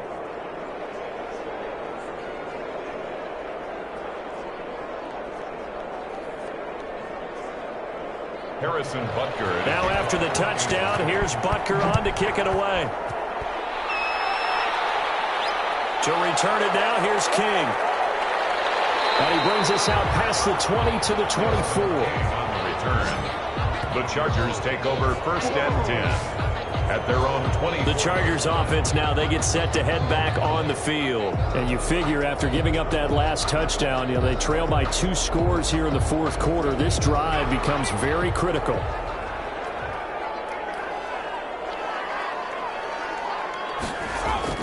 On 1st down, it's Herbert.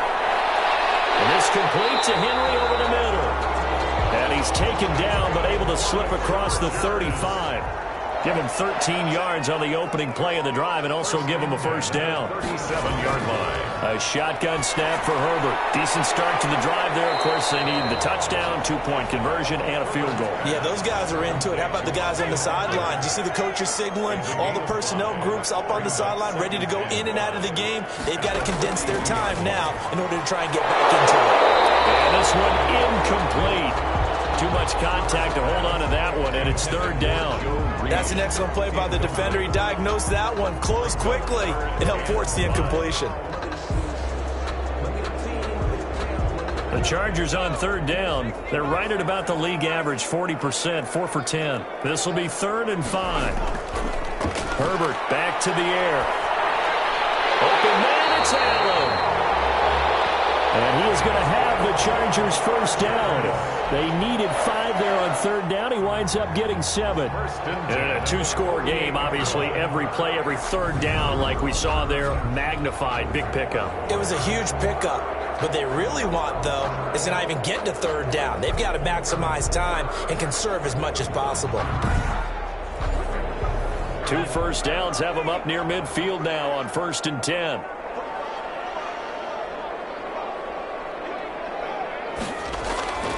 To the air again, Herbert. Henry's got it, out on the left side. Herbert's pass. A gain of 6 there on 1st. 6 yards was the pickup on the last completion, so here's 2nd and 4.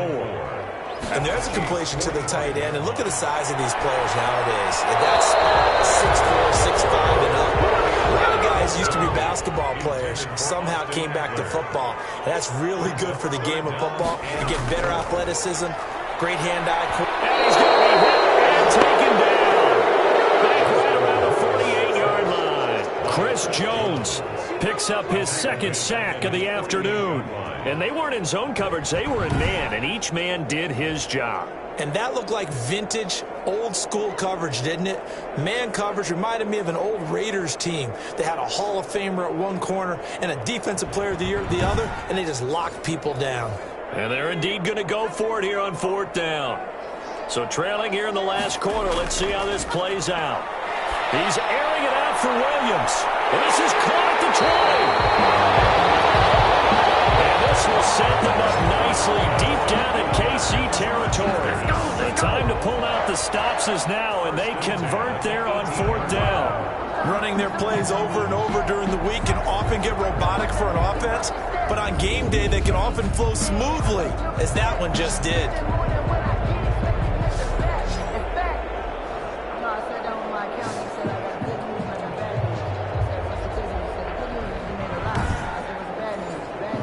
So the big play means just like that, they'll operate from the red zone now on 1st down.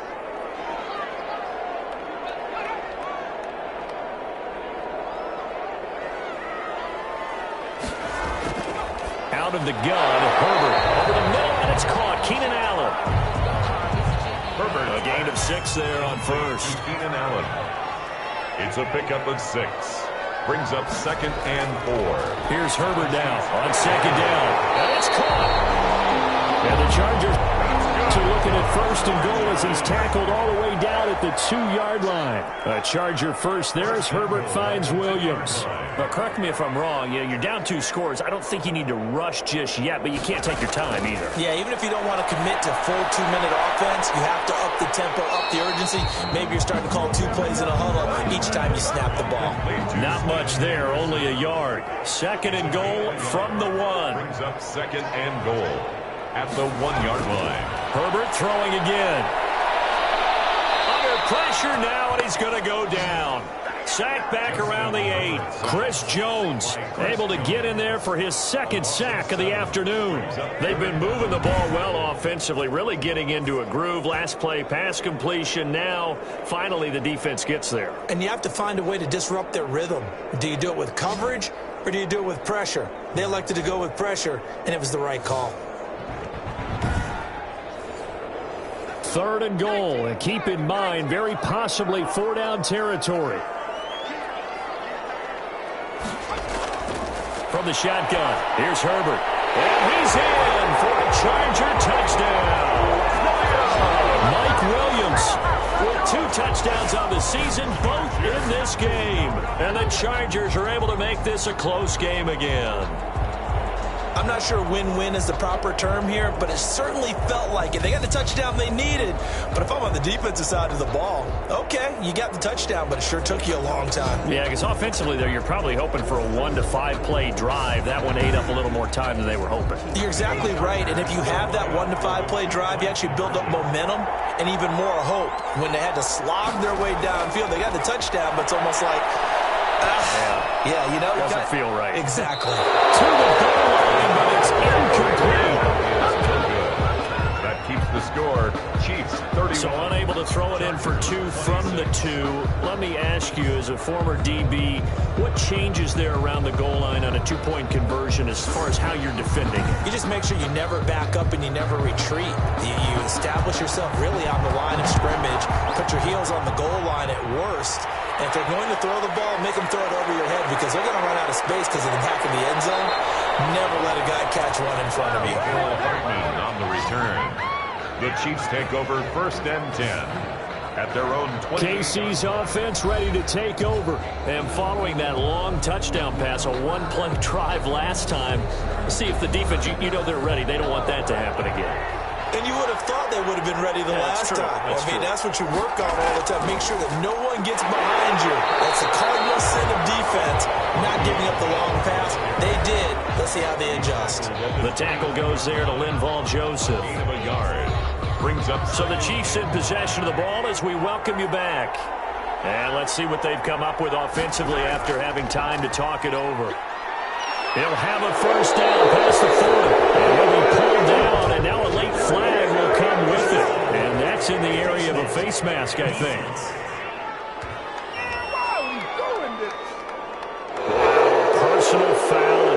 stage in the fourth. Hard to believe. Really hard to believe, and now that glow of hope that you had begins to flicker out, doesn't it? Yep. So a big penalty there on the face mask leads to 1st and 10. Again, it's Bell. And whistles, and we're going to have another stoppage of play as they call the timeout on defense with 1:53 left. The run got 4. Now they deal with a 2nd and 6.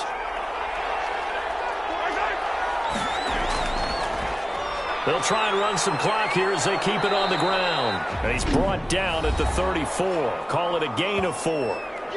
Now the Chargers will use the 2nd of their timeouts as they'll talk it over here before what will be an important 3rd down. To throw is Mahomes. And a quick throw here, that's complete. Chargers going to use their 3rd and final timeout. And they'll be disappointed to have to burn one there after giving up the 1st down.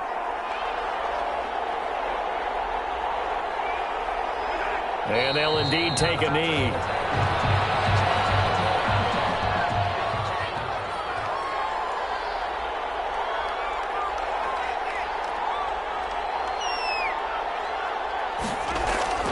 On 2nd down, it's Bell. And he's going to have to protect the football and take his lumps here at this stage of the game as they stop him behind the line. That'll set him back with a loss of 3 on the play.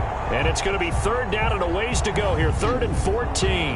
Well, they went back to him, but the results were similar, so I highly doubt that he'll get another opportunity here on 3rd and long. A couple of plays sent them the wrong way, and now they face a 3rd and 14.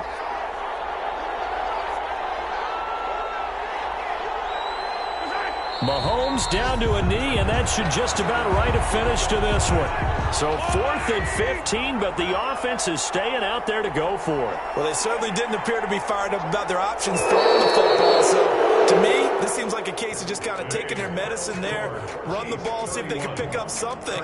Instead, they were throwing for a loss.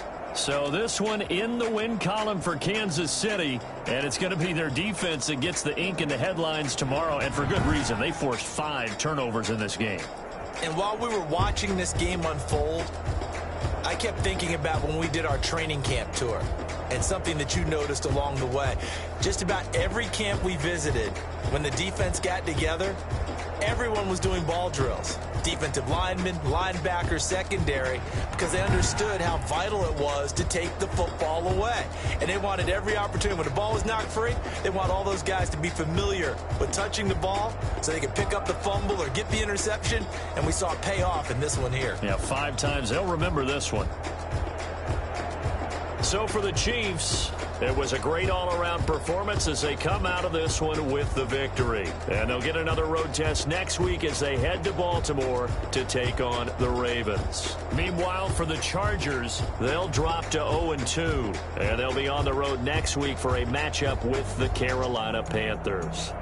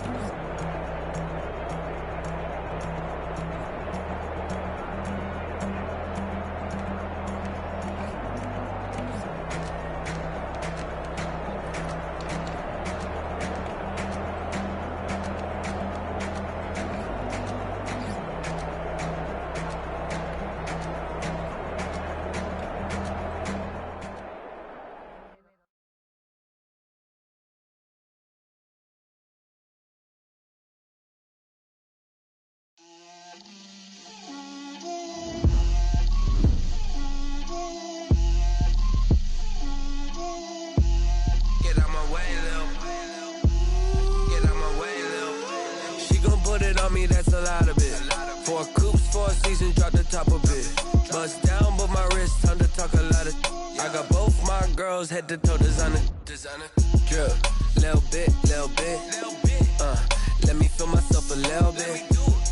Little bit. You ain't talking big. Get out my way, little bit. I can't hear the hate, got a lot of it. Take these bands to the bank, let them rot in it. So much ice on me, I wish I had 2 necks. I got homies that can sleep without 2. I got homies that can sleep without Gucci and Chanel, I got a lot of it. Walk up in the spot like A1 poppin' in. Gon' pop it for me cause I'm rich and poppin' in. Yeah, drip, little bit. Let me feel myself a little bit. Little bit. You ain't talking big.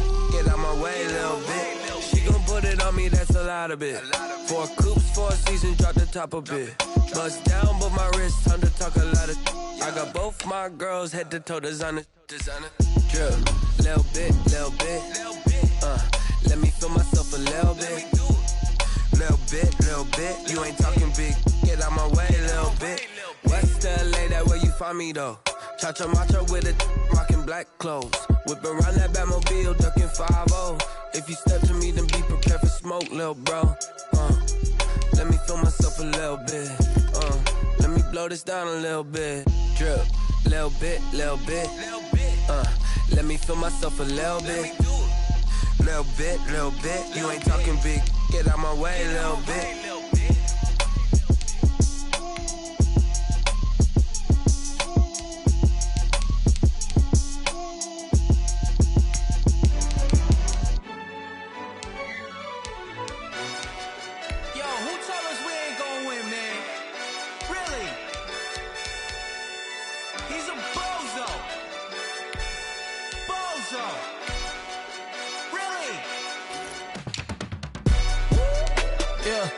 We did a lot for the wins. Came in and drop on the 10. Now we on top once again. Yeah. I had to tighten the plan. Yeah. I got it right in the end. Now we on top once again. I don't want it if it ain't love. If it ain't, get it away from me. Who you gon' jack if it ain't us? LABB to the bakery. Some mad that I came up. I know my granny gon' pray for me. It was just us in the vacancy. We had to get it from A to B. Wheels never felt like this. 2 seats in the hills, how I feel righteous. Blue sheets for the mills, but the deal priceless. New keys can't kill what's still private. I might just double it up, get it. Never enough, I'm with it. 5, 2, 3 on the business. Whole team got wins and the wheels still spinning. I told them what I told them. We did a lot for the wins. Came in and drop on the 10. Now we on top once again. Yeah. Hey, I had to tighten the plan. I got it right in the end. Now we on top. Got a spot and it's locked to the click all in. I got ops, if he drop, I just hit my dance. I was pop, they just watched, had to take my wins. They wouldn't let me in. I've been on 10 cents. Who really holding it down? I've been holding it down and I go it again and again. Who is the dummy that died? I'm the coldest around, but he folding again and again. I'm in the what? I'm in the day. I'm doing 30 on 30 and up. You in the what? You in the way. Either you rolling or rolling the dust. You with us or what? Keep it running. We did a lot for the wins. Came in and drop on the 10. Now we on top once again. Yeah. I had to tighten the plan. I got it right in the end. Now we on top once again. We did a lot for the wins. Came in and drop on the 10. Now we on top once again. Yeah. Hey, I had to tighten the plan. I got it right in the end. Now we on 10.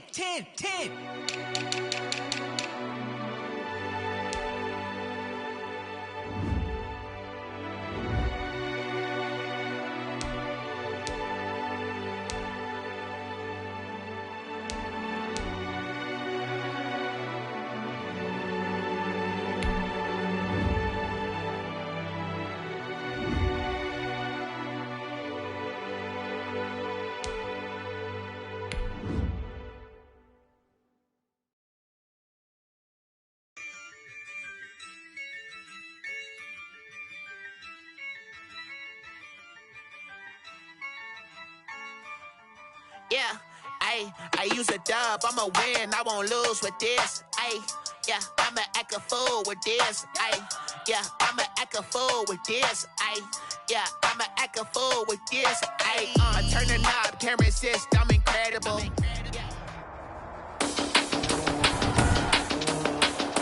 Today, from NRG Stadium in Houston, Texas.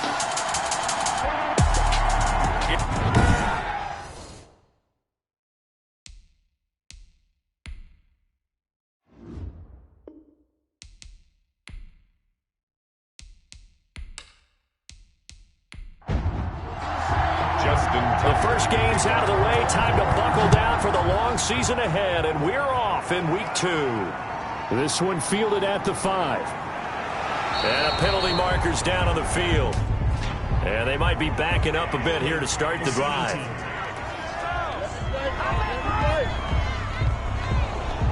Here's a 1st and 10 at the 14-yard line.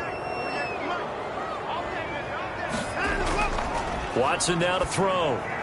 Looking for Cooks, and it's intercepted. Picked off by Marlon Humphrey. And his guys are going to get the football at the 23-yard line. First time we get to see this Baltimore offense here, and feast your eyes on the Madden cover man, Lamar Jackson, taking the field, ready to lead them at quarterback. And what he's thinking about right now is 1st down, let's find a way to make a big play. Because when you get a sudden change situation, that defense has to rush onto the field unexpectedly. You might catch them having a defensive breakdown or not quite prepared. It was really sudden after the first play picked off. Ingram, the ball carrier. Well, look there at Ingram's numbers from a week ago. 22 carries, 72 yards. And we all know he had a big workload last week, so I'm eager to see if they decide to back him off a little bit.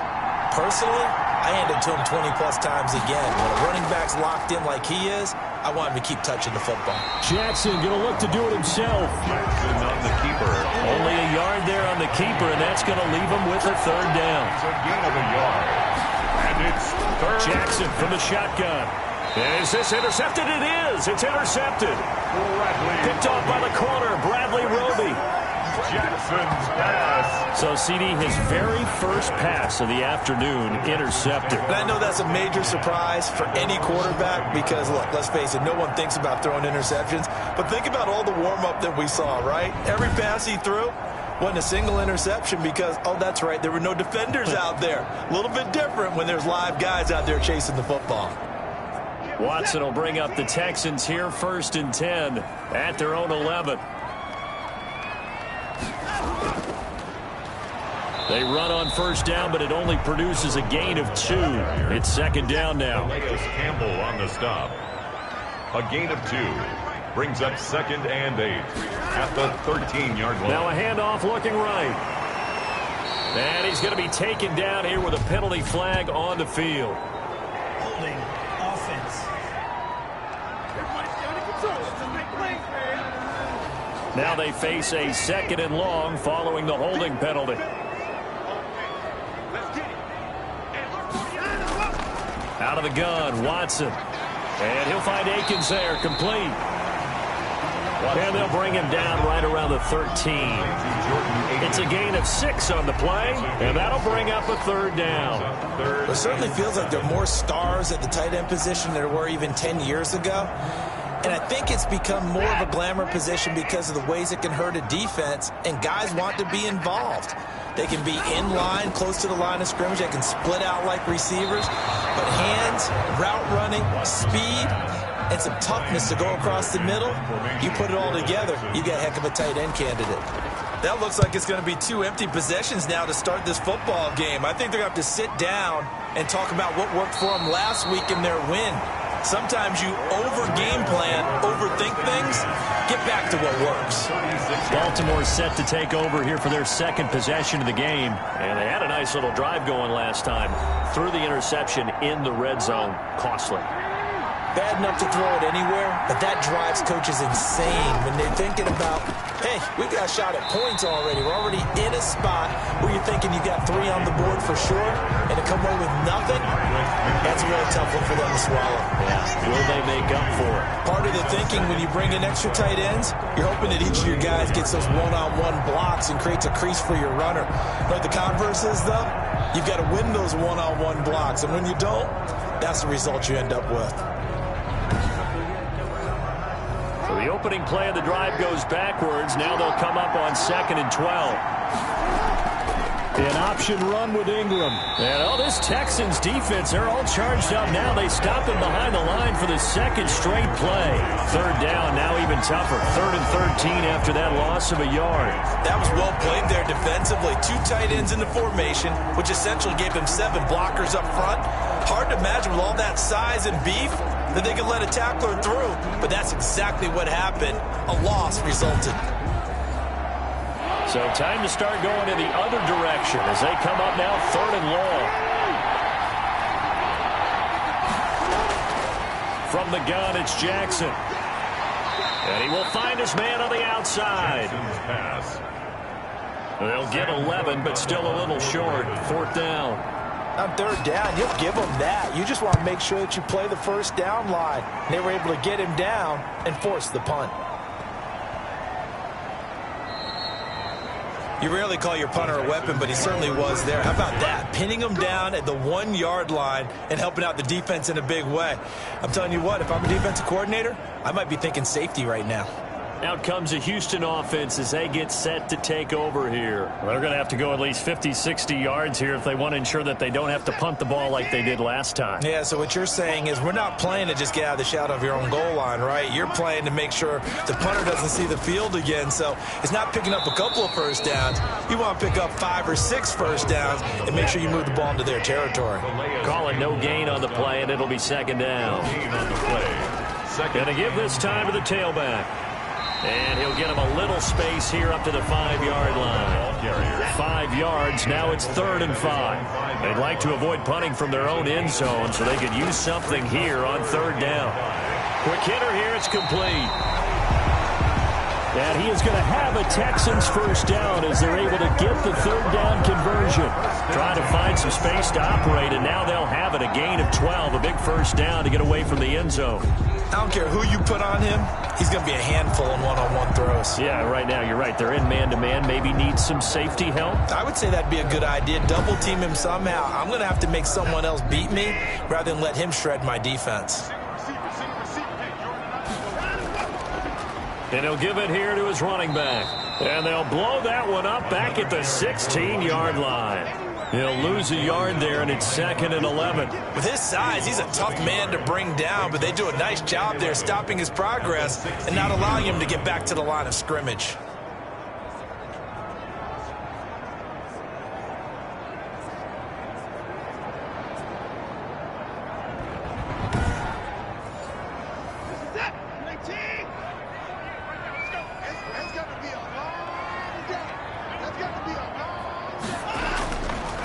Now they try the right side here.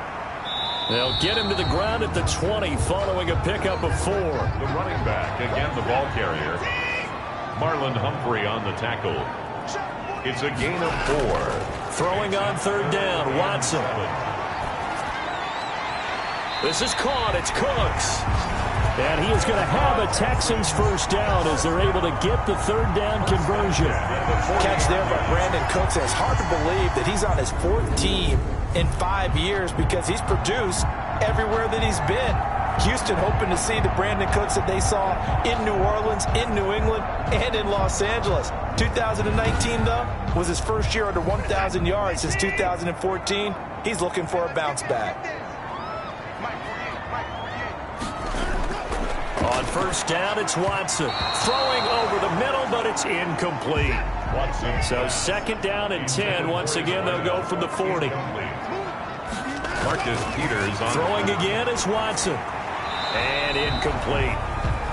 Watson. So he's 3 for 7 throwing the football right now. Not an awful start, but also not the sharpest of starts. No, I would agree with that. But if you're a confident quarterback and to play that position you have to be, you just act like there's something wrong with it. Looking for Cooks, and it's intercepted. Picked off by Tavon Young. And the return across midfield and to the 46-yard line. They'll take over first quarter, and now he already has 2 interceptions. Yeah, he's got to guard against being tentative from this point forward, though. He's got to still make the right reads, make the proper throws. I've seen guys in this league throw 4 interceptions in a game and win. He's got to understand, put it behind you, keep pressing forward. Baltimore about ready to go on offense. We've seen both of these offenses still sort of in that figuring things out phase, but I suspect some action on the scoreboard soon as they start out here 1st and 10. On the option, it goes to Ingram. And he's going to get this one down near the 45-yard line. Ingram, the ball carrier. Just a yard on the first down carry, so it's 2nd and 9. 1-yard gain. Brings up 2nd and 9. Ingram going to get it on the option. And he's going to be met at about the 43. They follow up the first down 1-yard run with a minimal gain of 2. And now on 3rd down, they'll need to get it to the 36 to pick up the first. Now that's a mountain of a man that just made that stop, isn't it? But he's more than that. This guy's nimble and quick. More than a space eater, he just made a great play there. An effective 7-yard 3rd down conversion. That's a pretty play there coming out of the backfield. But as that back, you've got to be conscious of making sure you're securing the football. When you get out in open field, sometimes you get a little loose with it as you're trying to get up ahead of steam. Make sure you keep it close to your body because those defenders are trying to punch it free. He does a nice job there protecting the ball and picking up a first down. So from the 36 now, 1st and 10. Jackson's going to look to run it. And he gets this one inside the 15, just a yard or 2 shy of the 10. Offense. He was trying to clear the way, the big fullback. Instead, he gets a hold. And you don't see that very often on running plays from those guys because usually they're the lead blocker. Normally, when he gets caught, it's in a passing situation. The give to Mark Ingram. It's a gain of 3, and it'll be 2nd down. 41. We haven't seen much from him running the football here in this first quarter. No, you're right about that. We haven't seen much of him at all so far. They've stacked him up pretty well, but when you're trying to run the football, sometimes you got to play the long game. Keep handing it to him, and some of those runs that aren't working now, they turn into 6, 7, 8, and maybe more later on. No, he dropped it. They were looking for him in the middle third. He couldn't catch it. Now 3rd down. And from the gun, Jackson. And it's going to be incomplete. He was able to catch it there on the right sideline, but out of bounds, says the line judge. And it's going to bring up 4th down. They went with the dime look that time on defense, just flooded the field with defensive backs, blanketed everyone, took away all the passing angles, thus the incompletion. Here's Sam Cook now, as he'll kick it away for the 2nd time.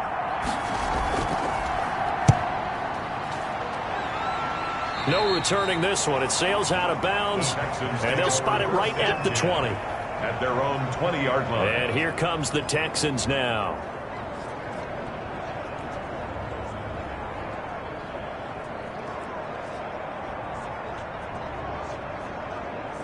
Watson will bring up the Texans here, 1st and 10 at their own 20-yard line. And he'll drop here to throw. And that's going to be incomplete. Too tough to hold on to that one. It's 2nd down. After the incompletion, here's 2nd and 10 from the 20. Now a handoff here to his running back. And he'll go down at the 26 following a gain of 6. The ball carrier. He was brought down at the 26.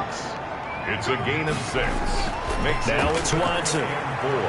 They'll try and set up the screen. It's complete. And he is going to have a Texans first down by about 3 yards or so as they wind up getting 7 there on 3rd and 4. At the 33-yard line. For a second there, I thought that might break big. Screen pass. Looked like it was coming together. Looked like there was an opening. Still, ended up with a solid gain.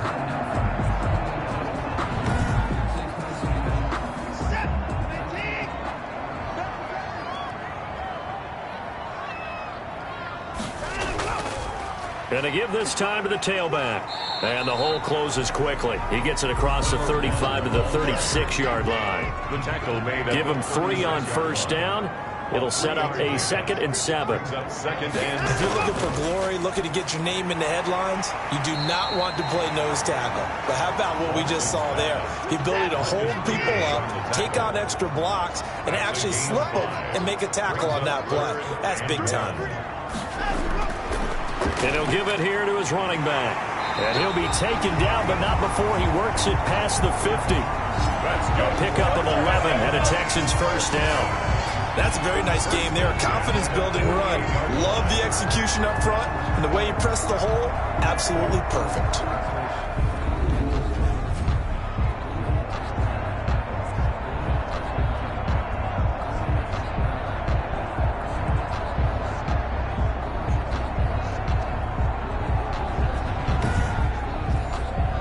So in Raven territory now. Here's a 1st and 10 at the 48-yard line.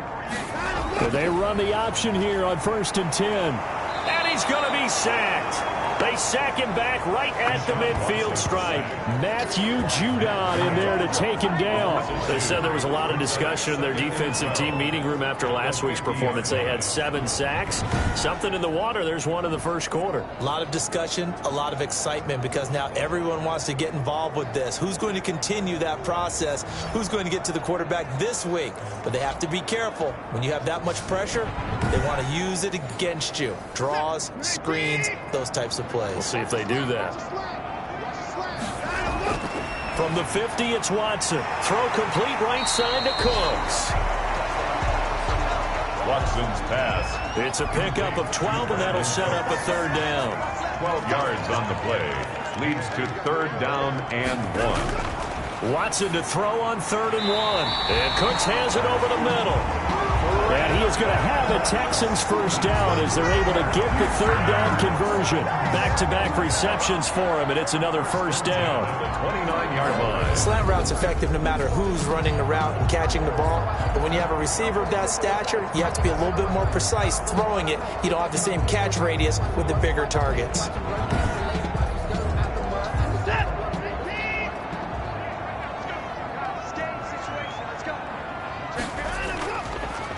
Now a handoff here to his running back. And only able to muster a couple down to about the 27. He was tackled at the 27-yard line. 2 yards on the pickup.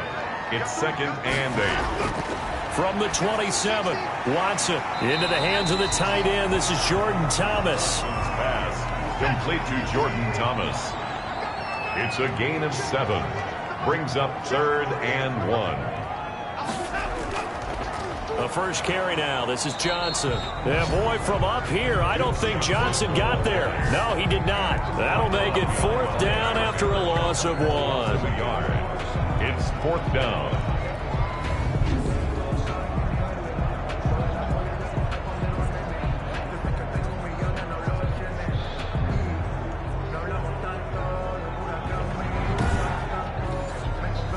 So on 4th down, Texan kicker Kaimi Fairbairn comes on. We're scoreless after 1. The first quarter with no score.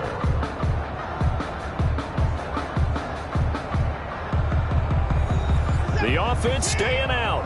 They're going to go on 4th and 2. They will indeed snap it to Watson. Firing quickly here, and that's complete. And he picks up the first down yardage as he takes this one down to the 15. A solid pickup of 5 and a very solid 4th down conversion. And defensively, pure frustration. They stopped after only a yard, taking it down to the 14. Taken down. The run only got a yard. Here's 2nd and 9. Brings up 2nd and 9. And they'll run it here.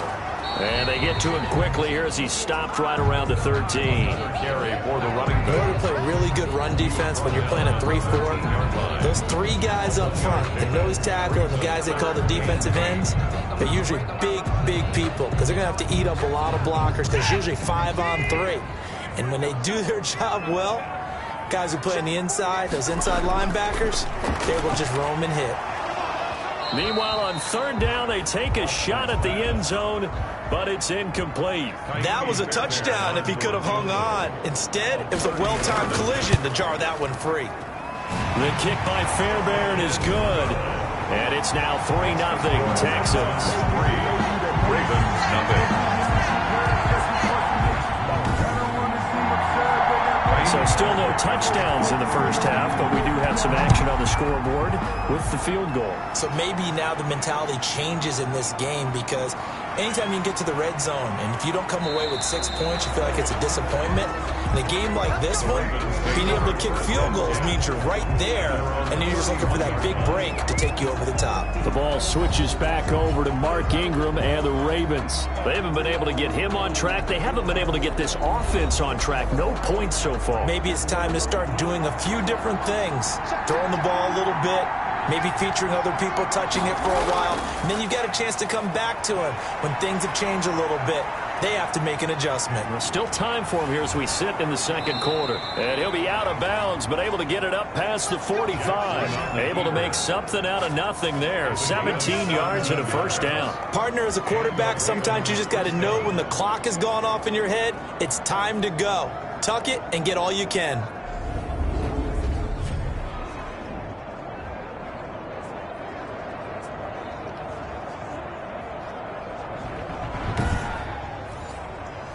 So one play, and they're already just shy of midfield.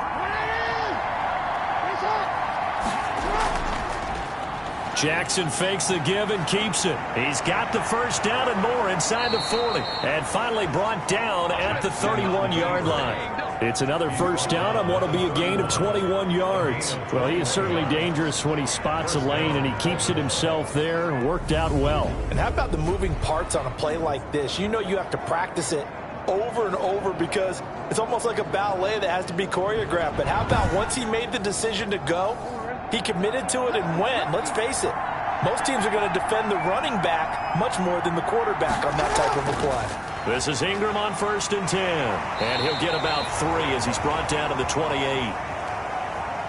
Number 21, Mark. They'll break the huddle and come out with 4 receivers, 3 of them to the right side, 2nd and 7. Look, all any running back wants is a little bit of room, a little bit of space in order to maneuver. But he also understands how difficult it is for his offensive line up front. So if they give him any space, he realizes his job to make more out of it than what they give him. Picks up 3 on that carry. 9-yard line. Partner sold the go route really well. Thought he was going deep, then curled it back inside for a nice completion. DBs love when they pump the brakes, don't they? Yeah, that's really a whole lot of fun. It's almost like you said, listen, if you're going to sell the go, just go. And let's see who's faster.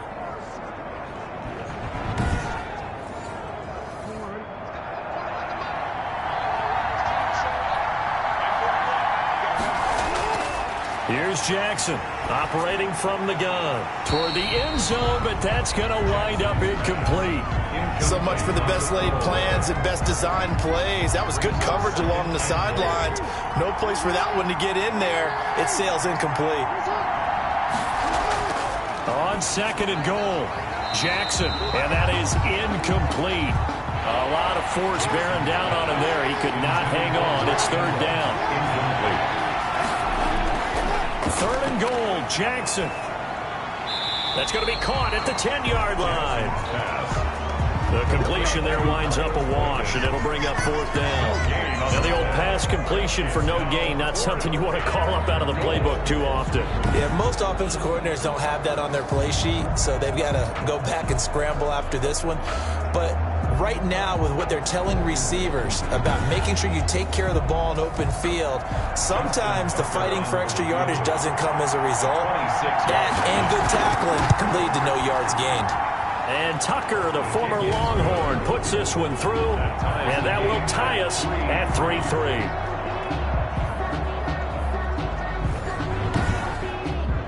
That drive took him inside the 10. Good job defensively to hold him to 3. Yeah, I like how you did that. Give a little tip of the cap to the stop troops there because they didn't give up a touchdown in that situation, right? Made them kick the field goal.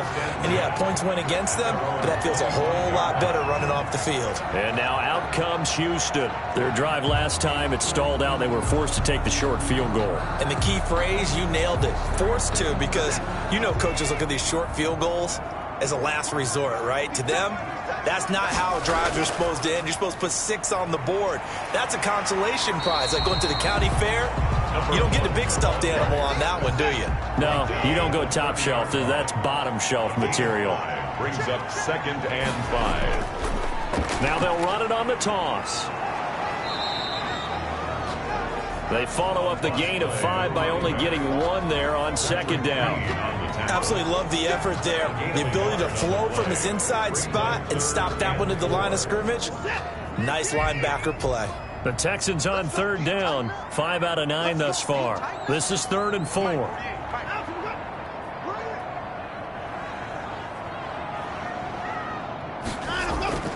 A shotgun snap for Watson. And a quick throw here that's complete. And he is going to have a Texans first down as he'll be marked down a yard or 2 past the marker following a gain of 6. Did you see that route the way that I did? I thought he was trying to get deep. Yeah, that wasn't the first option. No, he came off of that guy, the deep guy, and came underneath on the drag, completed it very well.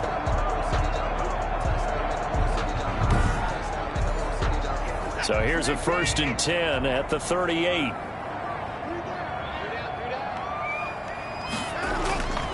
And to give this time to the tailback. And a good swarm to the football defensively as they get him down at about the 40. Pernell McPhee in there on the stop. Well, any lane that might have been open there was closed pretty quickly, and that was because the defensive front, they won that battle at the point of attack at the line of scrimmage. They used great leverage, held their spot, and stacked him up.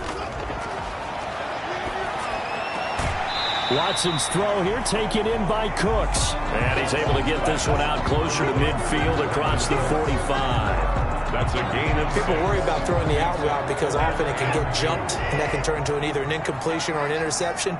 But not on that one. Everything came together, and he catches it and goes over the sideline.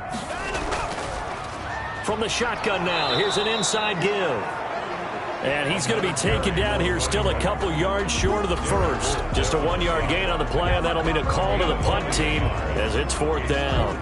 I know they want to go for it here, and I know that their fans want them to go for it. But listen, I'm going to play head coach right here and look at the facts. Tie game, plus, even if you get the first, you still got a half a field to go. I'll go ahead and punt the football myself.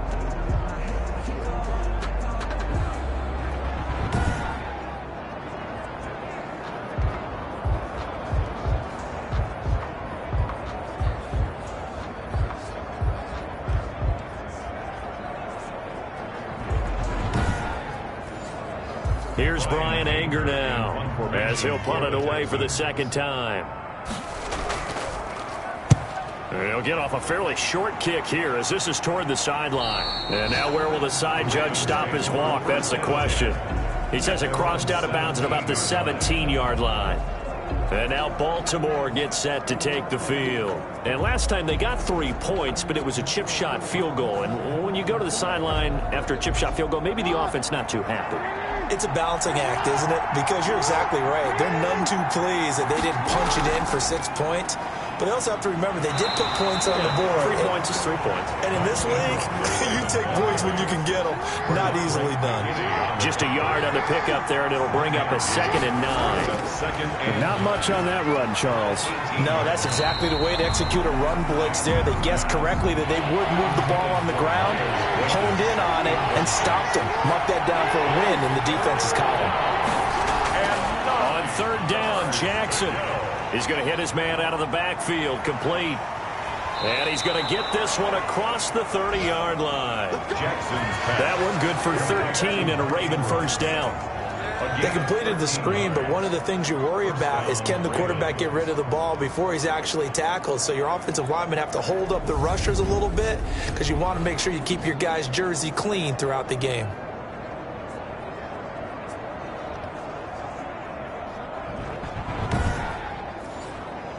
Line of scrimmage, the 31 now on 1st and 10.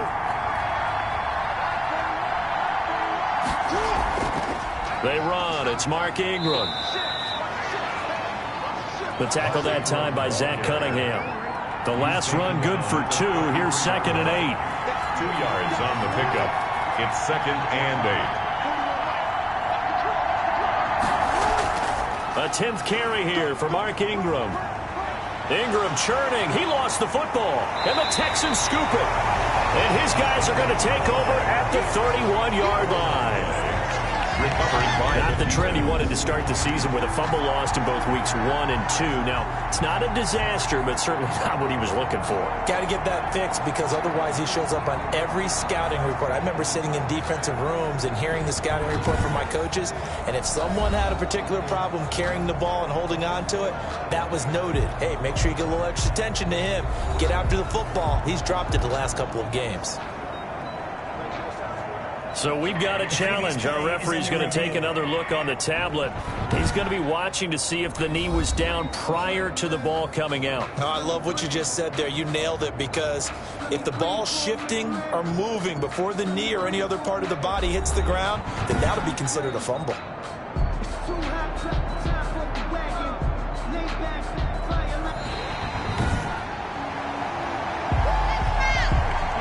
The Raven offense set at the line for this next drive. And a fumble last time. Ball security. Talk about it all the time in the National Football League. They've got to be better at it on this drive. Don't you think that when every team gets together for the first time, I don't care if it's OTAs, mini camps, first day of camp in the regular season, ball security comes up about, what, the second sentence of the coach's address? And those are so many drills focus on that. All the time, and they do drills to make it even tougher to simulate game situations. Doesn't always work out, though. Here's Sam Cook now as he's on to punt for Baltimore. He's been a busy man here in this first half as he gets it away. The Texans take over 1st and 10 at their own 20-yard line. Houston set to take over. They punted last time they had it. What steps, Charles, you think they have to take to make sure they don't do that again? Well, let's just go to the football 101, the trade expression 101. Win first down. Make 5, 6, 7 yards on first down and make it a 2nd and 3, 2nd and manageable. Keep accumulating first downs that way. Keep moving the football. You don't want to get behind the sticks because then the defense has the advantage. He'll get a nice chunk there on the first down run, and it's 2nd and 4. A 6-yard pickup brings up 2nd and 4. From the shotgun now, here's an inside give. He takes this for 3 to the 29.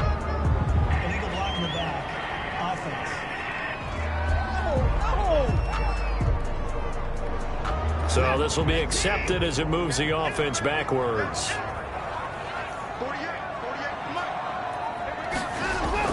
Here's Watson now on 2nd down. To the right side and complete to Thomas. And they'll bring it down at the 27-yard line. Partners, a lot of fun watching the NFL now, isn't it? Because when the big fella runs routes, it used to be when we were kids, he'd run about 3 different routes, and that was it. Now you can run anything and catch the balls we just saw there. The Texans on 3rd down. They've converted 6 times and could use a 7th here. Here it's 3rd and 3. It's caught left side by Cooks. That's good. And past the 40 before he's out of bounds. First down Texans. Watson hooking up with Cooks. He's such a good route runner. Shows it there on 3rd down. Very proficient and a good pass. And you know what I've observed over the years in the NFL? The better a route runner you are, the more confidence your guy's going to have in you to go to you in important times because he can trust you being in the right spot, and they connected there and picked up a first down.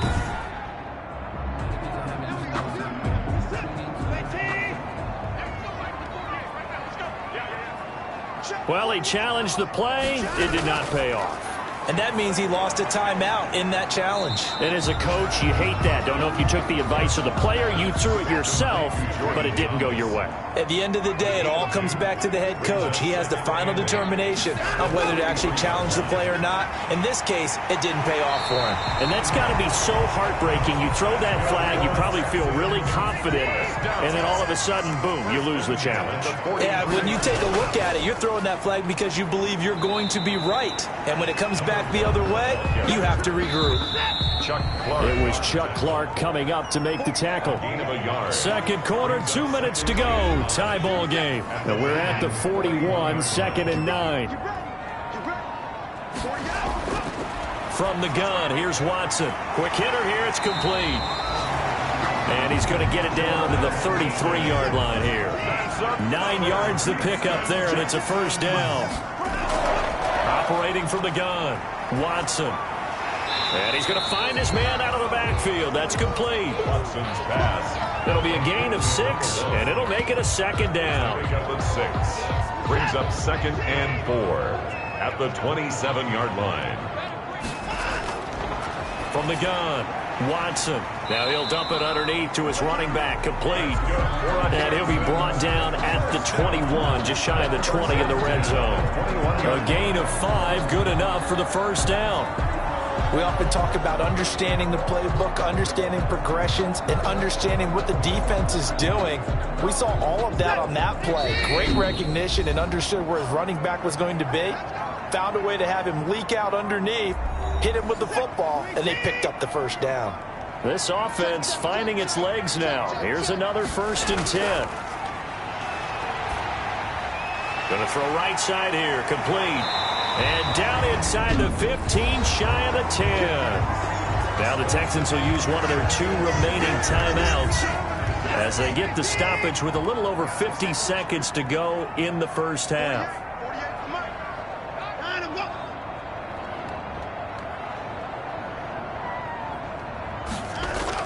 On 1st and 10, Watson. This will be caught just inside the 10. Watson's pass. And he's able to work it here to the 8-yard line. 3 yards the gain there, 2nd down. And he'll take this one in for a Texans touchdown. Touchdown from 8 yards out. And the Texans have taken the lead. An excellent, long, sustained offensive drive. And now they can look across the field and see a defense that looks a little bit beaten down. Right now, as an offensive coordinator, you're thinking to yourself, can I dial up the knockout punch? Kaimi Fairbairn on for the extra point. And it is up. The kick and it's good. That'll make our score 10-3 now. So that drive, 12 plays in length. And the result, a Houston touchdown. So after the touchdown, here's Fairbairn now to kick it away. This one taken just inside the 10. And it's a pretty good return here as he'll get this up to the 29. At their own 29-yard line. Now the Baltimore offense heading back out onto the field. You've got less than 30 seconds left here in the half. You're well on your own side of the field. What are we doing here, Coach Davis? Well, I'm trying something on 1st down. And it's something that's safe. It's something that's been done many times before.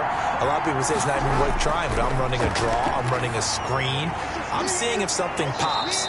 And if it does, that can alter my strategy and potentially get me some points. And if it doesn't work, well, then you just run the clock out and go to the locker room. 35-yard line. A 6-yard pickup. Brings up. Looking to throw again on 2nd down.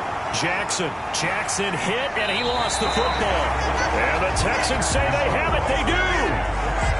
He was under duress, surveying, trying to find somebody to get the ball out of his hands. In the meantime, the defense, they took it out of his hands. And when the ball snapped, I know exactly what the defense is thinking. Get a sack, put him on the ground. But when you can also knock the ball free while doing so, oh, there's the bonus for you as a defender.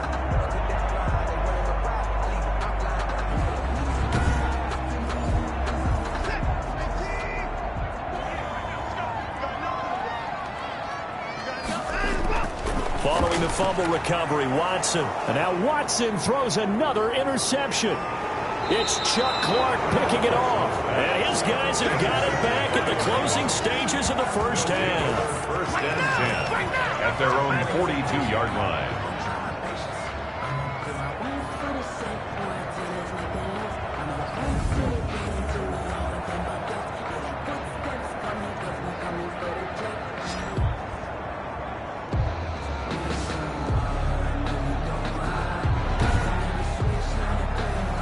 The Raven offense set at the line for this next drive. And with time quickly fading here in the 2nd quarter, not sure how aggressively, offensively they want to play this.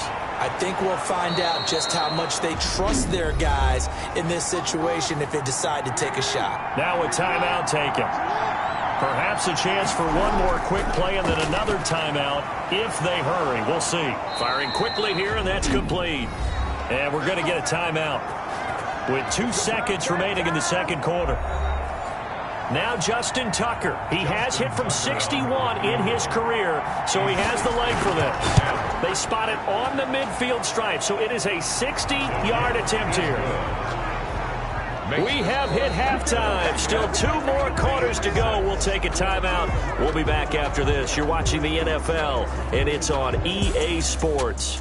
It's in the game. Okay, Brandon, we'll get you back to you and Charles in a bit, but first it's time for a trip around the NFL following an eventful opening weekend.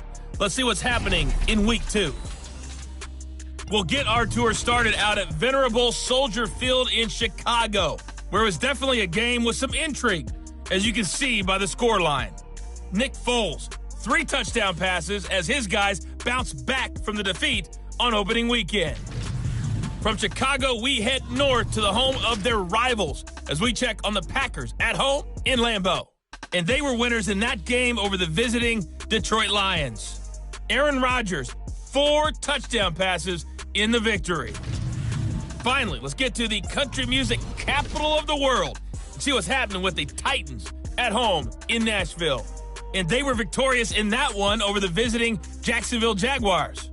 Tom Brady, over 400 yards passing with 3 touchdown passes as well. Meanwhile, in our game, it's been a defensive struggle. Which offense can break through in the second half? To find out, let's hand it over to our broadcast team of Brandon Gotten and Charles Davis. All right, Coach, thank you, and we welcome everyone back for quarter number 3. The Ravens set to receive the football, trailing here as we resume action in the third quarter. And up to about the 26-yard line, just across the 25. At their own 26-yard line. Out come the Ravens now. They'll go on offense first here in this third quarter. And, Charles, they're certainly still right in this game, but they need that offense to wake up and in a hurry. Yeah, I like the way you put it. They certainly did seem to sleepwalk a bit in the first half. Now that their defense has done its job, it's their turn now to go out and try and get some points. And the third quarter starts with a run by Ingram. Only a couple there as he'll be brought down about the 28. He was brought down. I have to think a major focus of the halftime meetings had to be figuring out how to create space for the running game to get operating. Well, what you pointed out to me at half seems accurate. That line has struggled to sustain blocks. Yeah, I would agree with that totally. They've got to focus on staying on their double teams at the first level, make sure that block's secure before they slide off and try and chip someone at the second level. Call it no gain on the keeper, and it's going to bring up a third down. On the play. Brings up operating from the gun. Jackson. We saw this a lot in the first half, and it continues. These receivers just not able to get much separation. So that means they have to win the 50-50 balls. They've got to go up with the defender and find a way to start coming down with them. And this time, contact and another incomplete pass. And nice return that time, gets 12 yards back. And the Texans will take over with a 1st and 10. Set to take over again, Deshaun Watson and this Texans offense. On one hand, as we look at some of his struggles with the 3 interceptions, he's got to be upset. On the other hand, they're still winning this game. So how does he take care of the ball the rest of the game? That's what his teammates are interested in because they've picked things up for him throughout. You got to look over the defensive side, the kicking game. Those guys have made it work for him. Now his goal, not mess up anything else down the stretch. Yeah, forget about those 3 picks. Move on. Throwing again on 2nd and 10. Watson. And he goes down. The Ravens able to get to him. Derek Wolfe popping in for the sack. Well, partner, we know they came out of the locker room down on the scoreboard, but I will guarantee you the defensive side of the ball got super emotional. They can come out and play with aggressiveness, with fury, because they don't have to be quite as precise, and it paid off for them on that play, didn't it? Sure did. Excellent play, really setting the tone for this third quarter. Following the sack, it's now 3rd and long for Watson and the Texans. Here's Watson. He's going to go for a big play downfield. And his pass is intercepted for the 4th time today. Good positioning, and it's picked off. And the return stops at the 39-yard line. 2nd straight drive now here, Charles, that have ended with an interception. And I just wonder, because I don't think it's going to rattle him necessarily, but I also wonder if it's going to unnerve him a little bit. Does it lead to another one? Or does he find a way to pull it together and become sharp again?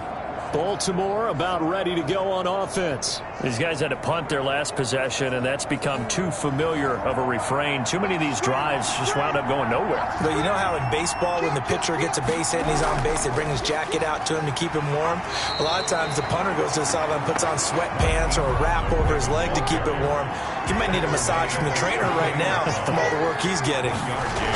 On 2nd and 9. Jackson, quick slant to Brown. Jackson's pass. And he's going to get this inside the 30. It's a first down on a gain of 10. And the Raven first down. And now he'll tuck it and run. It'll be a pickup of 5 on the keeper. It's 2nd down. It's a gain of 5. Brings up 2nd and 5 at the 24-yard line. Now it's Ingram. 7 yards there and a first down. Carrier brought down at the 18-yard line. A gain of 7. First down, Baltimore. Jackson from the shotgun. And a quick throw here. That's complete. And they'll bring him down at the 13-yard line. Number 82. 5 yards on the catch there. Brings up 2nd down. 2nd and 5. Out of the gun, they give to Ingram. And he'll be taken down here at about the 11. Mark Ingram, the ball carrier. Just a gain of a yard there, and now it'll be 3rd down. It's a gain of a yard. And it's 3rd down. From the gun, Jackson. Eluding the pressure. And he'll take it into the end zone for a Ravens touchdown. Lamar Jackson, his 3rd touchdown now on the year. And the Ravens have retaken the lead. Well, Lamar Jackson remembers 7 rushing touchdowns in his MVP season of 2019, and he's into the end zone here as well. And when you hear that 7 rushing touchdowns in 2019, doesn't it surprise you a little bit? Yeah, you almost expect more, right? Yeah, in your mind you're thinking Lamar Jackson got in the end zone a bunch more. That might be what he does in 2020. And his kick is good. So this drive spans 7 plays, and it was capped off by the touchdown run that came from Lamar Jackson.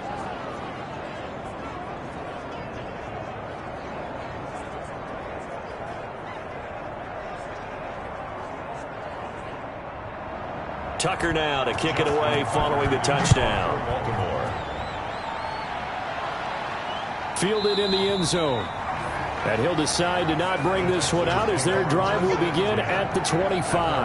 Now Deshaun Watson and his offense heading back out there. He's likely still kicking himself from the interception last drive that wound up leading to a go-ahead score. And he's going to assume all that came with that one, all right? That's all on him, but he also knows he's got to erase it from his mind and get back out there. This drive, very important. Now he dumps this off over the middle. And he's going to be dropped following a pickup of 7 past the 30 to the 32. It's a gain of 7. Brings up 2nd and 3. And he'll give it here to his running back. Oh, what a juke into space. 30, 10, touchdown, Houston. Touchdown, Texans. A great effort there with his first career NFL touchdown. And the Texans have once again taken the lead.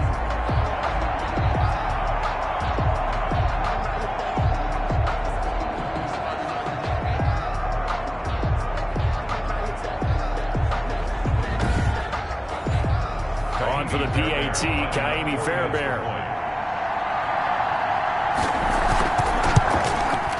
And that will make this a 4-point game.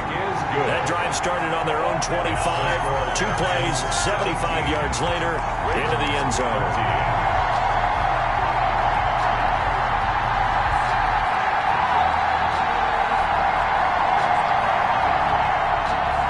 So after the touchdown, here's Fairbairn now to kick it away. This will be fielded inside the 5. And they will wrangle him down a couple yards shy of the 30. Take over 1st and 10 at their own 28-yard line. And now Baltimore gets set to take the field. And for them, a touchdown their last go-around. Obviously, they'll be hoping to do that again. And when you start plotting for this drive, when you start thinking to yourself, okay, what are we going to do? You don't go away from what you did before because that worked. But you have to be prepared for wrinkles and counters because you know they'll make some adjustments. A throw left side to start the drive is complete. He'll be stopped at the 35, but not before he picks up 7 yards. A 7-yard pickup. There's completion to the tight end, and I think they were looking at something out of central casting, frankly. Absolutely. I mean, size, the hands. Speed, can flat out run. You put that whole package together, you light up the eyes of an offensive coordinator, don't you? Now this one to his running back out of the backfield. And he'll get it out near the 40 to the 39. 4 yards the pickup, first down. First down, Ingram. And he'll take this up over the 40 to about the 41. P.J. Hall there to make the tackle. 3 yards on that last carry. Here's 2nd and 7. On that last run, he's now hit the 6,000-yard mark for rushing yards in his career. And moves him squarely into the top 100 rushers of all time. In fact, he can boast that he's rushed for over 1,000 yards more than Gale Sayers did in his career. And Gale Sayers was a Hall of Famer in a short career. They'll wind up losing a full 10 yards on the play. And it'll be a 2nd and long. Now a toss left side into the hands of his tight end. And a good stiff arm there before he's brought down on a nice little gain. A 9-yard gain on the play. And it's Jackson now to throw on 3rd down. Under pressure, and the Texans able to get in there for the sack. Was it a breakdown in protection? Did the running back not pick him up? What does it really matter? Sometimes it's just a great play made by the defense. Big-time sack.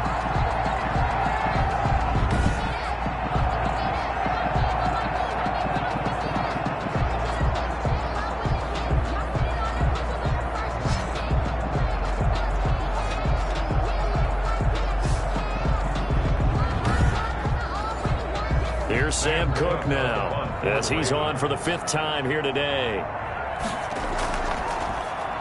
And he deserves a bronze leg as he gets this one away. It's a 42-yard punt. They keep him to just a yard on the return. And out will come the offense as they take over.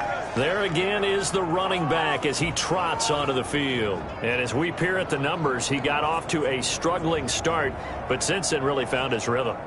And I think that comes together with not just the halftime adjustments, but just that quiet confidence. If you just keep doing the things you've been working on, eventually there will be creases.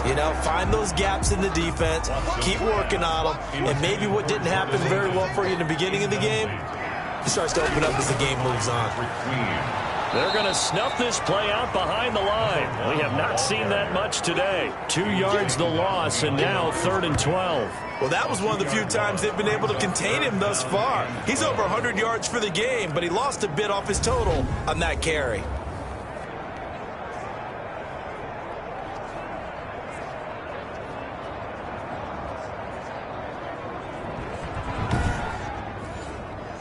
The Ravens bring out an extra defensive back here on 3rd. Out of the gun, Watson. This is caught. It's Cooks. And he is going to have a Texans first down as they're able to get the 3rd down conversion. Well, that's one way to convert on 3rd down, picking up 26 yards. Whenever we talk about moving the sticks and controlling the football, there's a great example right there. Those are the 3rd downs you need to convert to win football games. We're in the 3rd quarter of this one, and this is a tight one. In order to maintain pace, keep the ball away from the other team, and put points on the board, those are the plays they need to continue to convert.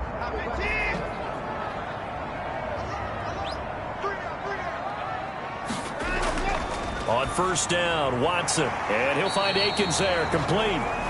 Watson's pass. 7 yards, the pickup on the pitch and catch. It's a gain of 7. Brings up 2nd and 3 at the 46-yard line.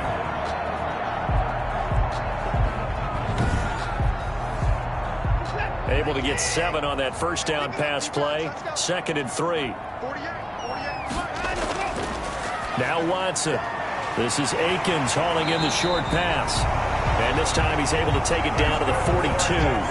They'll get 3 as the drive continues. It's a 1st down. 42-yard line. And the tight end is certainly a position built to move the chains because they can control space underneath. If they've got good hands, then, of course, they're a dynamic target. But one other thing is they're right in the sight lines of a quarterback on just about every play, and that makes it easier for the quarterback to pick him out and deliver. And they're going to stop him right at the line of scrimmage. Just no cutback lane to be found whatsoever. 2nd and 10. He's having a big game running the football, but that will hurt the yards per carry a little bit. Yeah, but the average he's got so far, that's the type of average he wants to take with him to contract negotiations, doesn't he? Patrick Queen on the tackle. A gain of 1 brings up 3rd down and 9. If they want a first, they need to get the football to the 32 here on 3rd down.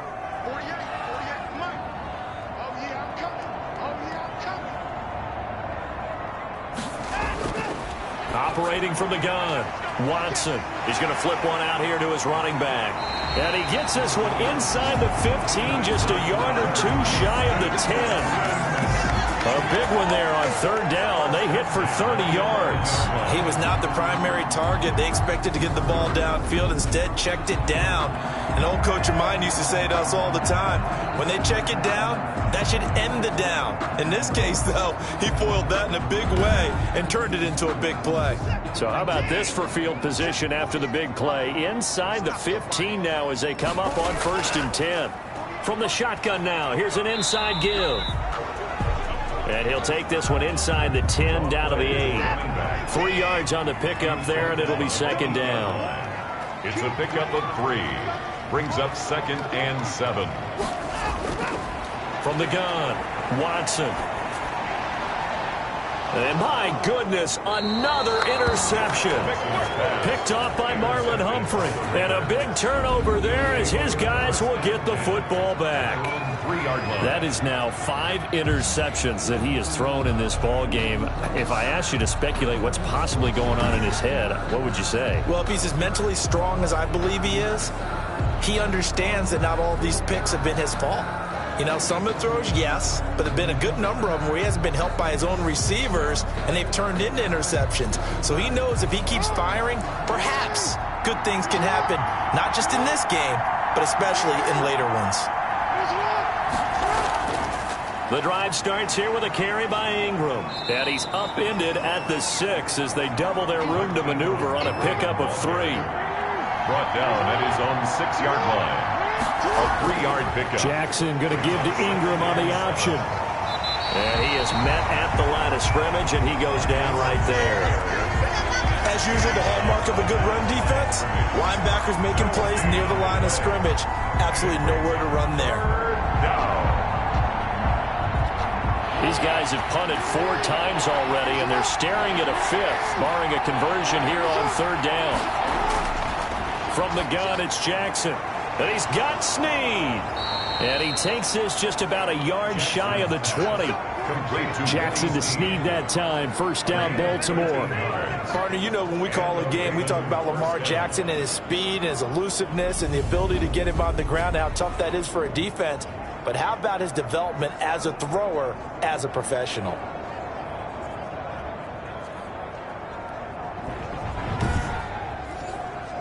So a much rosier picture now after that last play. Here's 1st and 10 at the 19-yard line. Now Ingram, he's been busy today. And he's going to have a Ravens 1st down as he's able to take this up to the 30-yard line. And you know he wants to make the most of every carry because he competes with his quarterback, Lamar Jackson, 4 carries and yardage. But Mark Ingram, over 1,000 yards last season. And then the Ravens went out and drafted J.K. Dobbins out of Ohio State in the 2nd round. So now the Ravens potentially have 2 guys to pair with Lamar Jackson in the run game. Wishbone formation, anyone? So 1st and 10 now from the 30. They run the option as Jackson will hand it to Ingram. And he'll have a gain of 3 to the 33. Mark Ingram, the Raven ball carrier. So both teams trade touchdowns, and the 3rd as we're through 3 quarters of play. We'll return with more after this break. You're watching the NFL on EA Sports. 2nd and 6. No, scratch that. 2nd and 7. From the gun, Jackson over the middle here to Brown. And he slips up past the 45 before being tackled. A gain of 13. It's a first down. First down, Ravens. Operating from the gun. Jackson. Looking left sideline. Incomplete. After the incomplete pass, here now is 2nd and 10. Brings up 2nd and 10. To throw again. Jackson. He's going deep for Brown. And this is caught at the 20. And all the way in for a Ravens touchdown. Marquise Brown, his first touchdown here of the new campaign. And the Ravens have taken the lead here in the 4th quarter. Might be seeing that one on the highlight shows tonight. The home run ball here in the 4th quarter to take the lead. There's nothing like being aggressive, preaching that to your team, and then following through. All the way through. Go ahead and throw one more up there. Why not? Been a great game, and we are not done yet. Now an important extra point here to stretch this lead to a field goal. He's got it, and this is indeed up to a 3-point lead. So that drive in total 8 plays, and it's capped off by the Baltimore score.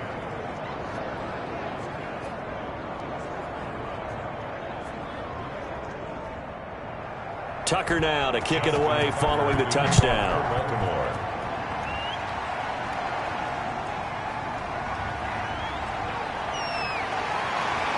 And a good return as he'll be stopped just shy of the 30-yard line.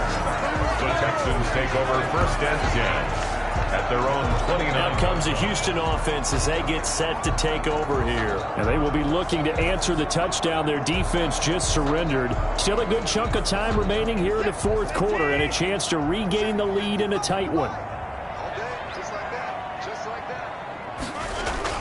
They go back to the air here after the INT on the last drive. And this will be incomplete. Physical play on the football there, and it's 2nd down. Incomplete. It leads to 2nd and 10. Throwing again is Watson. And the Raven pressure too much. Down he goes. Matt Judon picks up his 2nd sack of the afternoon. And that's a sight familiar to Ravens fans. Matthew Judon, a 2019 Pro Bowler, he led the Ravens with a career-high 9.5 sacks in 2019.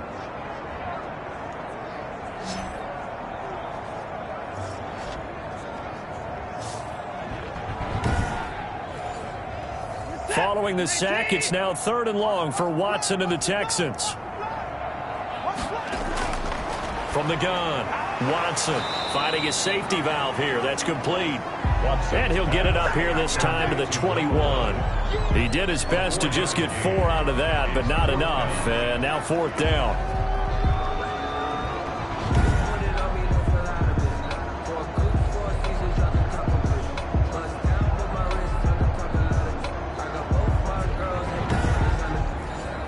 Here's Brian Anger now as the drive goes backwards, so he's on to punt it away.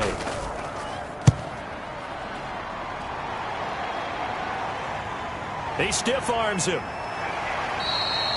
Call that a 46-yard punt with a net of 40 on the 6-yard return. And the Ravens, they'll take over. Now the Baltimore offense heading back out onto the field. They had to go a long way on their last drive to score the touchdown. This time they get at least a little bit more of a cushion with field position. I have to think that with this field position, after what they did on the last drive, they might want to take a shot right now and try and cut down the length of the drive. And just no chance of turning the corner. He can only get back to the line of scrimmage. 2nd and 10 coming up. No gain on the play. 2nd and 10. At the 36. Throwing on 2nd down. Jackson. And seeing nowhere to throw, he chucks this one away from harm. Incomplete. Now it's 3rd down.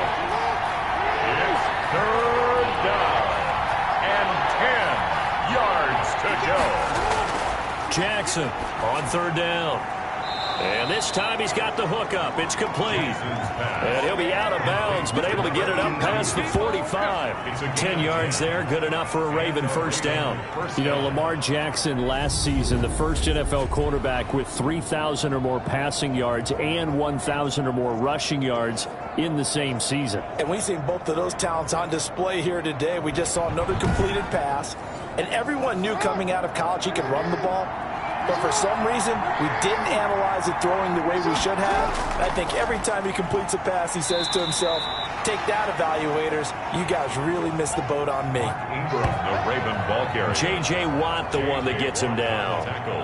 I know we can't hear what's going on in that huddle right now, but I'll guarantee you at least one offensive lineman is saying, my bad, we simply couldn't move them off the line of scrimmage. We've got to do a better job trying to root those guys out of there.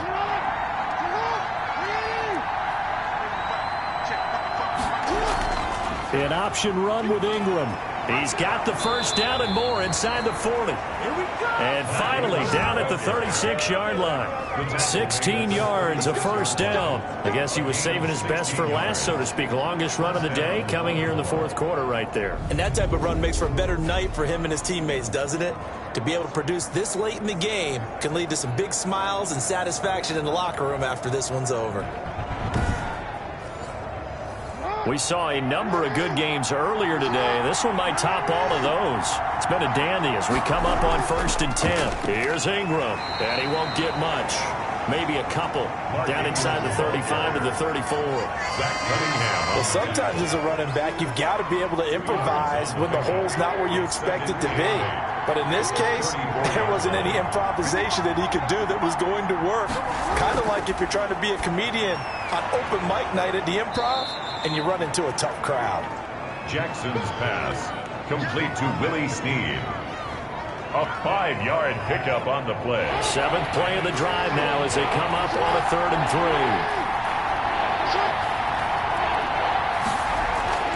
Operating from the gun, Jackson. Oh, there's that man again. It's complete. And he will have a Ravens first down as they're able to get the 3rd down conversion. That one good for 13 and a Raven first down. And that pickup of a first down, that's going to leave a mark because they really needed to stop them there, didn't they? Oh, so frustrating. Defensively, you're a play away from getting that football back here down late. Tough. Now they've got to find a way to create a turnover or a takeaway. Otherwise, this one will probably get away from them. So the ball down to the 16 here for 1st and 10.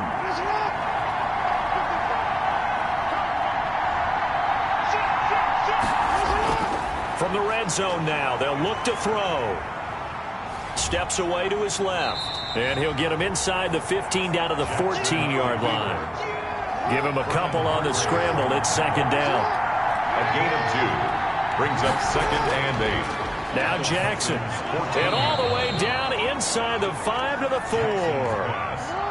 Jackson to Boykin, first down Baltimore. 1st and goal, Baltimore. From the gun, Jackson. In trouble, and he'll go down back at the 12. Bernardrick McKinney came in there hard on the blitz and got him down 9 yards behind the line of scrimmage. What did we see there, partner? Was that a zone blitz? I think you're right about that one, and very simply, that just means people blitzing that you don't expect and defensive linemen dropping back into coverage. It throws off the blocking assignments.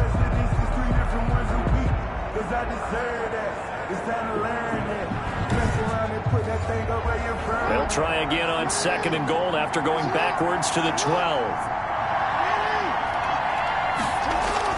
On the option, it goes to Ingram.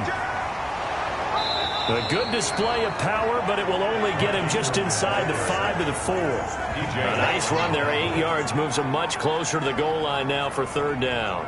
Defensively, I think they can smell a stop. Ball right around the 5 here, brings up 3rd. And I think what they've done is they put doubt in the minds of the offensive guys. What do we do? Because now you don't have a go-to play. Either side they pick, throwing it, running it, it won't be easy. And he'll just toss it away. So he throws it away, and that brings up 4th down. And Tucker, the former Longhorn, puts this one through, and the drive will wind up yielding 3. Texans 17. So they get the 3, but you wonder now, is that going to be enough? Excellent question, because when I look at the smiles on that side of the field, they're a little tight, aren't they? If they had scored a touchdown there, Those will be big half-moon grins right now because they feel a whole lot better about their position. And a touchdown in the other direction, all of a sudden they're down. And when you're facing a deficit on the scoreboard, you're just looking for something to get you right back into the game, and that's the spark that they were looking for. They got it with that big return. The Texans back out there and ready to go. And on the last go-around, they really couldn't get anything going. They had to punt from deep inside their own territory, which means you're going to lose the field position battle as a general rule. What they're looking for now is a little more consistency, move the ball at least a few times on offense, get a couple of first downs, and hopefully flip the field. Yeah, just something to build off of. That's what they're looking for here. Nice way to start the drive, a gain of 12 and a first down. 42-yard line. Operating from the gun, Watson. Looking for his running back, and he's got him. Watson's pass. They called it no gain there on the first down play. Had the completed pass, but for no gain, stopped right at the line, so it's 2nd and 10. 41-yard line. From the gun, Watson. And he's got his favorite target yet again. It's complete. That's good. 11 yards there, first down. 1st and 10 at the 30-yard line. To the air yet again, Watson. And he's got his man out of the backfield. That's complete. Watson's pass. Give him 8 on the play, and it'll be 2nd down. He's got good size. We know he's tough to bring down running the ball. That also carries over to the passing game like we saw there. And at his size, how'd you like to try and stop him on that angle route? Him coming out of the backfield, breaking sharply, catching the football. It's going to take a lot more than one guy, most likely, to bring him down. That was a nice game. Watson on target here to Fuller. And he'll be brought down somewhat awkwardly here, and a late flag as well. I think this one's going to be a face mask.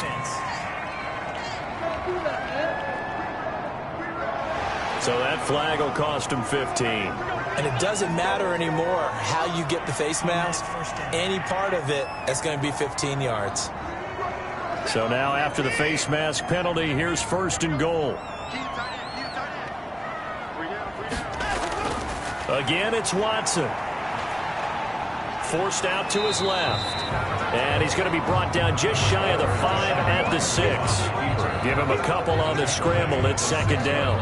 Well, he did a nice job keeping his eyes downfield, waiting for someone to get open. But once the pressure forced his eyes down to see the rush, it was time to make a break for it. And that'll move him a little closer as he takes it from the 7 down to the 4-yard line. A lot of tired bodies on that field, but this is a big play, 3rd and goal. His path became similar to almost running a stretch play, didn't it? Trying to find a crease, anywhere to put his foot in the ground and cut back. It just never materialized. Watson on the keeper. A gain of a yard. It's now 4th and goal.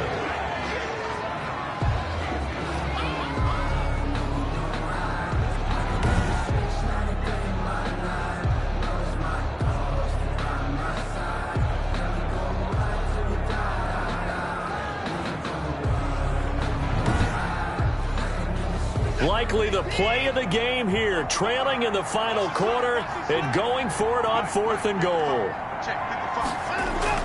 They turn to the fullback, Gillespie. And he's in. Touchdown, Houston. A 3-yard touchdown run. And the Texans can take the lead with an extra point.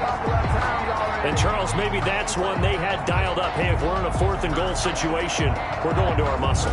And you can feel the boom, boom, boom all the way up here where we sit. The earth was shaking, and he found his way into the end zone. Yeah, but that's such a great guy to have around the goal line, isn't it? Indeed it is. It's a great extra dimension to add to your offense. When you can finish things with power, that's hard for a defense to deal with. Fairbairn now to add the extra point.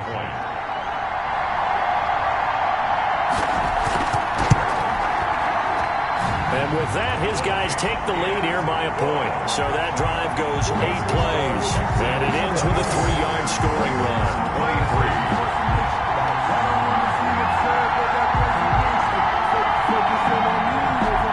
So after the touchdown, here's Fairbairn now to kick it away. And this carries into the end zone. And he'll just take a seat, and the drive will begin at the 25-yard line. At at their own. Lamar Jackson marching back onto the field. It's a pretty simple formula, Charles. A field goal, all you need, that wins you the game. And the most confident guys going out on the field to direct their teams, they've probably already talked to their kicker before they went out and let him know, don't worry, you got a chance to be a hero in this one. I'll set you up, you just knock it through the post.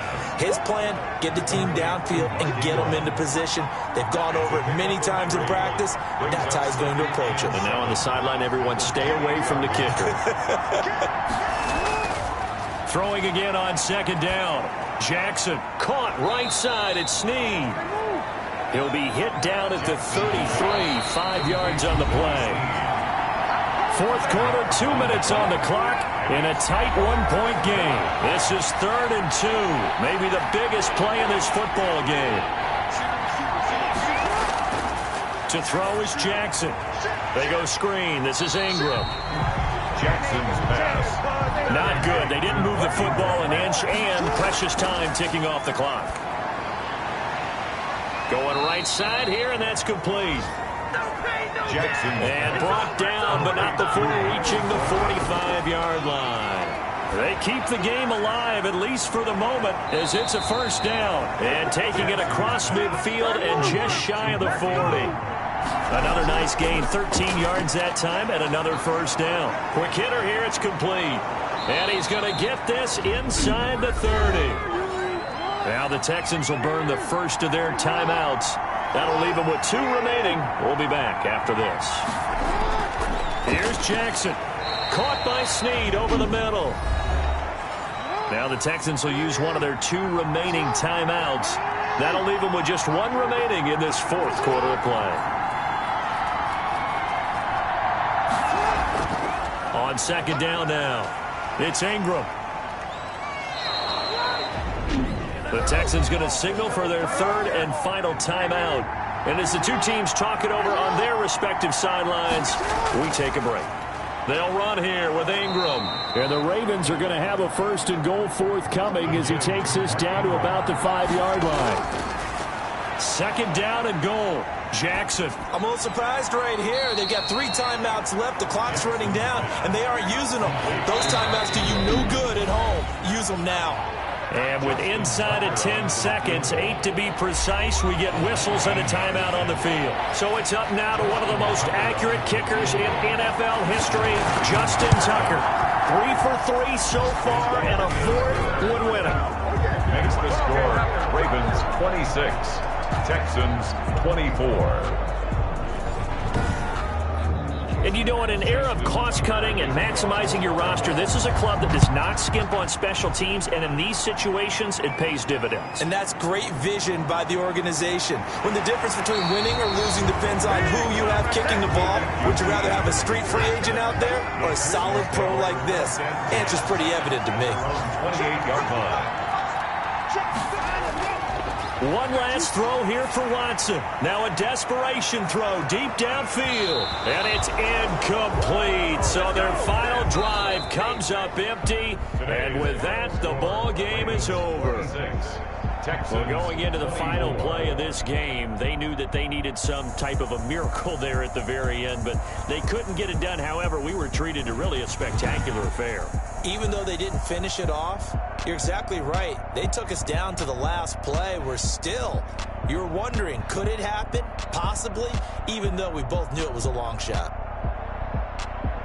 So for Baltimore, it was a great all-around performance as they come out of this one with the victory. And they'll return home next week to take on the Kansas City Chiefs. Meanwhile, for Houston, they will fall to 1-1. And they'll try to rebound next week as they head to Heinz Field to take on the Steelers. That'll do it for us. I'm Brandon Gaudin alongside Charles Davis. Thanks to our entire crew as well. We'll talk to you next time. So long, everybody.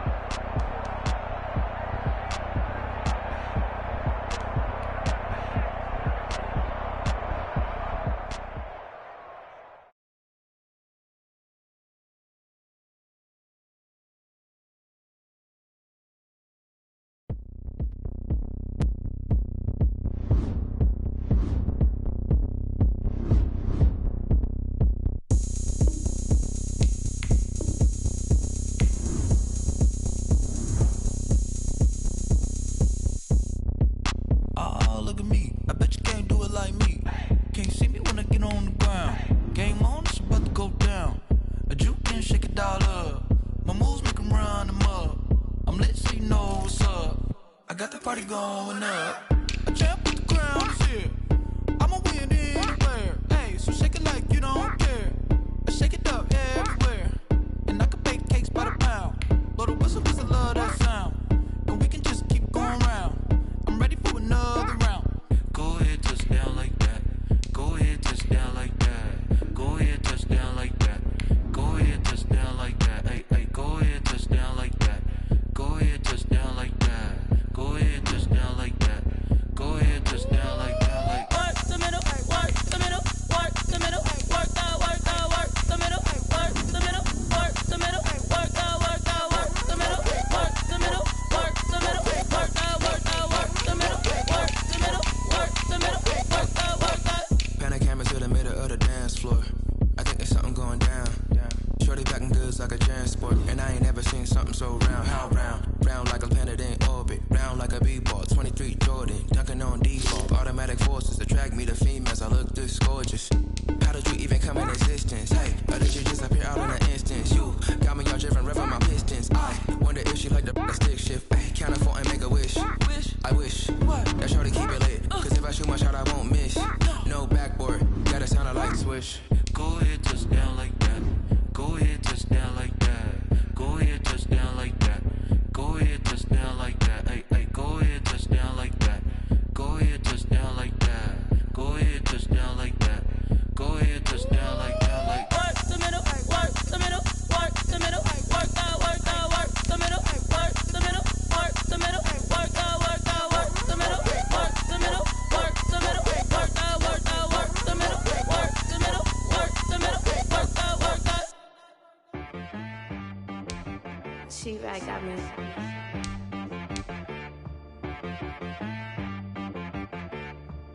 Hit boy on the beat, so you gotta go berserk. Okay. Sometimes you need a friend, not the ones that just show up and don't put nothing in. You know the ones that lend their hand and want to see you win. When you come up on that lick, make sure you cut them in. And then, sometimes you need a foe, one to keep your eyes open, keep you on your toes. You know the ones that want to keep you where you've been before. But I can't go, no I can't go. And whoa, sometimes I need a check. Not the sneakers, but the ones that make you watch your step. You change name, how about your respect? Give them more than what I get, expecting nothing back. In fact, you know, I sat down with my accountant, he said I got good news and I got bad news. I said, what's the good news? He said, the good news is you made a lot. I said, what's the bad news? The bad news is you spent more.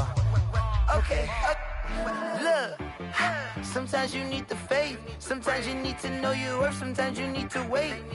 Shoot like the golden boy, but they from the bay. You can't negotiate with Drake, you gon' have to pay.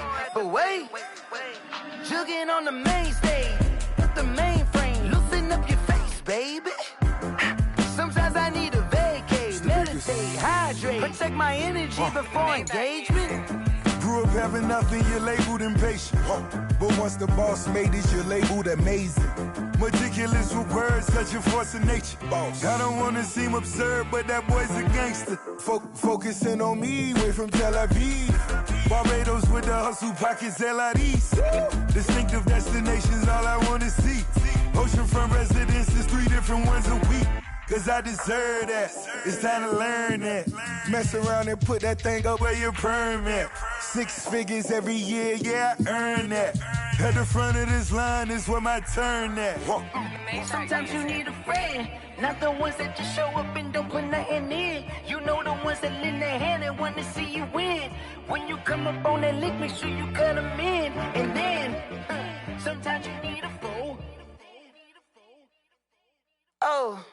Men gon' lie, women gon' lie. You're looking for the truth and the numbers don't hide. Looking for the root of all evil, then you need to go open up the briefcase, see with your eyes. Everybody claim to be greatest of all times, but they never spend a day in the rain in the front line. No lie. Stop playing on my phone line. Pull up in the space coupe with the roof optional. Wonder why they follow suit. I've been groomed from the womb, came out of my mama with some running tennis shoes, faster than the speeding bullet. Nah, it's cool, it's cool. Don't play with it, baby. Say so what you gon' do with it? Stop playing with it, baby. If you gon' do it, then do it. Don't play with it, baby. Exactly. Yeah. You ain't built like that. Yo, who told us we ain't gonna win, man? Really? He's a bozo. Bozo. Really?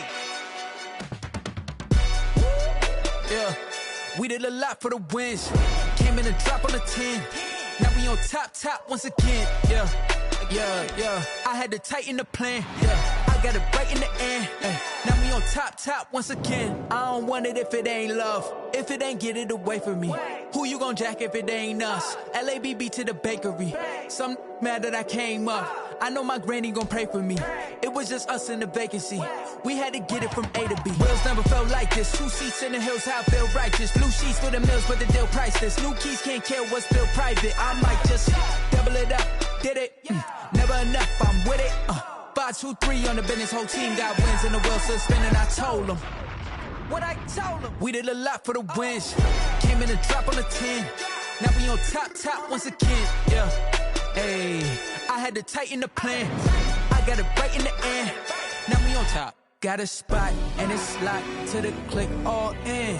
I got ops, if he drop, I just hit my dance. I was top, they just watched, had to take my wins. They wouldn't let me in.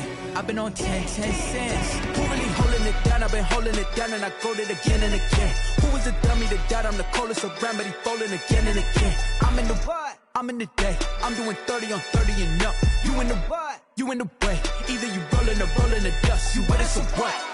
Keep it running. We did a lot for the wins. Came in a drop on the 10. Now we on top once again. Yeah. I had to tighten the plan. I got it right in the end. Now we on top once again. We did a lot for the wins. Came in a drop on the 10. Now we on top once again. Yeah. Hey, I had to tighten the plan. I got it right in the end. Now we on 10.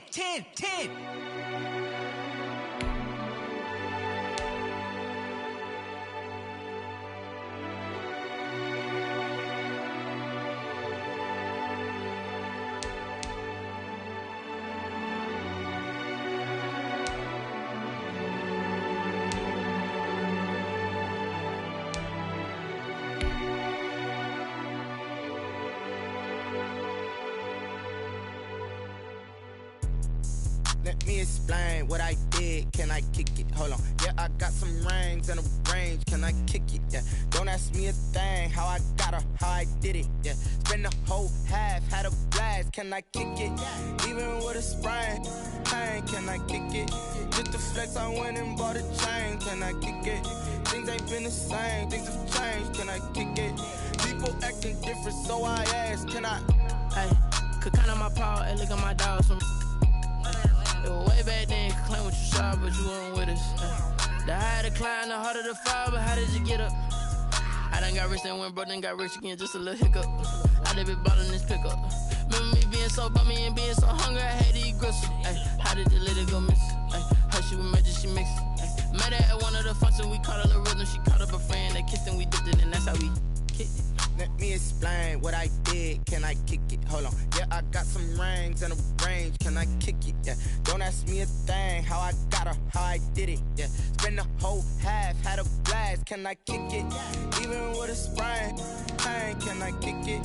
Just the flex, I went and bought a chain. Can I kick it? Things ain't been the same. Things have changed. Can I kick it? People acting different, so I asked. Can I? Before I went live, they ain't know what I was. Ain't no one alive that could do what I does. Wait. Need a light here just to catch my buzz. Need right here just to catch my cup. Now they don't really talk about us. Now they don't really talk about love. Honestly, they ain't never seen too much. What's love to a guy with a bag? What's heart to a guy with some cash? What's pain to a guy that's mad? Said. What's broke to a guy with a mask? What's both to a guy with a plan? I just wanna kick it, that's all I ask. Like, let me explain what I did. Can I kick it? Hold on. Yeah, I got some rings and a range. Can I kick it? Yeah. Don't ask me a thing. How I got her, how I did it. Yeah. Spend the whole half, had a blast. Can I kick it? Even with a sprain. Pain, can I kick it? Just the flex, I went and bought a chain. Can I kick it? Things ain't been the same. Things have changed. Can I kick it? People acting different, so I ask. Can I?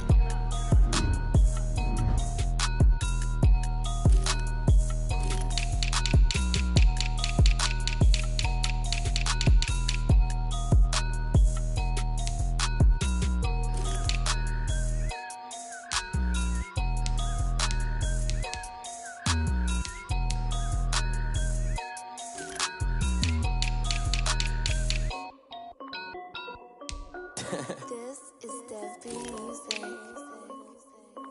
Hey yo, yeah. Nike check. I done made about $1 million and I'm only 19. Icy water dripping on a white tee. And shorty got a man, but she saying wife me. I got checks coming in like a pair of Nikes. If I like it, then you know I'm finna get it. Hit the bag and then I flip it, watch me do it. All them on my wrist going stupid. Tryna put them on, but they never do it. They like, hold up, wait a minute, like don't make sense, don't really get it. I'm steady getting to the chicken, that tasty finger licking chicken. I mean, I'm getting to the good guap. Keep a rack in my sauce. Diamonds cost me a lot. Nike check up all of my stocks. Hey yo, Nike check. T-shirt check. Sneakers check. Socks check. Hoodie check. Shorts check. Nike check. I done made about $1 million and I'm only 19. Icy water dripping on a white tee. And shorty got a man, but she saying wife me. I got checks coming in like a pair of Nikes. If I like it, then you know I'm finna get it. Get the bag and then I flip it, watch me do it. All them on my wrist going stupid. Tryna put them on, but they never do it. Going up sky high while I'm rocking Air Force. And she just wanna ride, shorty bad and gorgeous. She was rocking stripes, said it's alright. Then I cut her off, shorty stepped on my off-whites. Okay, now wait. Gotta get the bag and racks every day. Don't tell me to relax, I can't, I'm saying. Got a new Prestos and a Jason away. Got a new Chris Foss where they don't take time. Might pull up on a hop if it talks too hot. And he wanna play ball, hit a 3-point shot. Or this my court, got a block on lock. I done made about $1 million and I'm only 19. Icy water dripping on a white tee. And shorty got a man, but she saying wife me. I got checks coming in like a pair. If I like it, then you know I'm finna get it. Hit the bag and then I flip it, watch me do it. All them on my wrist going stupid. Tryna put them on, but they never do it. They like, hold up, wait a minute, like don't make sense, don't really get it. I'm steady getting to the chicken, that tasty finger licking chicken. I mean, I'm getting to the good guap. Keep a rack in my socks. Diamonds cost me a lot. Nike check up all of my stocks. Hey yo, Nike check.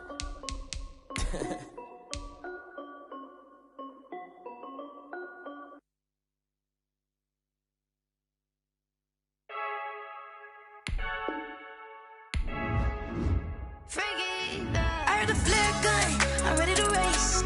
No, I don't fear none, I'm stuck in my ways. They say I'm the chosen one, to see it in my face. Get this one and I'm holding on, I can't be replaced. I just take a sip, but it's split, we on track for the win. Celebrate the win again, celebrate the win again. Take a sip, but it's split, we on track for the win. Celebrate the win again, celebrate the win again. Yeah, the sun can't touch me, got a brand new visor, yeah. You're friend smart, but my bud's wiser, yeah. Get the job done like the equalizer. And I'ma grab another drink, cause tonight I'ma die like Michael Phelps. Hey, diving in this pool, I don't know what would help. Hey, I'm just telling you the truth. I heard the flare gun, I'm ready to race. No, I don't fear none, I'm stuck in my ways. They say I'm the chosen one, to see it in my face. Get this one and I'm holding on, I can't be replaced. I just take a sip, but it's split, we on track for the win. Celebrate the win again, celebrate the win again. Take a sip, but it's split, we on track for the win. Celebrate the win again, celebrate the win again. Get it triumphant, let's bump it. Don't mind me seizing the moment, energy up my body burning. And my stomach keep up turning, stop moving, I can't control it. On my last breath and I can't hold it, you gotta give it all I got. This for the ones that think I'm joking. This for real, lightweight bust off half a. Yeah, I'm sweating, babe, must be all them happy meals. I don't know how happy feels, but damn, I'm tryna find out. Say I got sex appeal, I think it's cause I worked out. Gun, I'm ready to race. No, I don't fear none, I'm stuck in my ways. They say I'm the chosen one, to see it in my face. Get this one and I'm holding on, I can't be replaced. I just take a sip, but it's split, we on track for the win. Celebrate the win again, celebrate the win again. Take a sip, but it's split, we on track for the win. Celebrate the win again, celebrate the win.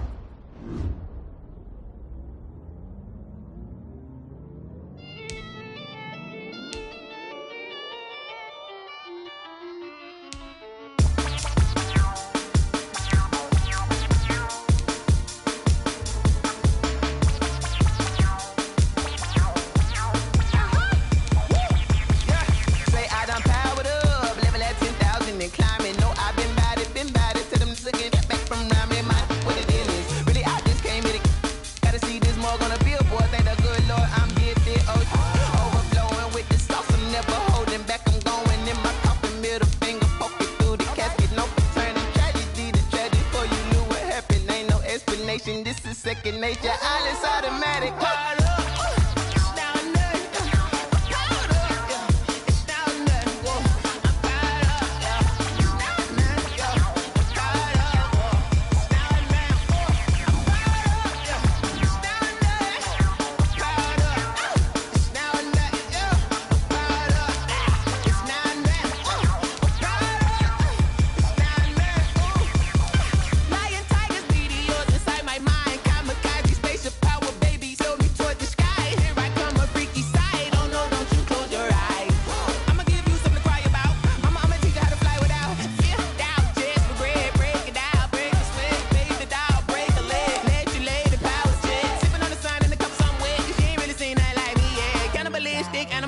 You fools hurt. Jesus will.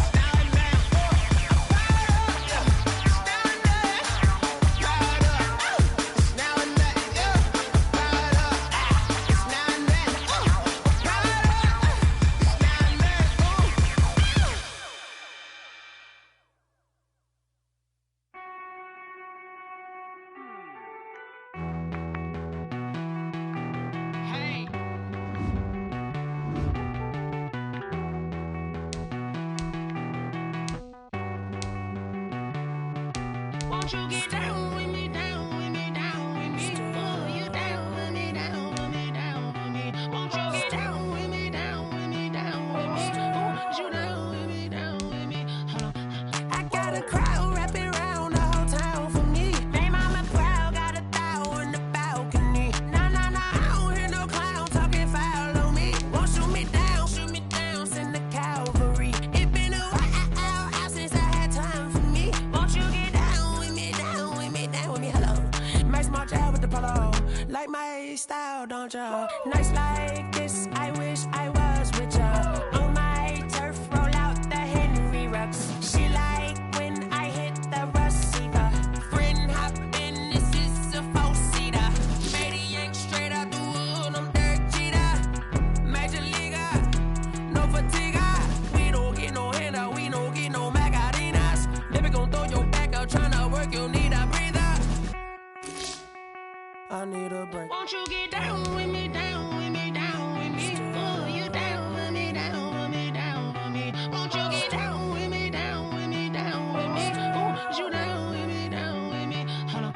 Won't you get down with me, down with me, down with me? Oh, you down with me, down with me, down with me? Oh, down with me, down with me, down with me? Oh, you down. Tell me who you talking to. Roll up that Sinatra, fly la mama to the moon. She asked me what's my life path. Told her 55 south to the cab. So many couches I cried. Shout out Zazo, Tree, and shout classic. I know you really wanna be my only one, but I didn't need somebody to hold on to the second up. Baby, I know you really wanna be my only one, but I didn't need somebody to hold on to the second up. Baby, I know you really wanna be my only one, but I didn't need somebody to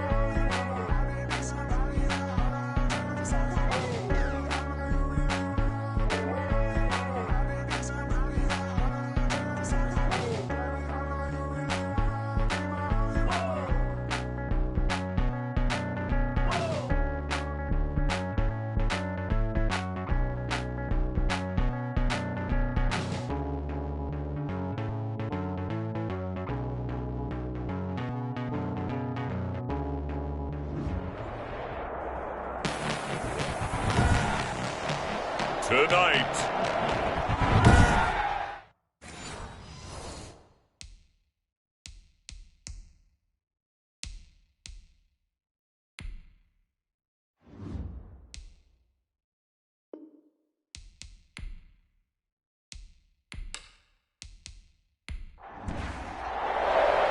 Two teams here, each off to 1-0 starts as this one is underway on EA Sports.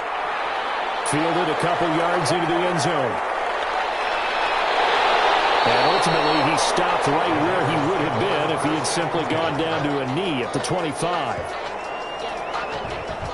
Well, here we go. The new era of Raider football in Las Vegas begins now, and after all the talk, it will be Derek Carr who leads the silver and black out for their opening drive in their new desert home. Sometimes I wonder if we're just not looking at Derek Carr and evaluating him the correct way, because this guy's been incredibly reliable.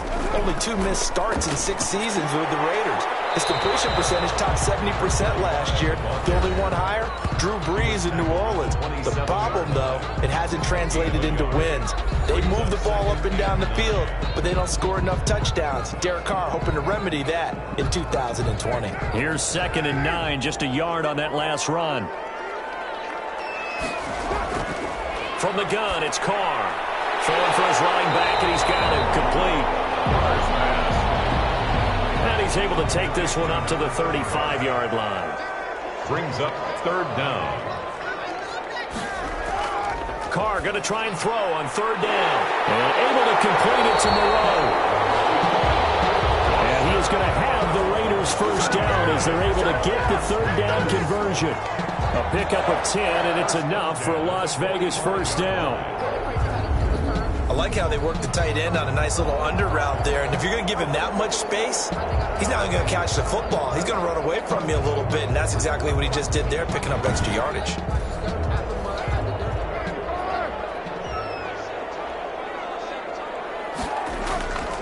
Throwing on 1st down is Carr. Catch is made by Hunter Renfrow.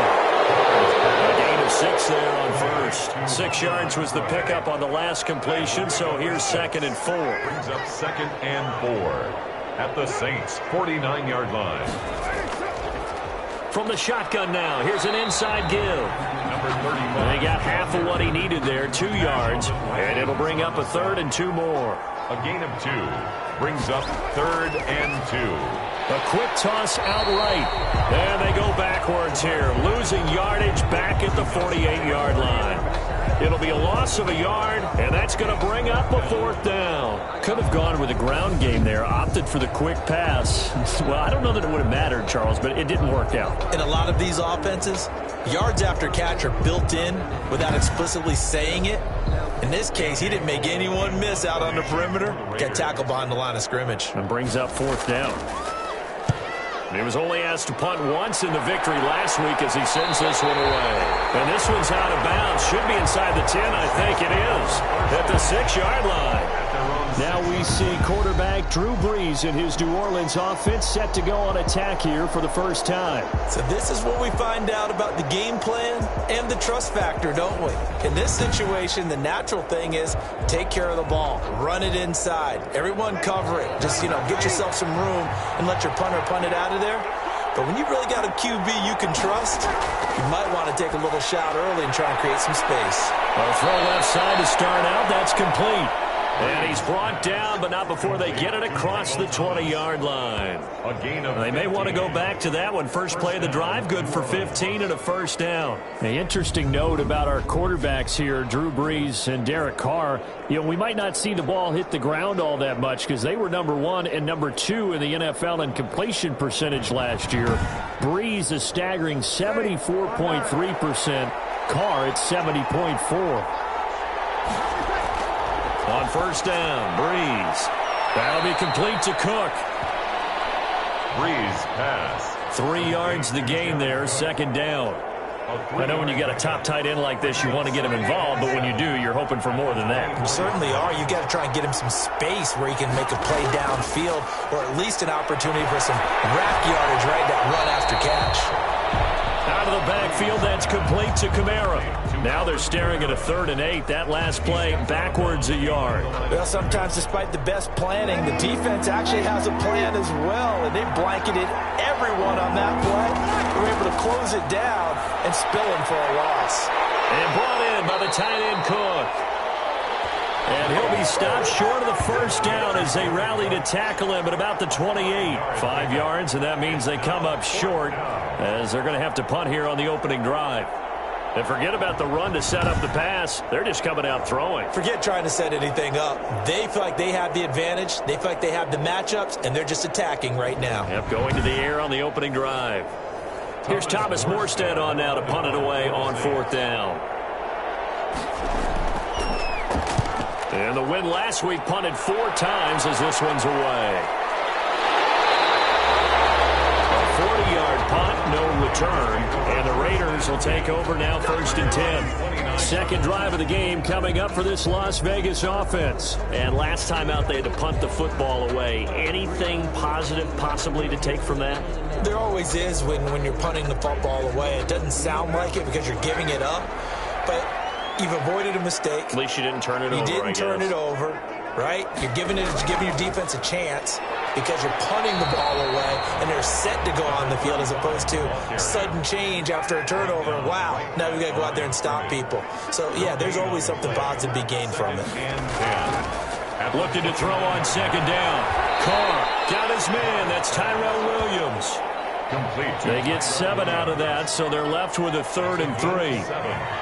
Brings up 3rd and 3. Now a handoff here to his running back. And they're going to mark him down short, maybe by about a yard, if that. Just a 2-yard pickup, and that should necessitate a call for the punt team here on 4th down. So many things go into making a good play on defense. In this situation, just not being blown out of the way was a big start, and then a nice tackle to finish things off.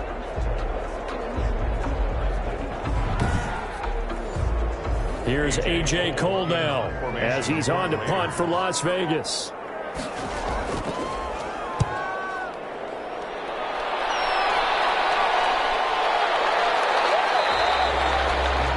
So possession goes over here on the punt. And the Saints will take over with a 1st down and 10. New Orleans Saints, they get ready to set up shop for their 2nd drive. And they'll be looking to avoid what happened last time, which is punting the football.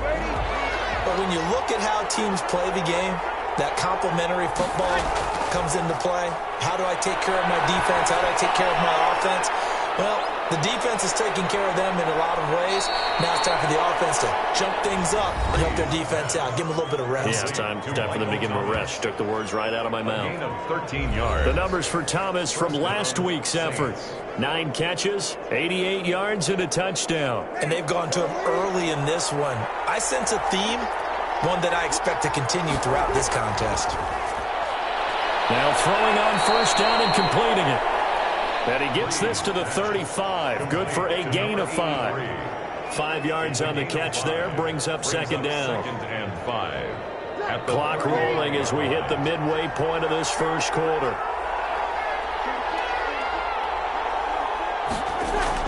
To throw again on 2nd down. Breeze firing quickly here, and that's complete. Complete to number 83. It's a gain of 4. And it's 3rd down. Breeze to throw on 3rd and 1. That's complete to his running back, Kamara. Losing 4 yards that time, and now it's 4th down. Well, the good thing about covering any game I do with you is I know that there's no problem with rhythm. Now, what we're watching offensively, a little bit of a problem there. Yeah, caught on the 1st drive, looking at another one here. Just a little slow. You know, they were talking about a fast start, but that hasn't been the case. Yeah, and let's face it, any team we cover always talks about a fast start. That's true. But it's not necessarily going to happen just because they say so. And whether it's the script, whether it's, just what they're going through, whether they're seeing different defenses, they're going to have to figure it out as this game moves on. Carr now on 1st down.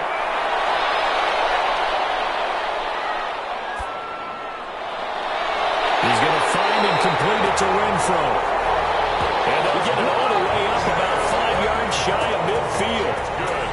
That one nearly 30 yards. 29 officially. 1st and 10. Certainly no settling into the drive there. They came right out on the first play and attacked the middle of the field for a big gainer and a first down.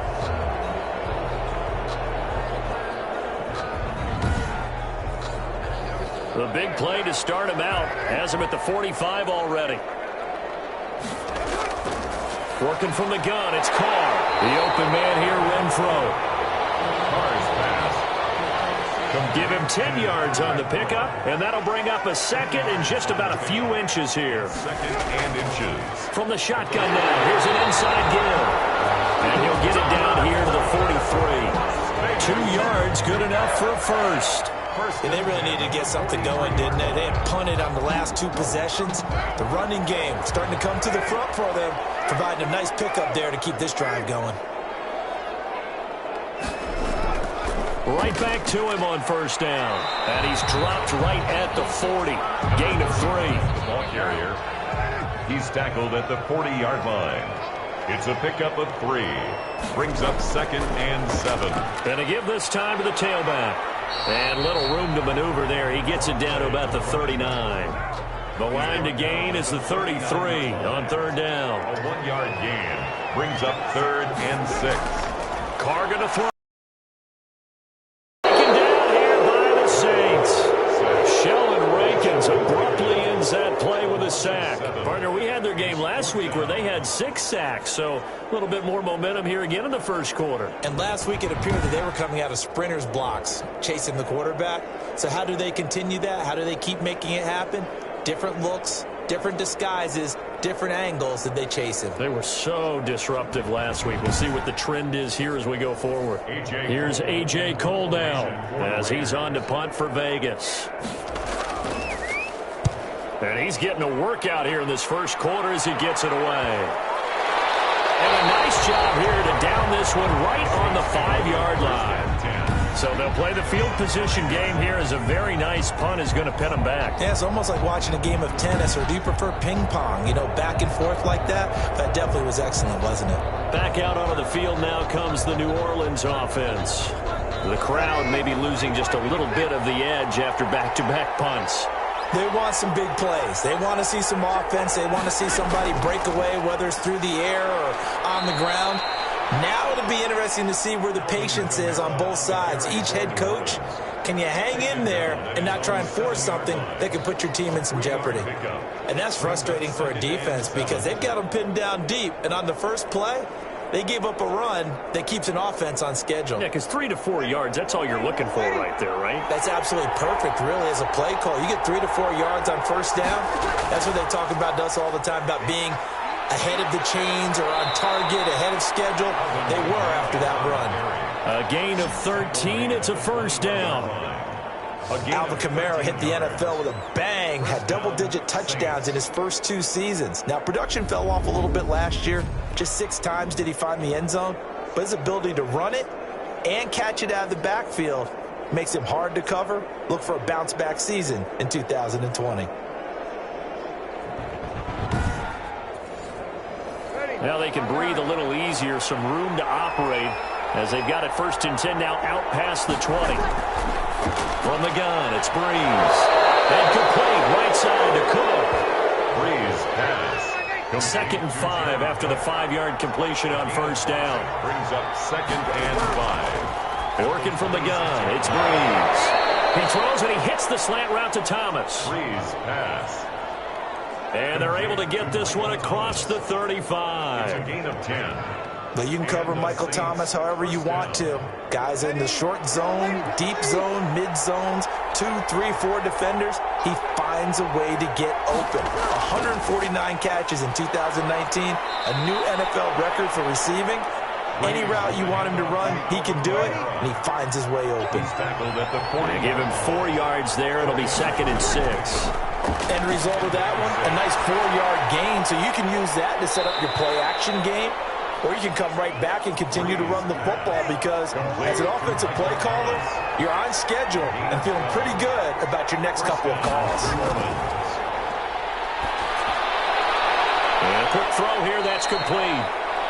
And he'll be brought down at the 45-yard line. To number 83. No score after one on EA Sports. Quarter with no score.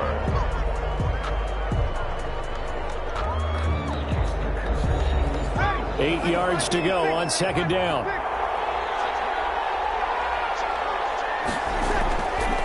Shotgun now for Breeze. Over the middle, it's Jared Cook. And he's going to have another first down as the tackle comes at the Raiders' 33. 12 yards there as they move the chains. Saints, first down. Throwing on first down is Breeze. And the catch made. This is Emmanuel Sanders. And inside the 20 before he's brought down. Back-to-back nice gains. That one for 14 yards and another first. Good catch there by Emmanuel Sanders, and he's exactly who you want in your locker room and who you want on your team. He can integrate into an offense quickly. He joined the San Francisco 49ers in midseason last year and had a huge impact in their run to a Super Bowl. He's a veteran receiver that everyone respects, and yes, he can still play. 15 more there, and they're on a roll. It's another first down. Timing is everything, and they work on this cut all the time. They work on all the timing patterns, and this time it paid off for them. Worked him to the center of the field, cut it to the outside, ball's delivered, gets both feet down for the completion.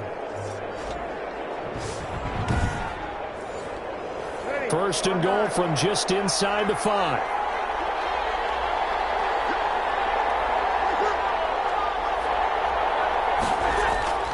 Try to pound it in, Kamara. And he'll get this one back to the 5-yard line, but no further than that. They'll say no gain on the play, and it'll be second and goal. No gain on the play. Kamara trying again. And this time they were waiting for him as he'll be knocked down before he can get back to the line of scrimmage. That'll be a loss of a yard, and it leads to a third down. And now third and goal coming up, the loss on second down. That just means this crowd's going to get even louder, and they'll get a little bit of extra help from the defenders as they exhort them to join them in the effort.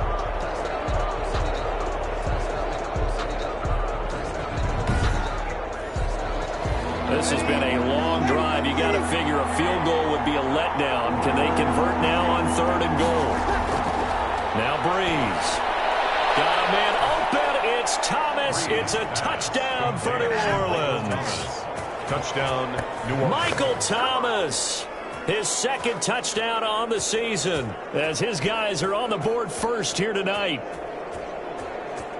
A lot of people might call this backyard football. Sometimes just understanding who you've got out wide and who you're going to throw it to. Give him an opportunity to go up and make a play, even when contested. Looks like that one worked out pretty well. The trust factor, in effect. Will Lutz on for the point after. And it's good as the Saints have a 7-0 lead. So that drive spans 13 plays, and it all culminates in a Saints touchdown.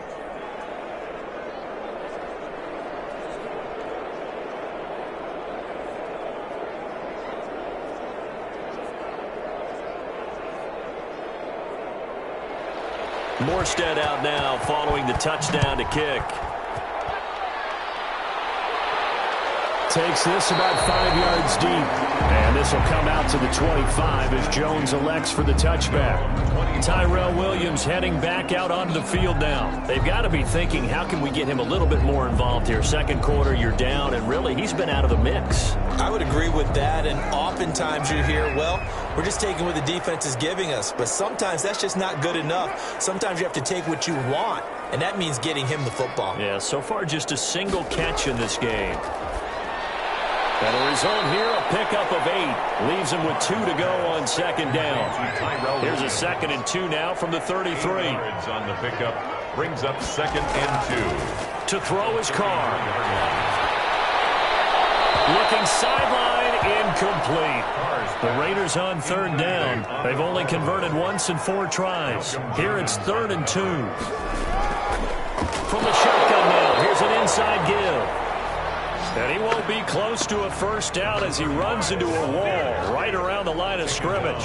He can rack up those tackles in bunches in the run game from that middle linebacker spot. And what he has to do is make sure he congratulates the guys in front and tells them thanks a lot, because As the guy in the middle, the Mike linebacker, you're counting on your front three, your front four, front five, whatever you've got in front of you to take up all the blocking, allow you to roam and hit. And that's what he did on that play.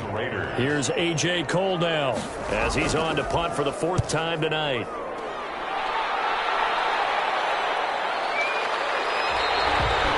So a change of possession here on the punt. And the offense will take over with a new set of downs. Drew Brees getting ready to go again on offense. He's played a pretty clean first half, a touchdown, no interceptions. Frankly, that's what they expect out of him. They want to see the ball thrown and thrown well, and he's able to do that and put it in the end zone. They'd love to see more of that before this game finishes. But right now, he's got his team in a good spot. A good spot, maybe looking for touchdown pass number 2 here in the second quarter. 7 yards, the pickup there. That's tough to play there in front of you. Yeah, absolutely. Well, we talk about finding the soft spot. Defensively, how do you make sure they don't find the soft spot like they did there? Tough to do, because what they normally will do is run routes that'll pull you out of that spot that they want to get into. That's what we call not taking the... And down he goes. Brought down a Raiders sack. Maurice Hurst breaking through to get him to the ground. It's a loss of 7. And no matter what the situation, the O-line just hates that because they feel like they didn't protect little brother back there, right? Man, that's just so difficult for them, because just think about every single play. When you decide to throw the football, you're dealing with some of the best athletes on the planet. You talk about guys, if they weren't playing football, they'd be starring in the NBA at power forward. It's a really difficult task. Now Brees on 3rd down. And he'll get this one underneath to Kamara. And he'll be stopped here well short of the first down at the 24-yard line. He did his best to just get 4 out of that, but not enough. And now 4th down.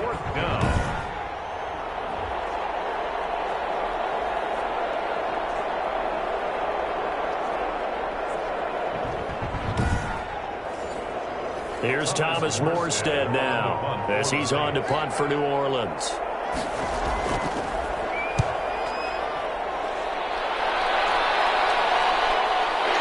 Fielded at about the 28. And a very good return that time. 18 yards. And possession will switch hands, 1st and 10.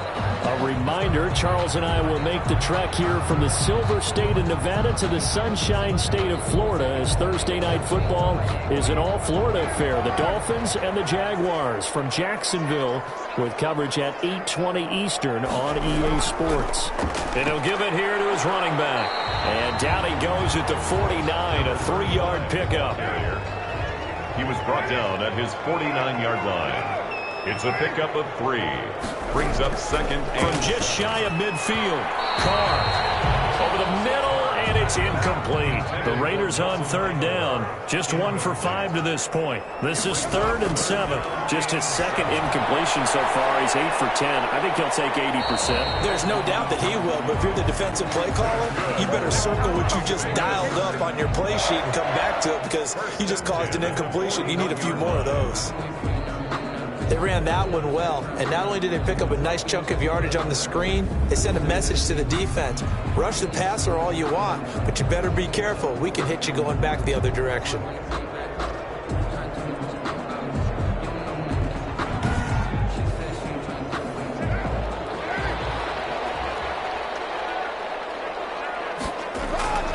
Now a play fake here on 1st down. He's going to flip one out here to his running back. And he'll get it down on the play to the 37. They'll contain him to just 4. 2nd down. It's now 2nd and 6 at the 37-yard line.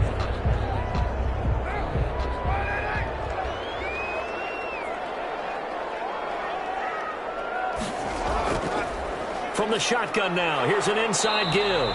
And good running, going to get this down close to a 1st at the Saints 32. He's tackled at the 30. Even though they gave up more than they wanted to on that play, it actually illustrates how well they bottled him up throughout the game, because that was his longest run of this contest. The Raiders on 3rd down. They've converted just 2 for 6 thus far. They need just a yard here. It's 3rd and 1. Now the 5th-year running back is Jalen Richard. And he is going to have the Raiders first down by a couple of yards as they're able to convert there on 3rd and 1. That's quite a spot there for his first carry of the game, but obviously they had plenty of faith in him, didn't they? No question about it. And here, why not go with the fresh legs? Able to push forward, pick up that first.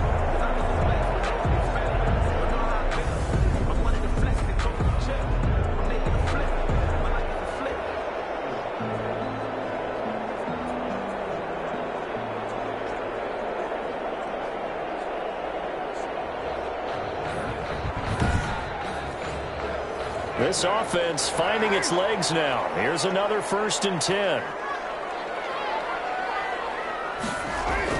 This is Richard. Might have gotten this one down to the 28, and that's all. The ball carrier. Credit him with a 1-yard gain there to make it 2nd and 9.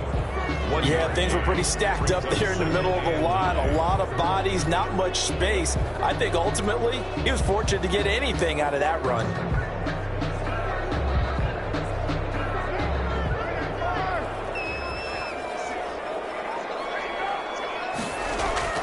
On 2nd and 9, Carr will find Williams on the sling. And this is going to be another first down as the tackle's made at the Saints' 13-yard line. 14 yards is the pickup there at a Raider first. Nice catch up by Tyrell Williams, who got off to a hot start. Heck, I call it a blazing start in 2019, scoring a touchdown each of his first 5 games. And he has history as a big-time receiver as well. 1,000 yards receiving for the Chargers back in 2016. And that'll be incomplete. Took a pretty good shot as he tried to pull that one in. Couldn't hang on 3rd down. Brings up 3rd down and 10. Throwing his car on 3rd down. He's got it. And that's a touchdown. But hold on, there is a flag down on the field. We'll have to see what this is about.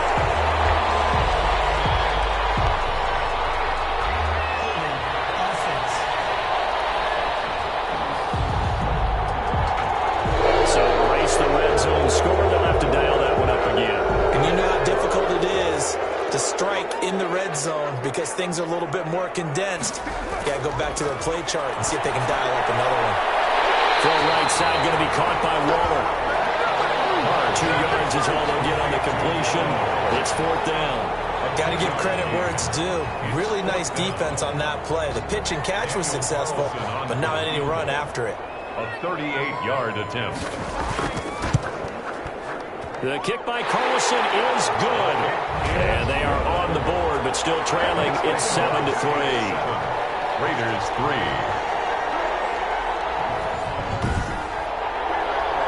So a good kick there, and they put the bow tie on it with 3 points. And let's face it, everybody wants a touchdown. We know that. But in the NFL, defense is awfully good. You're not going to score each and every time.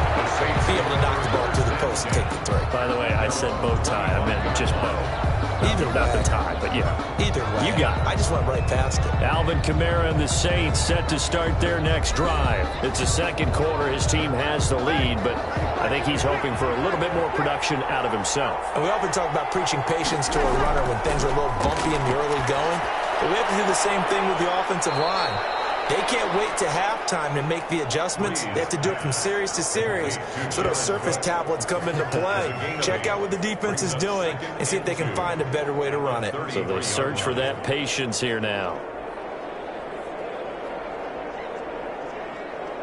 Here's a 2nd and 2 now from the 33.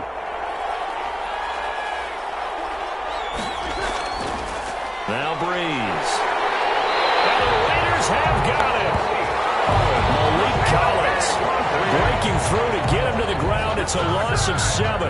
And that was just absolute perfect man coverage. Nowhere for them to go with the football. Led to a sack. And that's really difficult to do in today's NFL with all these gazelles running around that you're trying to cover in the secondary.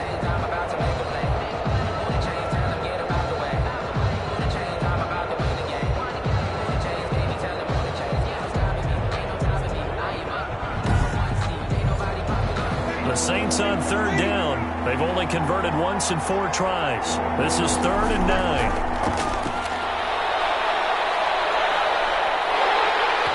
And a throw there going to be incomplete. This defensive coordinators around the league tell me all the time, that throw is not for every quarterback because you've really got to drive the ball downfield. It's going to be a tight window for him to fit that one into. In this case, unsuccessfully.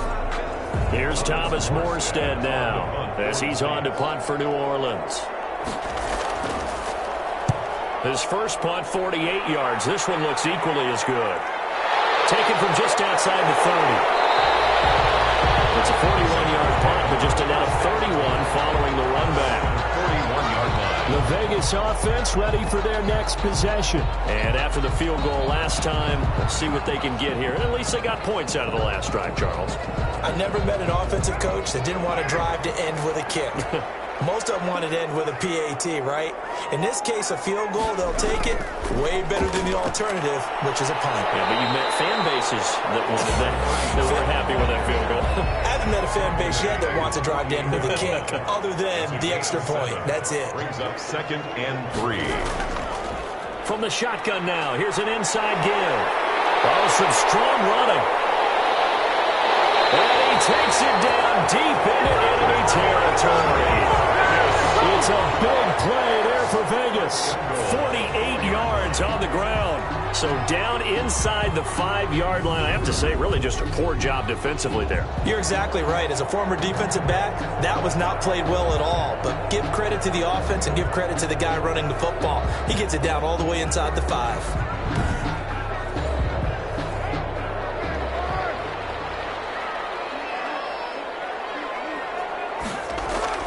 They'll try and run for it on 1st and goal.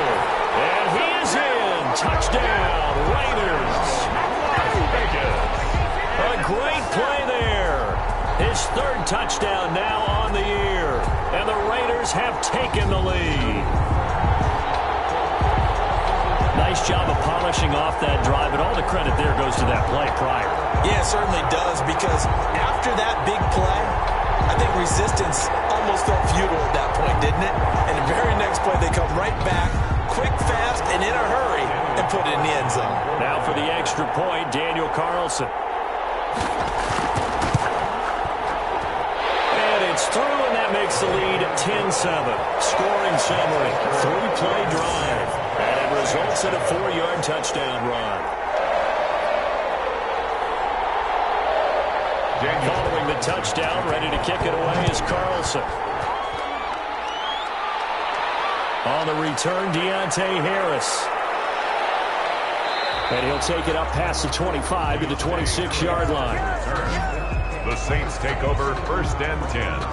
At their own 20. Getting set to go again here, the Saints and Drew Brees march out there again on offense. Been a decent start for him here in this first half, but they're losing. And I think as the captain of the offense, you probably always feel like you need to do more in that situation. The best have always felt that way, and they won't settle for anything less.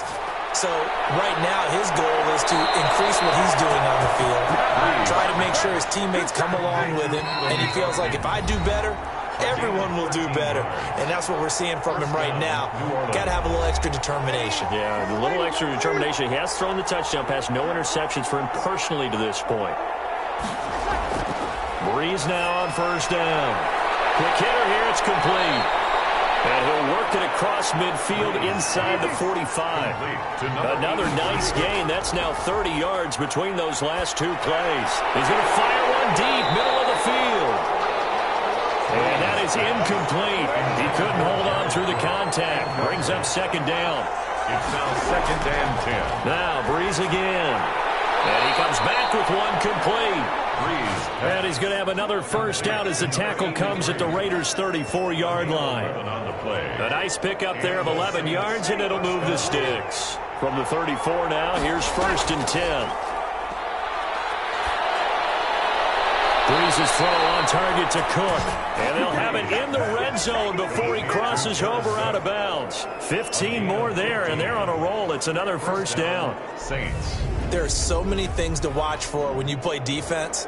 And reading your keys, you always hear about that, and having your eyes in the right place. Sometimes your eyes can fool you. How about that play action there? And it sprang the big guy, didn't it? Able to dump it over the top to him. So here's a 1st and 10 now, down inside the 20. Into the red zone, it's Brees. That's to his running back. It's Alvin Kamara. Freeze pass. That catch good for only a couple. The Saints going to call the first of their timeouts as they get the stoppage with a little over 50 seconds to go in the first half.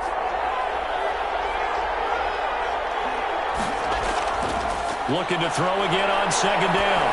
Breeze. This will be caught inside the 10. Now we'll get a quick timeout called by New Orleans, number 2. As the clock will stop with 45 seconds to go in the first half. So it's first and goal and a great opportunity to get that lead back before the break. Again, they'll throw with Breeze. Cook's got it.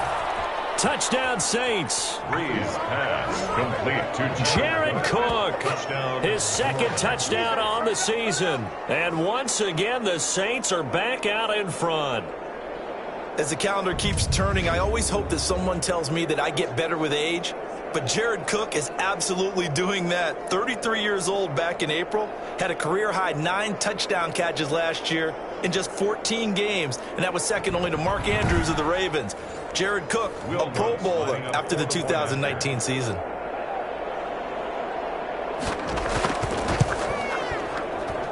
And that makes it 14-10. So that one an 8-play drive. It spans 75 yards. And it ends with a touchdown for New Orleans. Morstead out now following the touchdown to kick. Now Jones. And out a little across the 25 to the 27. Over first and 10.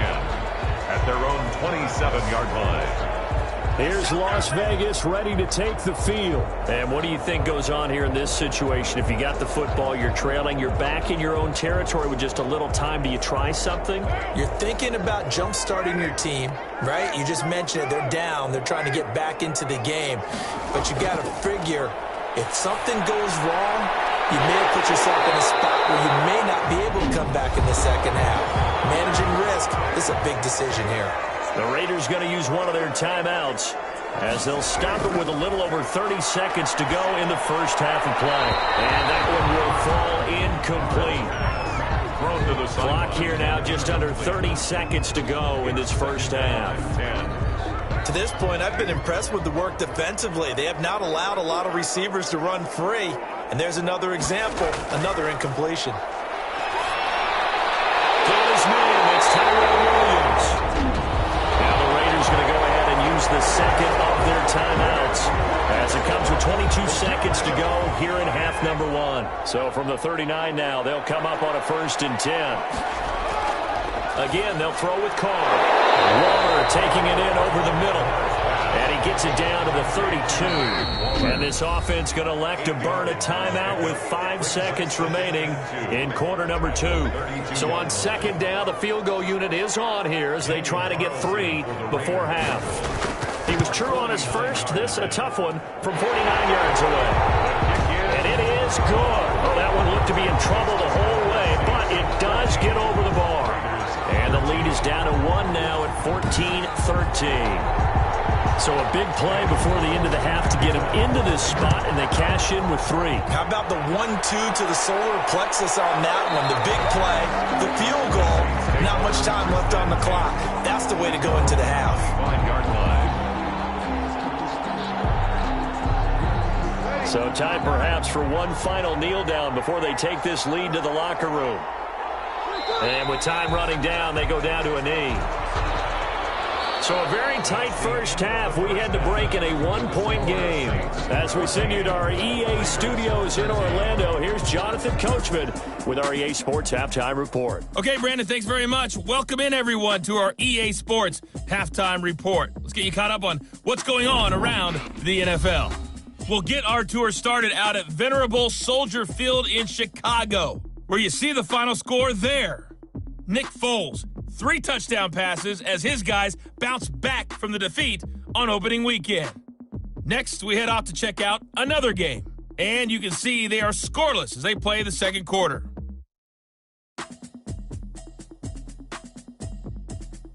Lastly, let's check on one final game for you. And you can see they are scoreless as they play the second quarter.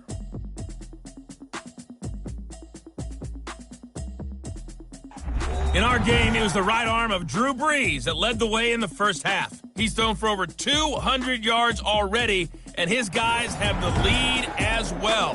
As we get you back to Brandon Gaudin. All right, Coach, thank you, and we welcome everyone back for quarter number 3. Here's Harris to return it. And takes this near the 25. Just a little pass there. Called it the 26. The Saints take over 1st and 10 at their own. So here are the Saints to take over. They were winners a week ago over the Bucs. They lead here as well as they come up on 1st down.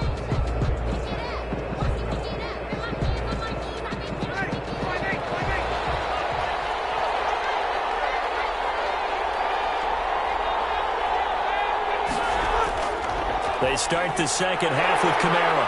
And it's been like this all night long. Nowhere to run as they stop him behind the line.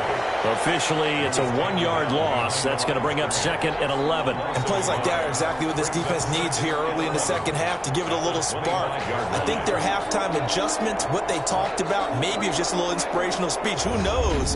But looks like they're ready to go.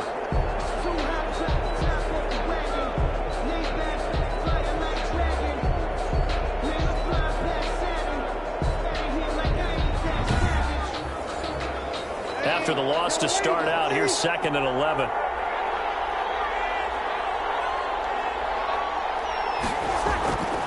To throw is Brees.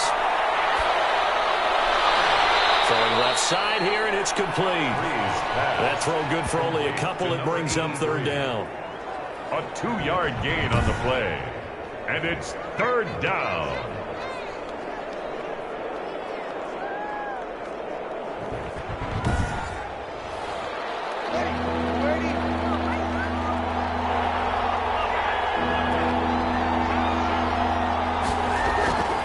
To throw, it's Brees. Open man is Michael Thomas.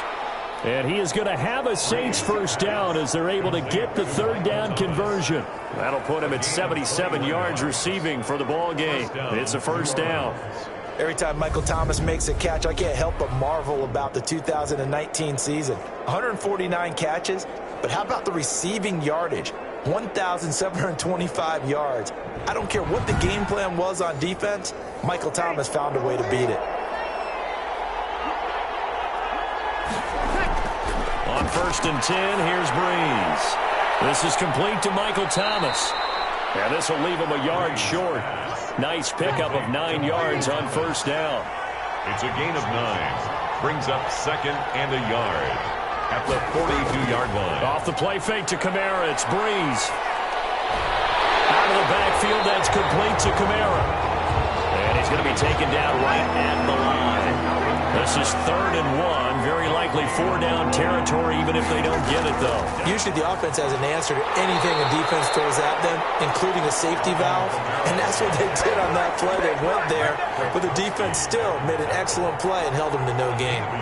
In the first half, he was held in check on the ground, but despite that lack of production, they still have the lead. Yeah, and they've got to feel fortunate about that. If they could actually get production from their lead horse, that would help open up this offense and widen this margin, too.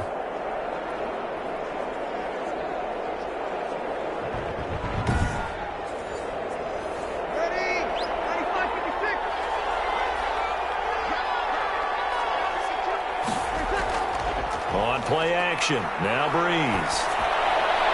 Firing quickly here, and that's complete. And he works it past the 30, almost to the 25. Brees. It'll be a Saints 1st down on a gain of 16 yards. A gain of 16. And defensively, they were in zone coverage there. Do you have to be a little careful? You're losing, playing against a good quarterback like he is, to not play too much zone? Yeah, you have to be careful about how much time you're giving up. I think it's a good point you just brought up. So maybe if you still want to play zone, you go to a zone blitz scheme. And you can drop anyone out of your defensive front, defensive end, defensive tackle. It doesn't matter. You just exchange someone to bring more pressure towards the quarterback and still try and cover downfield. Gets this to a standout receiver, Thomas. Great move, but still wrangled before reaching the 20. They'll contain him to just 4. 2nd down. 2nd and 6 at the 21-yard line. From the gun, it's Brees. That's complete to his running back, Kamara. Now they're going to be dealing with a 3rd and 7 as that one officially a loss of 1. An 8-play drive to this point. So here's play number 9 on 3rd and 7. Breeze to throw again. On the check down, he finds Kamara. And he is going to have a Saints first down as they're able to get the 3rd down conversion. Well, they've had a great, impressive drive going here, and that pickup ensures the drive continues. And not only do you continue the drive, which is demoralizing for the guys on the defensive side of the ball right now, but you make your own defense happy. They're able to get a little more rest over on the sidelines while this one continues downfield. From down at the 12, it's 1st and 10.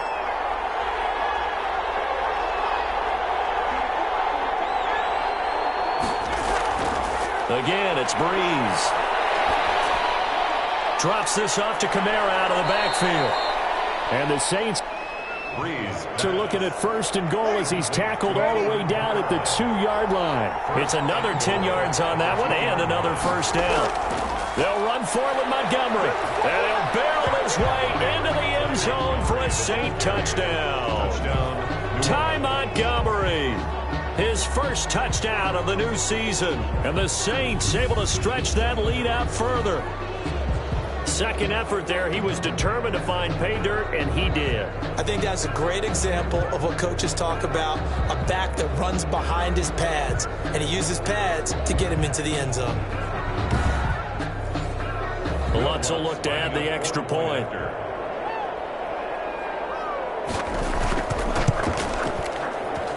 And with that, the lead is up to 8.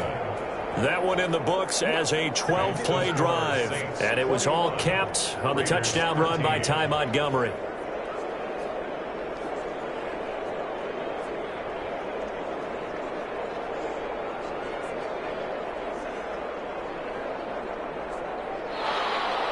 Morstead out now following the touchdown to kick. Fielded a couple yards into the end zone. And he returns this to the 22.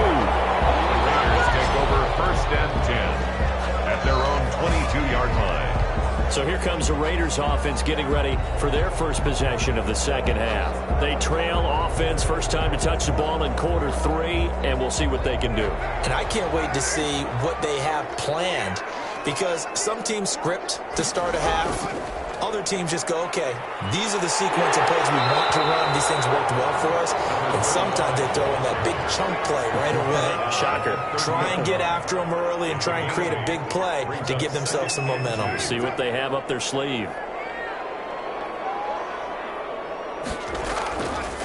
Now a handoff here to his running back.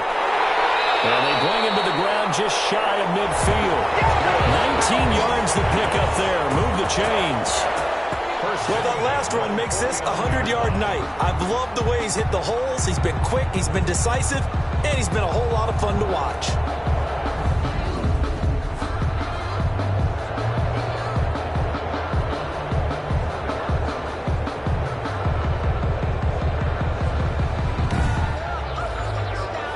Back-to-back good plays have him on the move on first down. From the shotgun now, here's an inside give. Takes to midfield, but no further, just a yard there. Tackle made right at midfield. A gain of a yard. Brings up 2nd and 9. From midfield, here's Carr. Now he'll dump it underneath to his running back, complete. And this is going to be another first down as the tackle's made at the Saints 30. He's already proven to be a factor in the running game on this drive. Now he gets involved in the passing game. I think what we're seeing here is the modern version of workhorse in the NFL, being able to run it and catch it with equal proficiency. So 1st and 10 now from the 30.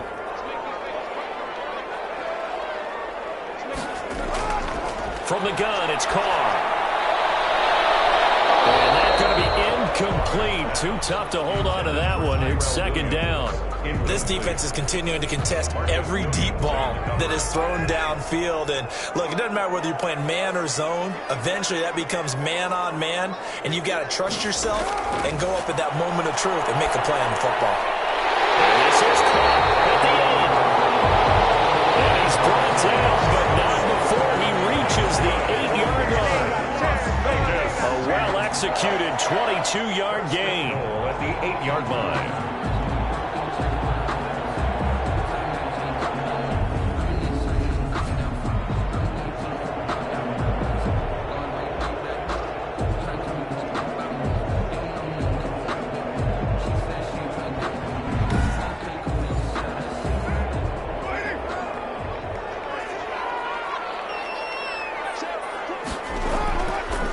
Gives to Richard. And the Raiders are going to have a first and goal. It's some good running there. Gets him down to about the 2-yard line. Knock it on the door. He'll get 6 on the ground there, and it'll be second and goal coming up. That play wasn't quite as big as the play that preceded it, but still, gotta like the way they're moving the football, partner. Absolutely. Pretty good room to run on that last play. Yeah, they didn't get a first down, but still, you'll take runs like that each and every time, won't you? Brings up third and... Carr now on third and goal.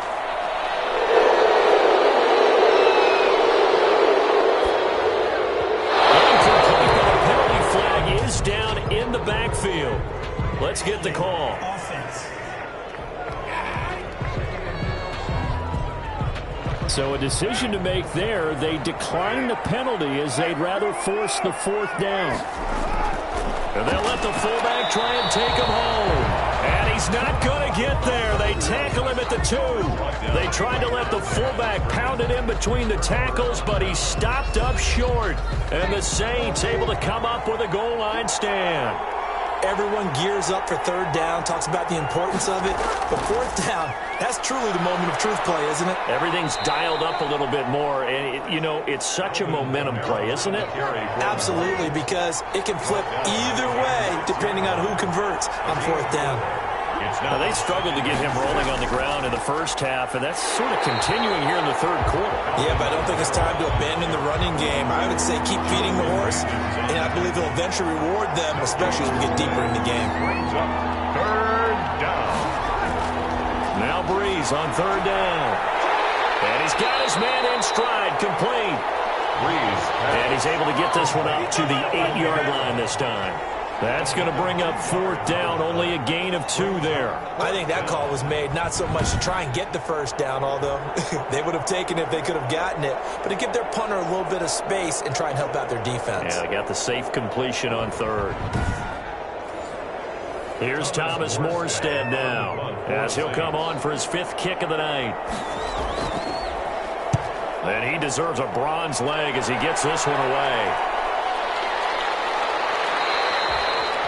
It'll be a 45-yard punt, and couple that with a loss on the return. And that will come the offense as they take over. The Raiders heading out to take over. They had a great drive going last time. They were moving the ball, and then all of a sudden it just stalled out. So we'll see what they can do here, Charles. And it's always easy to second guess when you don't get it on a 4th down try. But they had to like the feeling that they had going on offense. They want to continue to see if they can capture that again on this drive and maybe get in the same position. Yeah, and that's, I mean, like I said, they were moving the football. It's not like they went 4 and out, so I don't think it's a deal where the offense doesn't have it. That's going to be intercepted. Malcolm Jenkins, the Pro Bowler, and he's going to take this one back to the 37-yard line. Intercepted by the Saints. Well, this had trouble written all over from the start. He's got 2 extra defensive backs in the game he's got to deal with. They're in a dime set. So everywhere he's looking, he's seeing a different color jersey. And sure enough, this one winds up being intercepted. Drew Brees getting ready to go again on offense. How do you think he personally is evaluating his game so far? He was pretty good in the first half, been good so far here in the third quarter. He's got to like it, right? Not looking for the dramatics here. Not trying to set the world on fire in terms of stats. It's almost like you're driving. Hands at 10 and 2, alert for anything out there, watching for trouble on the road, and making sure you get the team home. The bus driver. See if he can drive the bus here again on this drive. 33-yard line.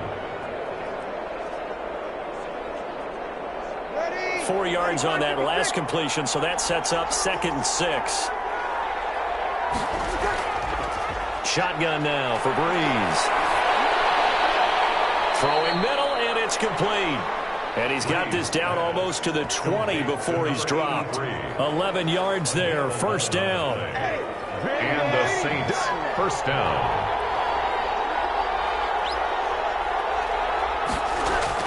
Throwing on first down is Breeze. Toward the right sideline, but it's incomplete. Third quarter on a Monday night with a 2nd and 10 coming up. 10 at the 22-yard line. Working from the gun, it's Breeze. Sanders has it over the middle. He'll get only 3 there, so it leaves him with a 3rd and 7 ahead. It's third down.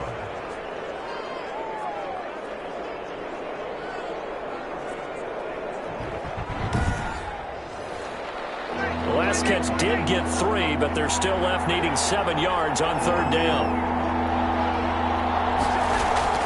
Now Breeze again. And a quick throw here, that's complete. Breeze. And he is going to have a Saints first down as they're able to get the third down conversion. Back-to-back receptions for him, and it's another first down. So he turned to a trusted, familiar face in that third down situation. It paid off. Yeah, you go to your veteran receiver in that spot, so you can't underestimate him when he's on the field. Defensively, make sure you know where he is because he understands how to get open in key situations. So not quite a 1st and goal. It's 1st and 10 from the 10. A 10th carry for Kamara.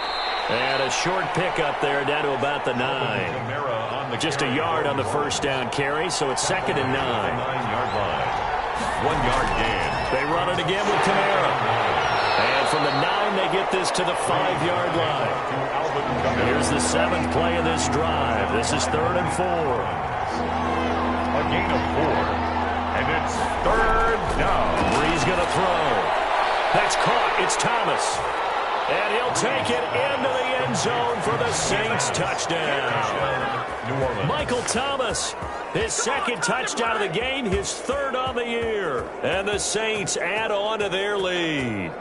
That seemed pretty ideal there for the offense, Charles. You take a little bit of time off the clock here in the third quarter, decent length drive, and you pad your lead as well at the end of it. And what it does is let you feel like you're in control of this game, even more so than a 2-touchdown lead, right? Because you have taken that time off, as you noted, which means they couldn't get you off the field. You ran your playbook the way you wanted to, and you gave your defense some rest. What a big-time drive in that situation. Lutz good on the extra point, and the lead is up to 15 now.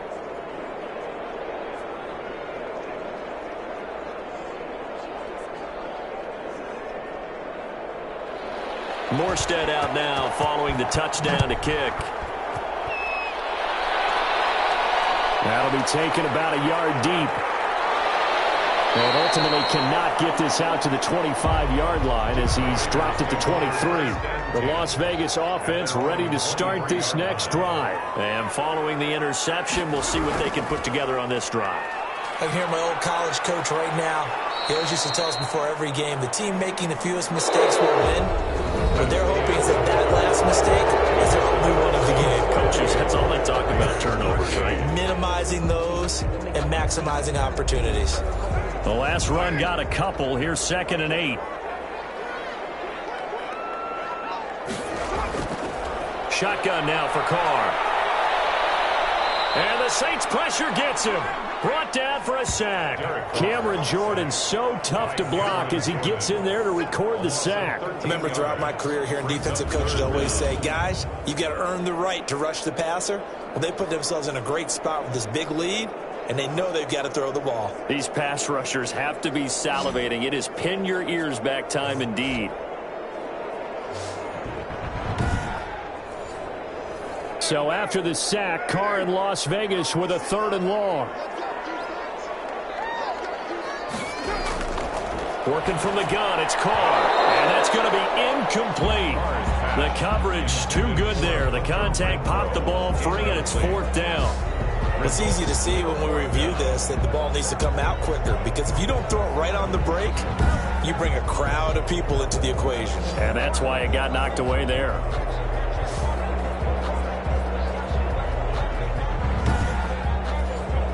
Here's A.J. Cole now as the drive goes backwards, so he's on to punt it away.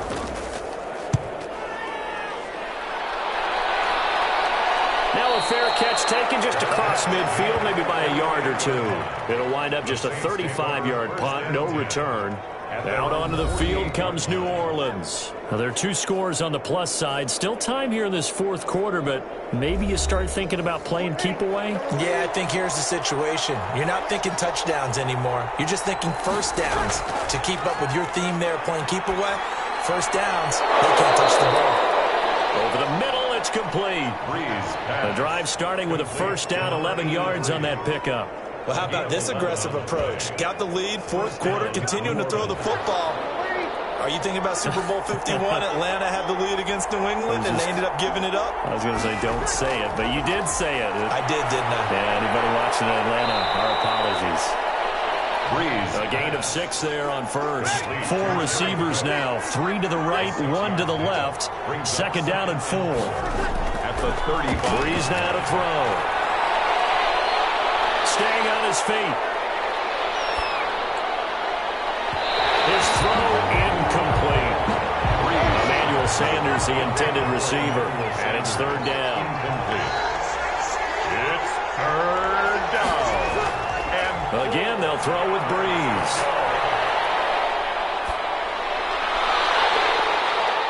And that will be incomplete. Not only did he have a chance to scan the field there, it felt like he had a chance to scan it twice. The protection was that good. Unfortunately for him, the coverage downfield, equally good. On fourth down, off goes Drew Brees, and on comes the Saints kicker, Will Lutz, for the field goal attempt.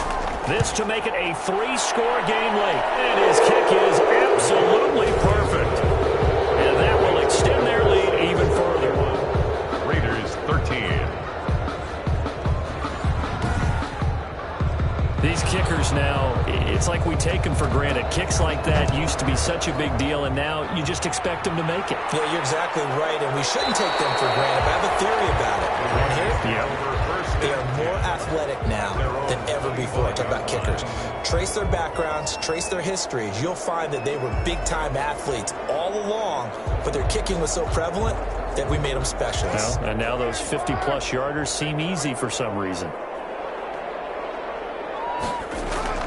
Throwing on first down is Carr. He finds Aguilar over the middle. And he's going to be dropped following a pickup of 7 past the 30 to the 32. A 7-yard pickup brings up 2nd and 3. At the throwing again on second down. Carr got his man. That's Tyrell Williams. And getting this just shy of midfield. They'll spot it at the 49.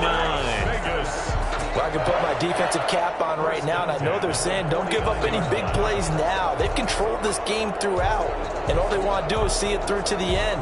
I think they let their guard down a little bit with that last completion. Sometimes when you're trying not to give up bigger plays, you don't react as fast as you should on other throws.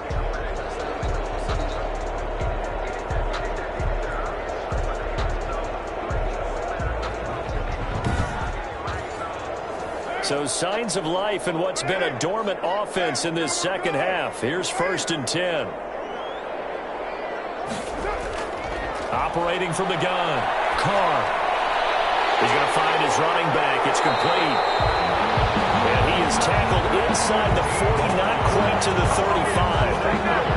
15 more there, and they're on a roll. It's another first down. And a nice gain and a broken tackle along the way, and really we shouldn't be surprised, should we? That's what runners do, especially the best ones. They break tackles and gain extra yardage.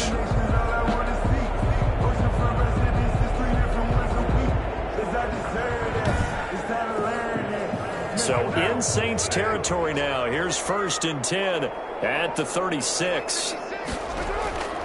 Now Carr again. Now they go screen. It's complete. This will be stopped about 2 yards shy of the marker. 8-yard gain, 2nd and 2. Number 35. Facing a 2nd and 2 after that last catch, good for 8 yards. 2nd and 2 at the Saints. Carr to throw again. And that will be incomplete. Tried to dial up the long one way out there, but it'll be 3rd down. Malcolm Jenkins on the coverage. Carr looking to throw on 3rd and 2.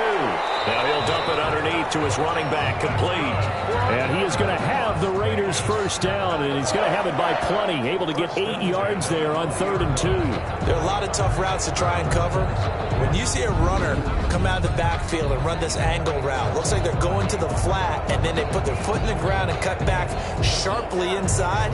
Not easily covered, and then when they catch it, good momentum built up by them as well. And able to pick up the first.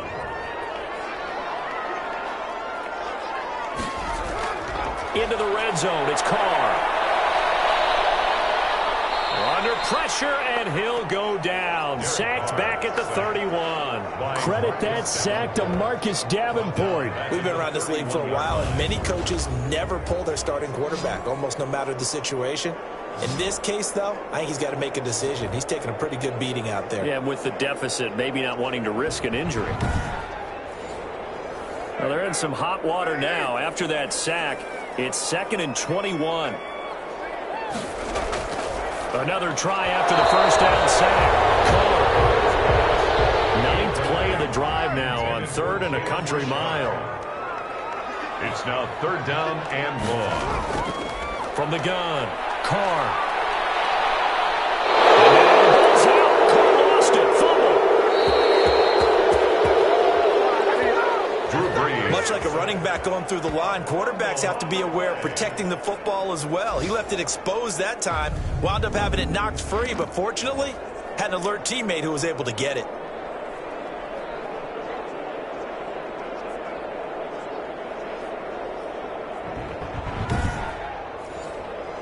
All right, they're going to try and keep hope alive here on 4th down. They're going for it.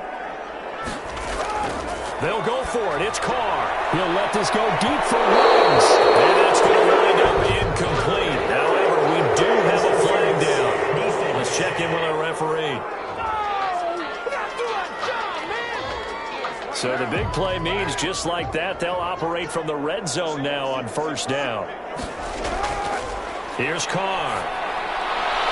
He's going to find and complete it to Renfro. And he'll be out of bounds, taking it just shy of the 10 at the 11 or the 12. He's out of bounds at the 12-yard line. All that practice time came to fruition on that play. All those timing routes that they work on through training camp, OTAs, minicamp, and just regular season, they got it done on that one. An outcut, ball was delivered, and picked up the completion. And the Raiders are going to have a 1st and goal. As some good running there gets him down to about the 2-yard line, knocking on the door. So a decent deficit at this stage in the second half. 4-down territory? No doubt about it. There's not a chance that he hasn't looked ahead and said, okay, if we gain yardage on this play, this is what we'll do going forward. If we lose yardage, this is the play call that I'll have ready. And they've got 3 tight ends here on 1st and goal to add some extra mass.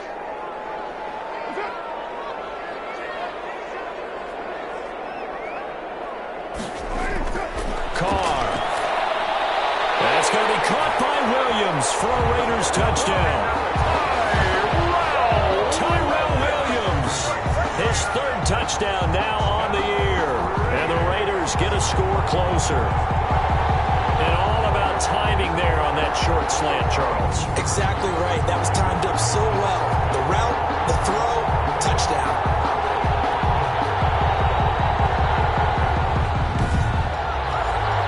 Carlson on for the PAT.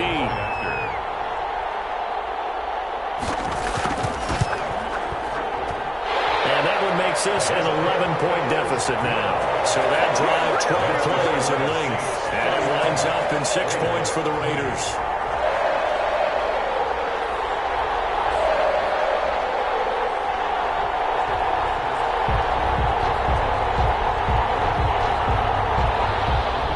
Following the touchdown, ready to kick it away is Carlson.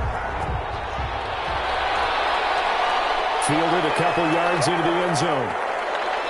And that decision to bring it out ends up not being a good one. Costs him about 5 yards as he's tackled at the 20. 1st and 10 at their own 20-yard line. The New Orleans offense set to take over. If they can score here, they have a chance to make this a 3-possession game and all but put things to bed.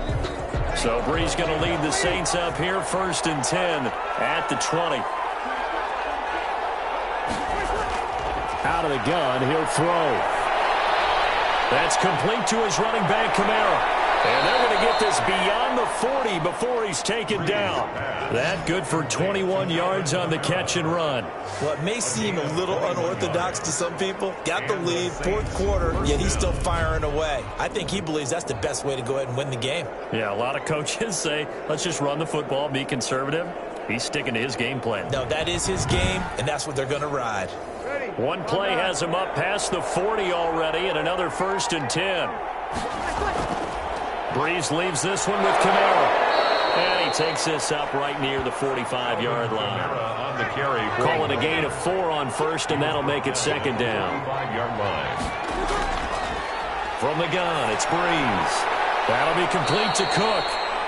And he'll get it down to the 47 here. That one, a 1st down pickup of 8.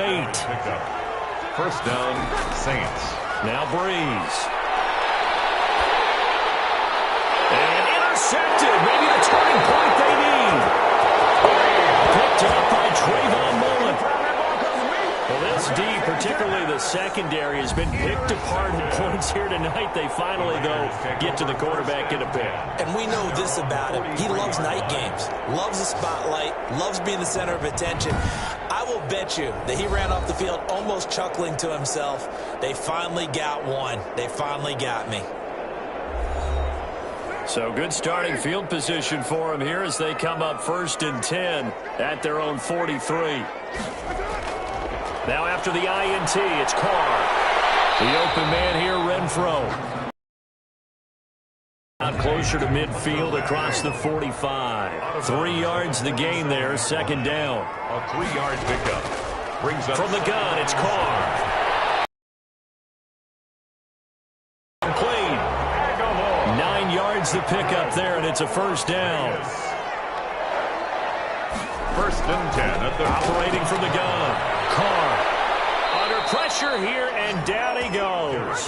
Sacked back at about the 43-yard line. Cameron Jordan, his 2nd sack of the night. My man, it's been a rough night for that offensive line, and it's only getting rougher.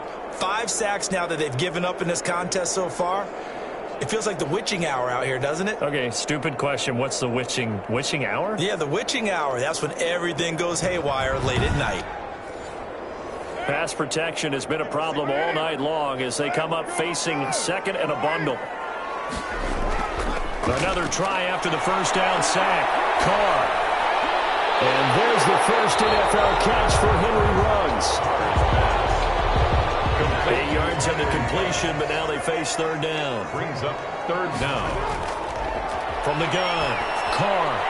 Renfro bringing it in over the middle. And boy, he is very close to a 1st down, but from where they're spotting that football, he's going to be a foot or so short. 4th down.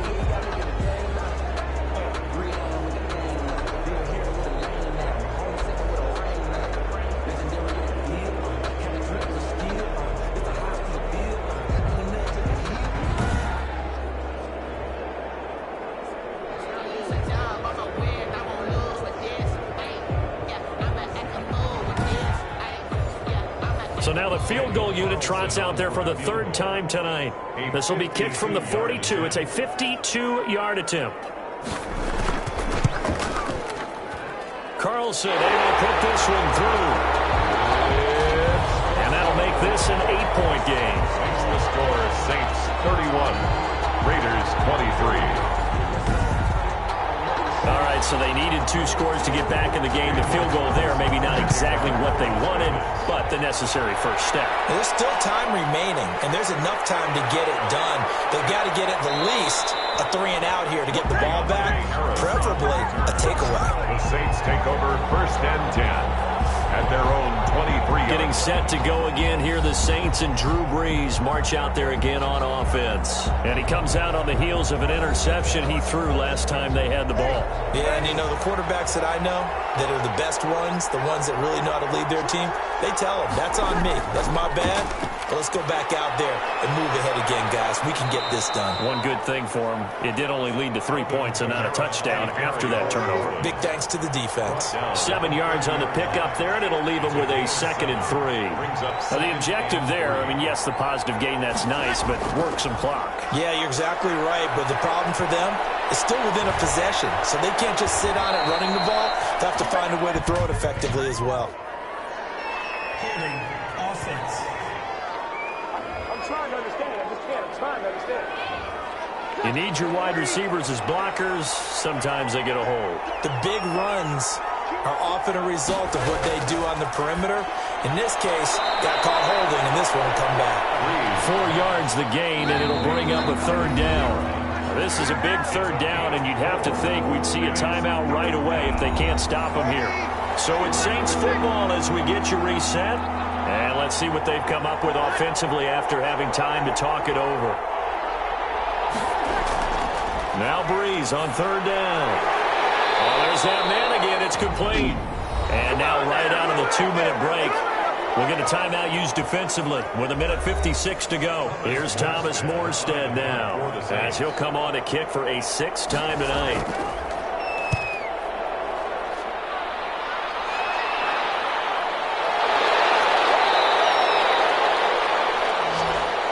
The Raiders take over 1st and 10 at their own. So Carr and the Raiders now down by 8, a little under 1:50 remaining, needing to go pretty much the length of the football field as they have it 1st and 10.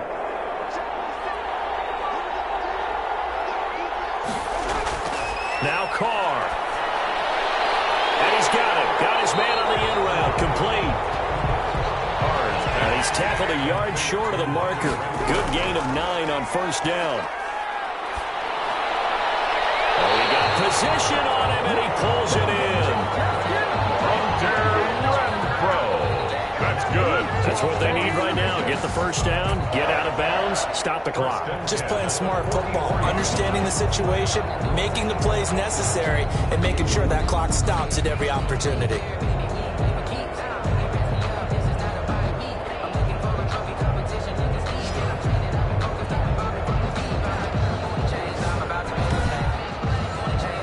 Back-to-back good plays have him on the move on 1st down. Carr to throw. And he's got his favorite target yet again. It's complete. And he's going to get a solid gain of 9 before being brought down. 2nd and right at a yard. And crusher has it's intercepted. Picked up by Akeem Talib. By the Saints.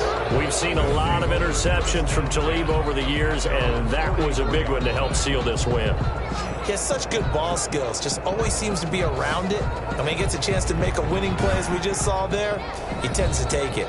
Back out onto the field now comes the New Orleans offense. And checking the timeouts, they do have 2 defensively, but no real need to use them as they're not going to be able to stop the clock after that. A good starting spot for the Saints as they come up 1st and 10 at their own 44. Trying to run down some clock with Kamara. Now the Raiders going to go ahead and use the 2nd of their timeouts as they get the stoppage with 65 seconds remaining.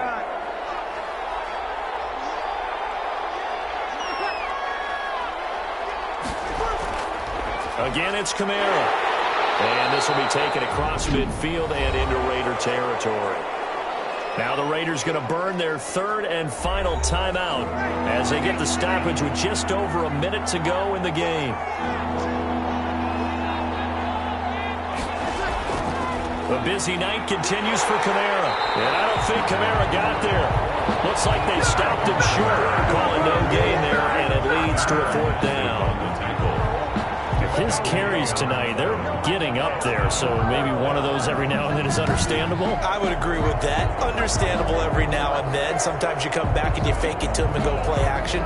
But other times you say, okay, they got him on that one. We'll come back to him in another carry. Here's Thomas Morstead now as he's on to punt for New Orleans.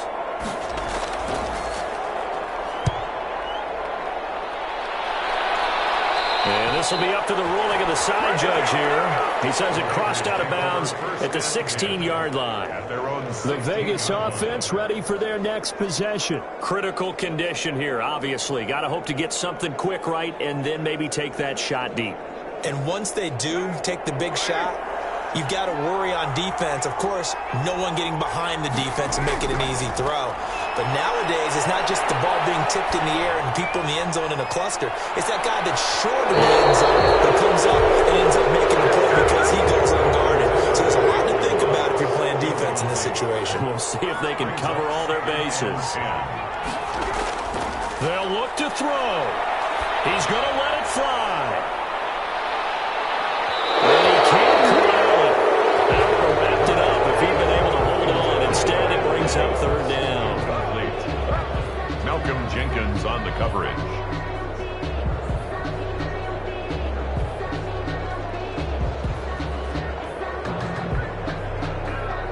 Now they face a 3rd and 10 after back-to-back incompletions.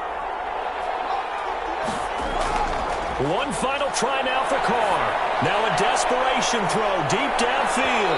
That's incomplete, but there is a flag down, so hang on. A big call coming on 3rd down.